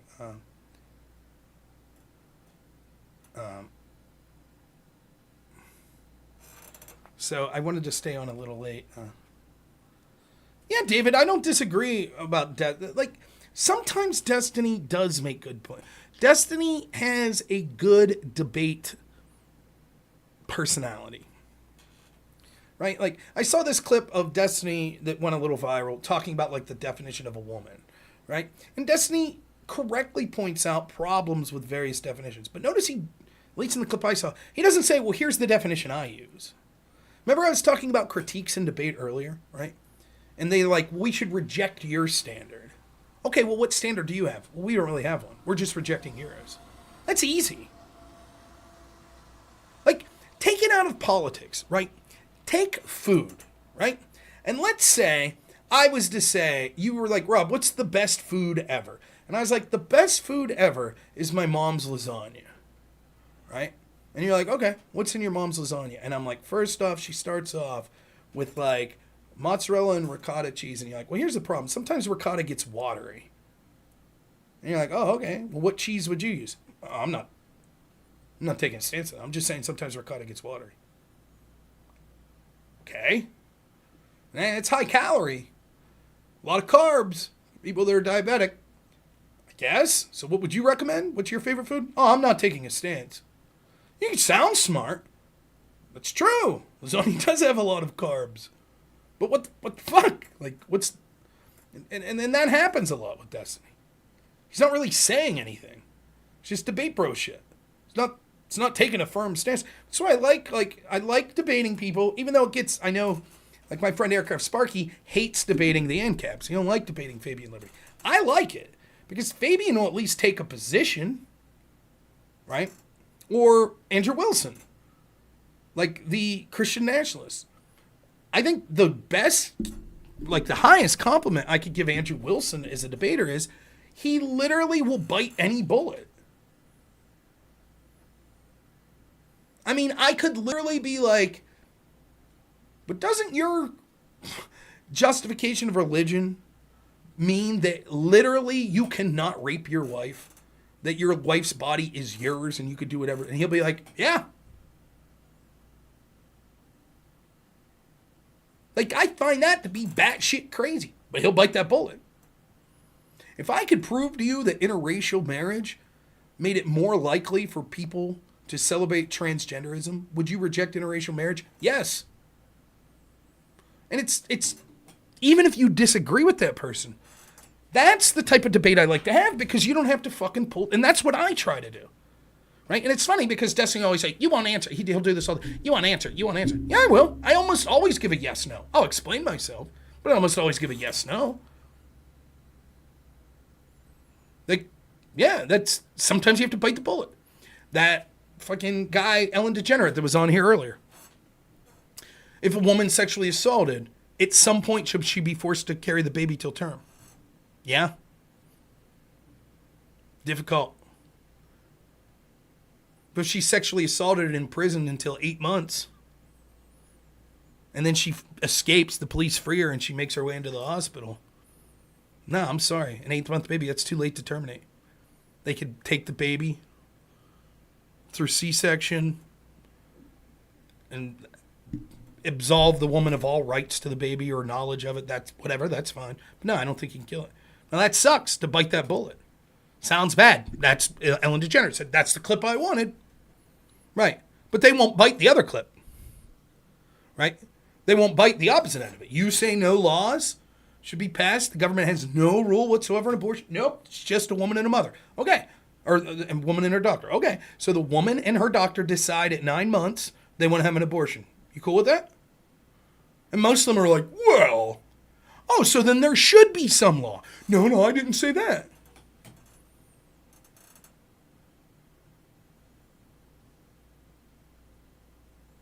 Yeah, what happens to the baby afterward? Right. I do enjoy my time with my family. I have a great family. Even my in-laws are great. My parents are great. My in-laws are great. I'm lucky. Married into a good family. All right, let's find someone to raid here on Twitch. Who we got? Oh, If You're Feeling Adventurous is on. Him and his wife, always fun. I think if you've never seen them, stick around. I know I only got 25 people. So let me say a couple things before I go about the channel. Like, I do apologize. So here's the thing, right? I know that there's a lot of things you could do for your politics or for your entertainment. And I know I'm just one potential person. And the people are a dime a dozen. I think I'm good at what I do. I think I've built up somewhat of an audience. And I do appreciate people. I really do. But I also understand that part of that bargain is that I need to be consistent, right? For example, let's say that your favorite show ever is Monday Night Raw, and you love watching wrestling, WWE, on Monday night. But if they you tune in at 9 o'clock Monday night, and it's not on this week, and then 9 o'clock next week, and it's not on, and then next week it comes on at 10 o'clock, at some point you're like, I'm not just going to sit around, right? I'm going to do something else. Yeah, Crisco, tomorrow I'm going fishing, finally. So I get it. I get that it's hard. And there are a lot of you, thank you, Nico, that stick around. I get it. Right? And I really appreciate it. But it's hard to build an audience that's very sizable, being sporadic as I am. It's tough because my son's at the age where it's tough to get up here, even when I do have work. And I've literally been working 100-hour weeks. Right? So it makes it tough. But I am committed to trying to get back to being consistent. I am. I got some things that I'm trying to do in politics in real life.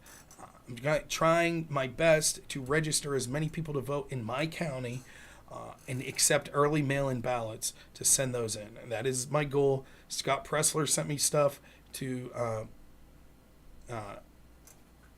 try to go ahead and facilitate that process in my county. So I'm trying to do that. I haven't really started because I've been working. So that's something that I'm going to be trying to do. Who knows? Maybe I'll get a chance to grow my audience a little organically that way by telling people like, hey, if you're not doing anything at 9 o'clock tonight, you turn in. I'll talk to you about the importance of voting Republican on the show tonight. Yeah, John Burke, good guy too. So, I understand it's difficult, and I have no one to blame but myself. At the end of the day, I could say, well, it's because of my family, and it's because of this, and it's because of that. But ultimately, it's because of choices that I'm willfully making. And I got to be honest with you. If I'm willingly choosing to work a bunch of hours and willingly choosing to hang out with my family, that's my choice. And I'm happy. I really am. Do a blog post on YouTube. Maybe I will do something like that, Crisco. So I'm not the type of person that's sitting here lamenting like, I should have 1,000 people watching me. Would it be nice to have more people watching? Yeah. But I get out what I put in. And let's be honest, the effort, the time commitment hasn't been great. And so I feel like I'm getting what I deserve. In fact, I feel like I'm getting more than I deserve. To have 50 people watching on a night like tonight, I didn't announce I was doing anything. It was sporadic. It was the only time I was streaming this week. So I really am appreciative. I really am. And, someday I'll do a show and I'll talk about other people. John Burke's great, Sarah Kane's great, Aircraft Sparky, my friend Drone Tech that's on YouTube, my friend Let's Be Frank, all good. If you have more of a libertarian bent, Fabian Liberty, I think someone who's good to watch if you enjoy that libertarian sort of bent. I can even throw you a bone for some left-wingers. That would be left-wingers that I would prefer to watch. And things like that. So I'm not that type of person that's jealous that it's like, oh, someone else is getting more viewers than me. And I got to be honest, man. I'll be straight up with you. Like, sometimes I think, why me?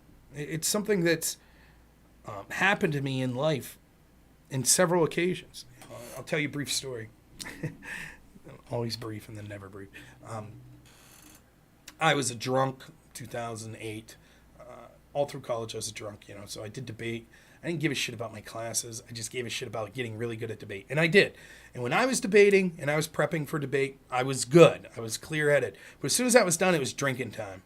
And my debate coach used to say, in college, there's 3 things you could do.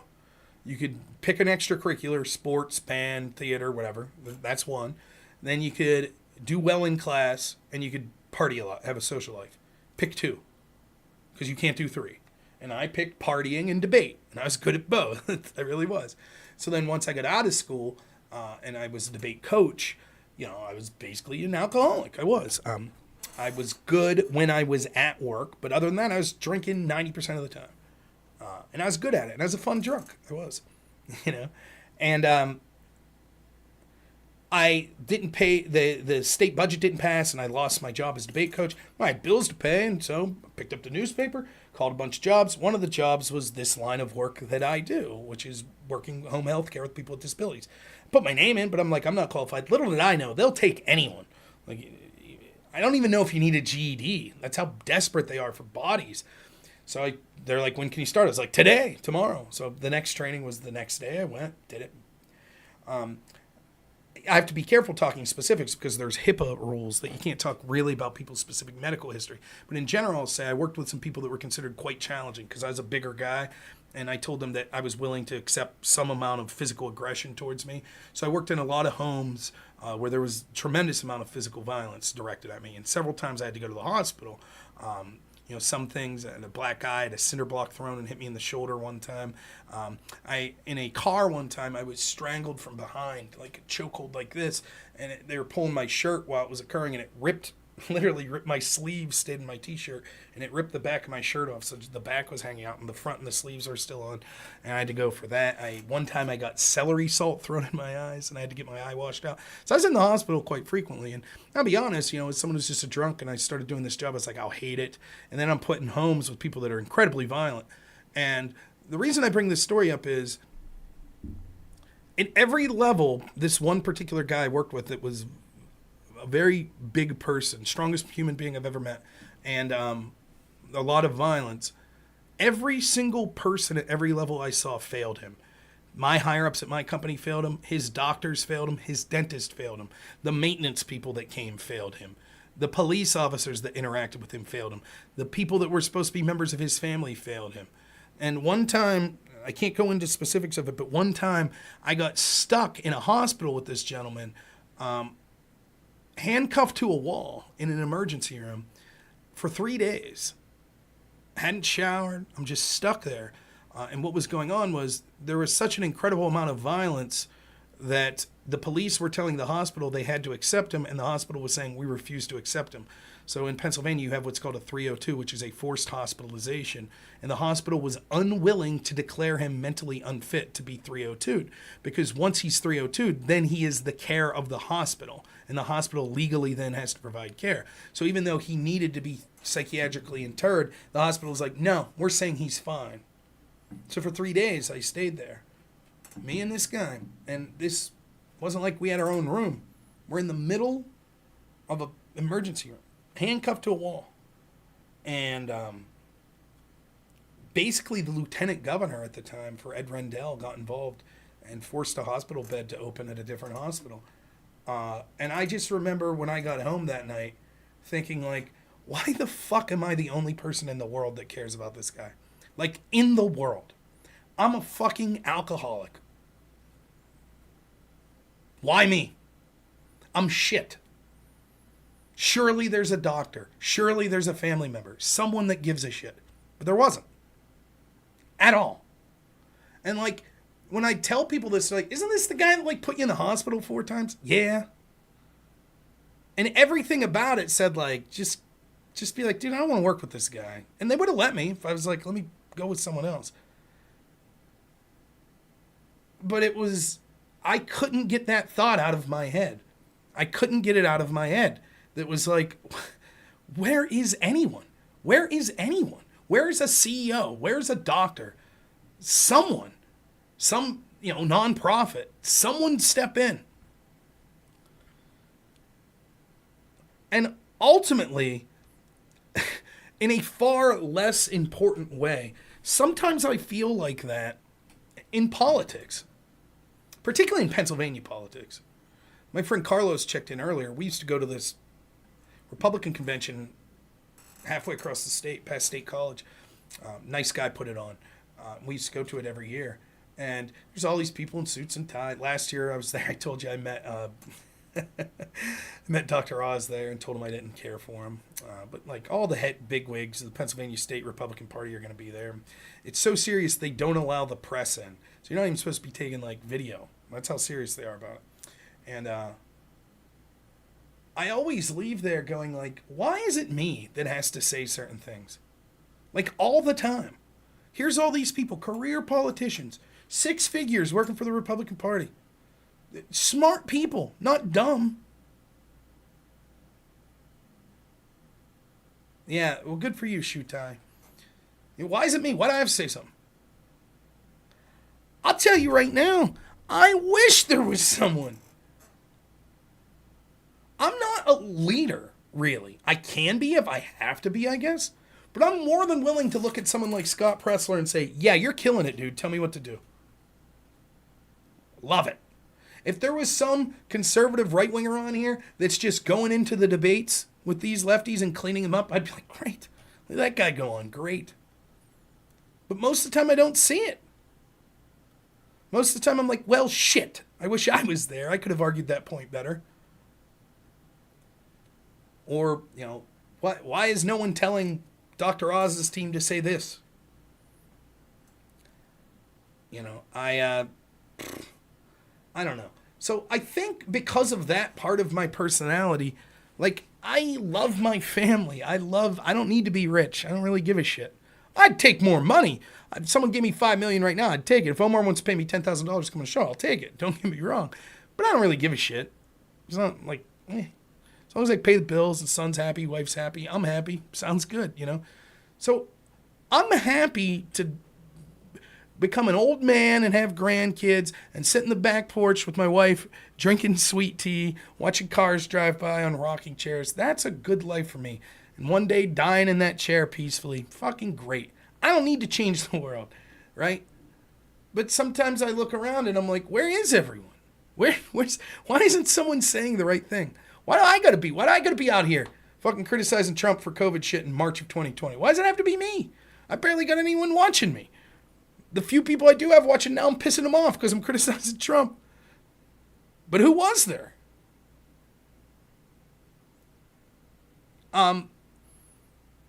But because of that, I feel like then it's like if I'm sitting here and tomorrow Aircraft Sparky blows up, like, and all of a sudden he's got 50,000 people watching him a day, I'm not going to have a jealous bone in my butt. I'm going to be like, fucking great. Awesome.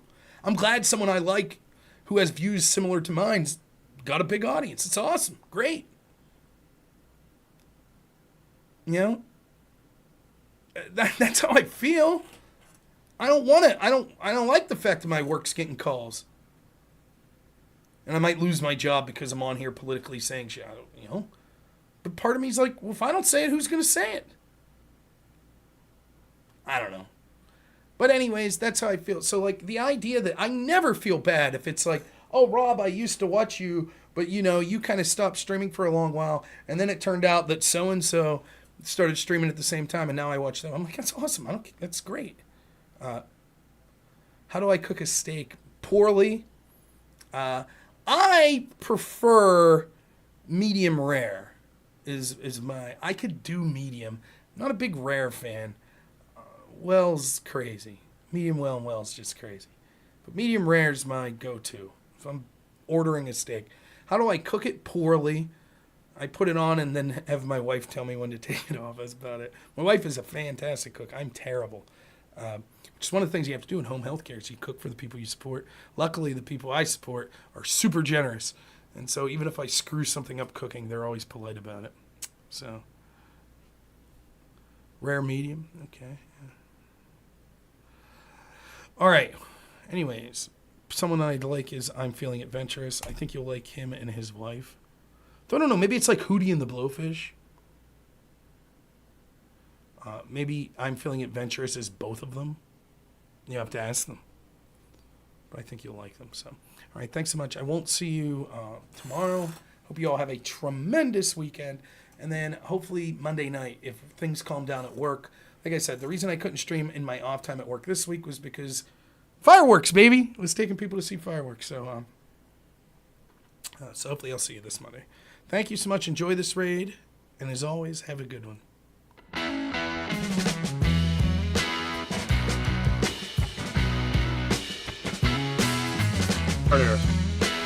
Good looking blonde gal.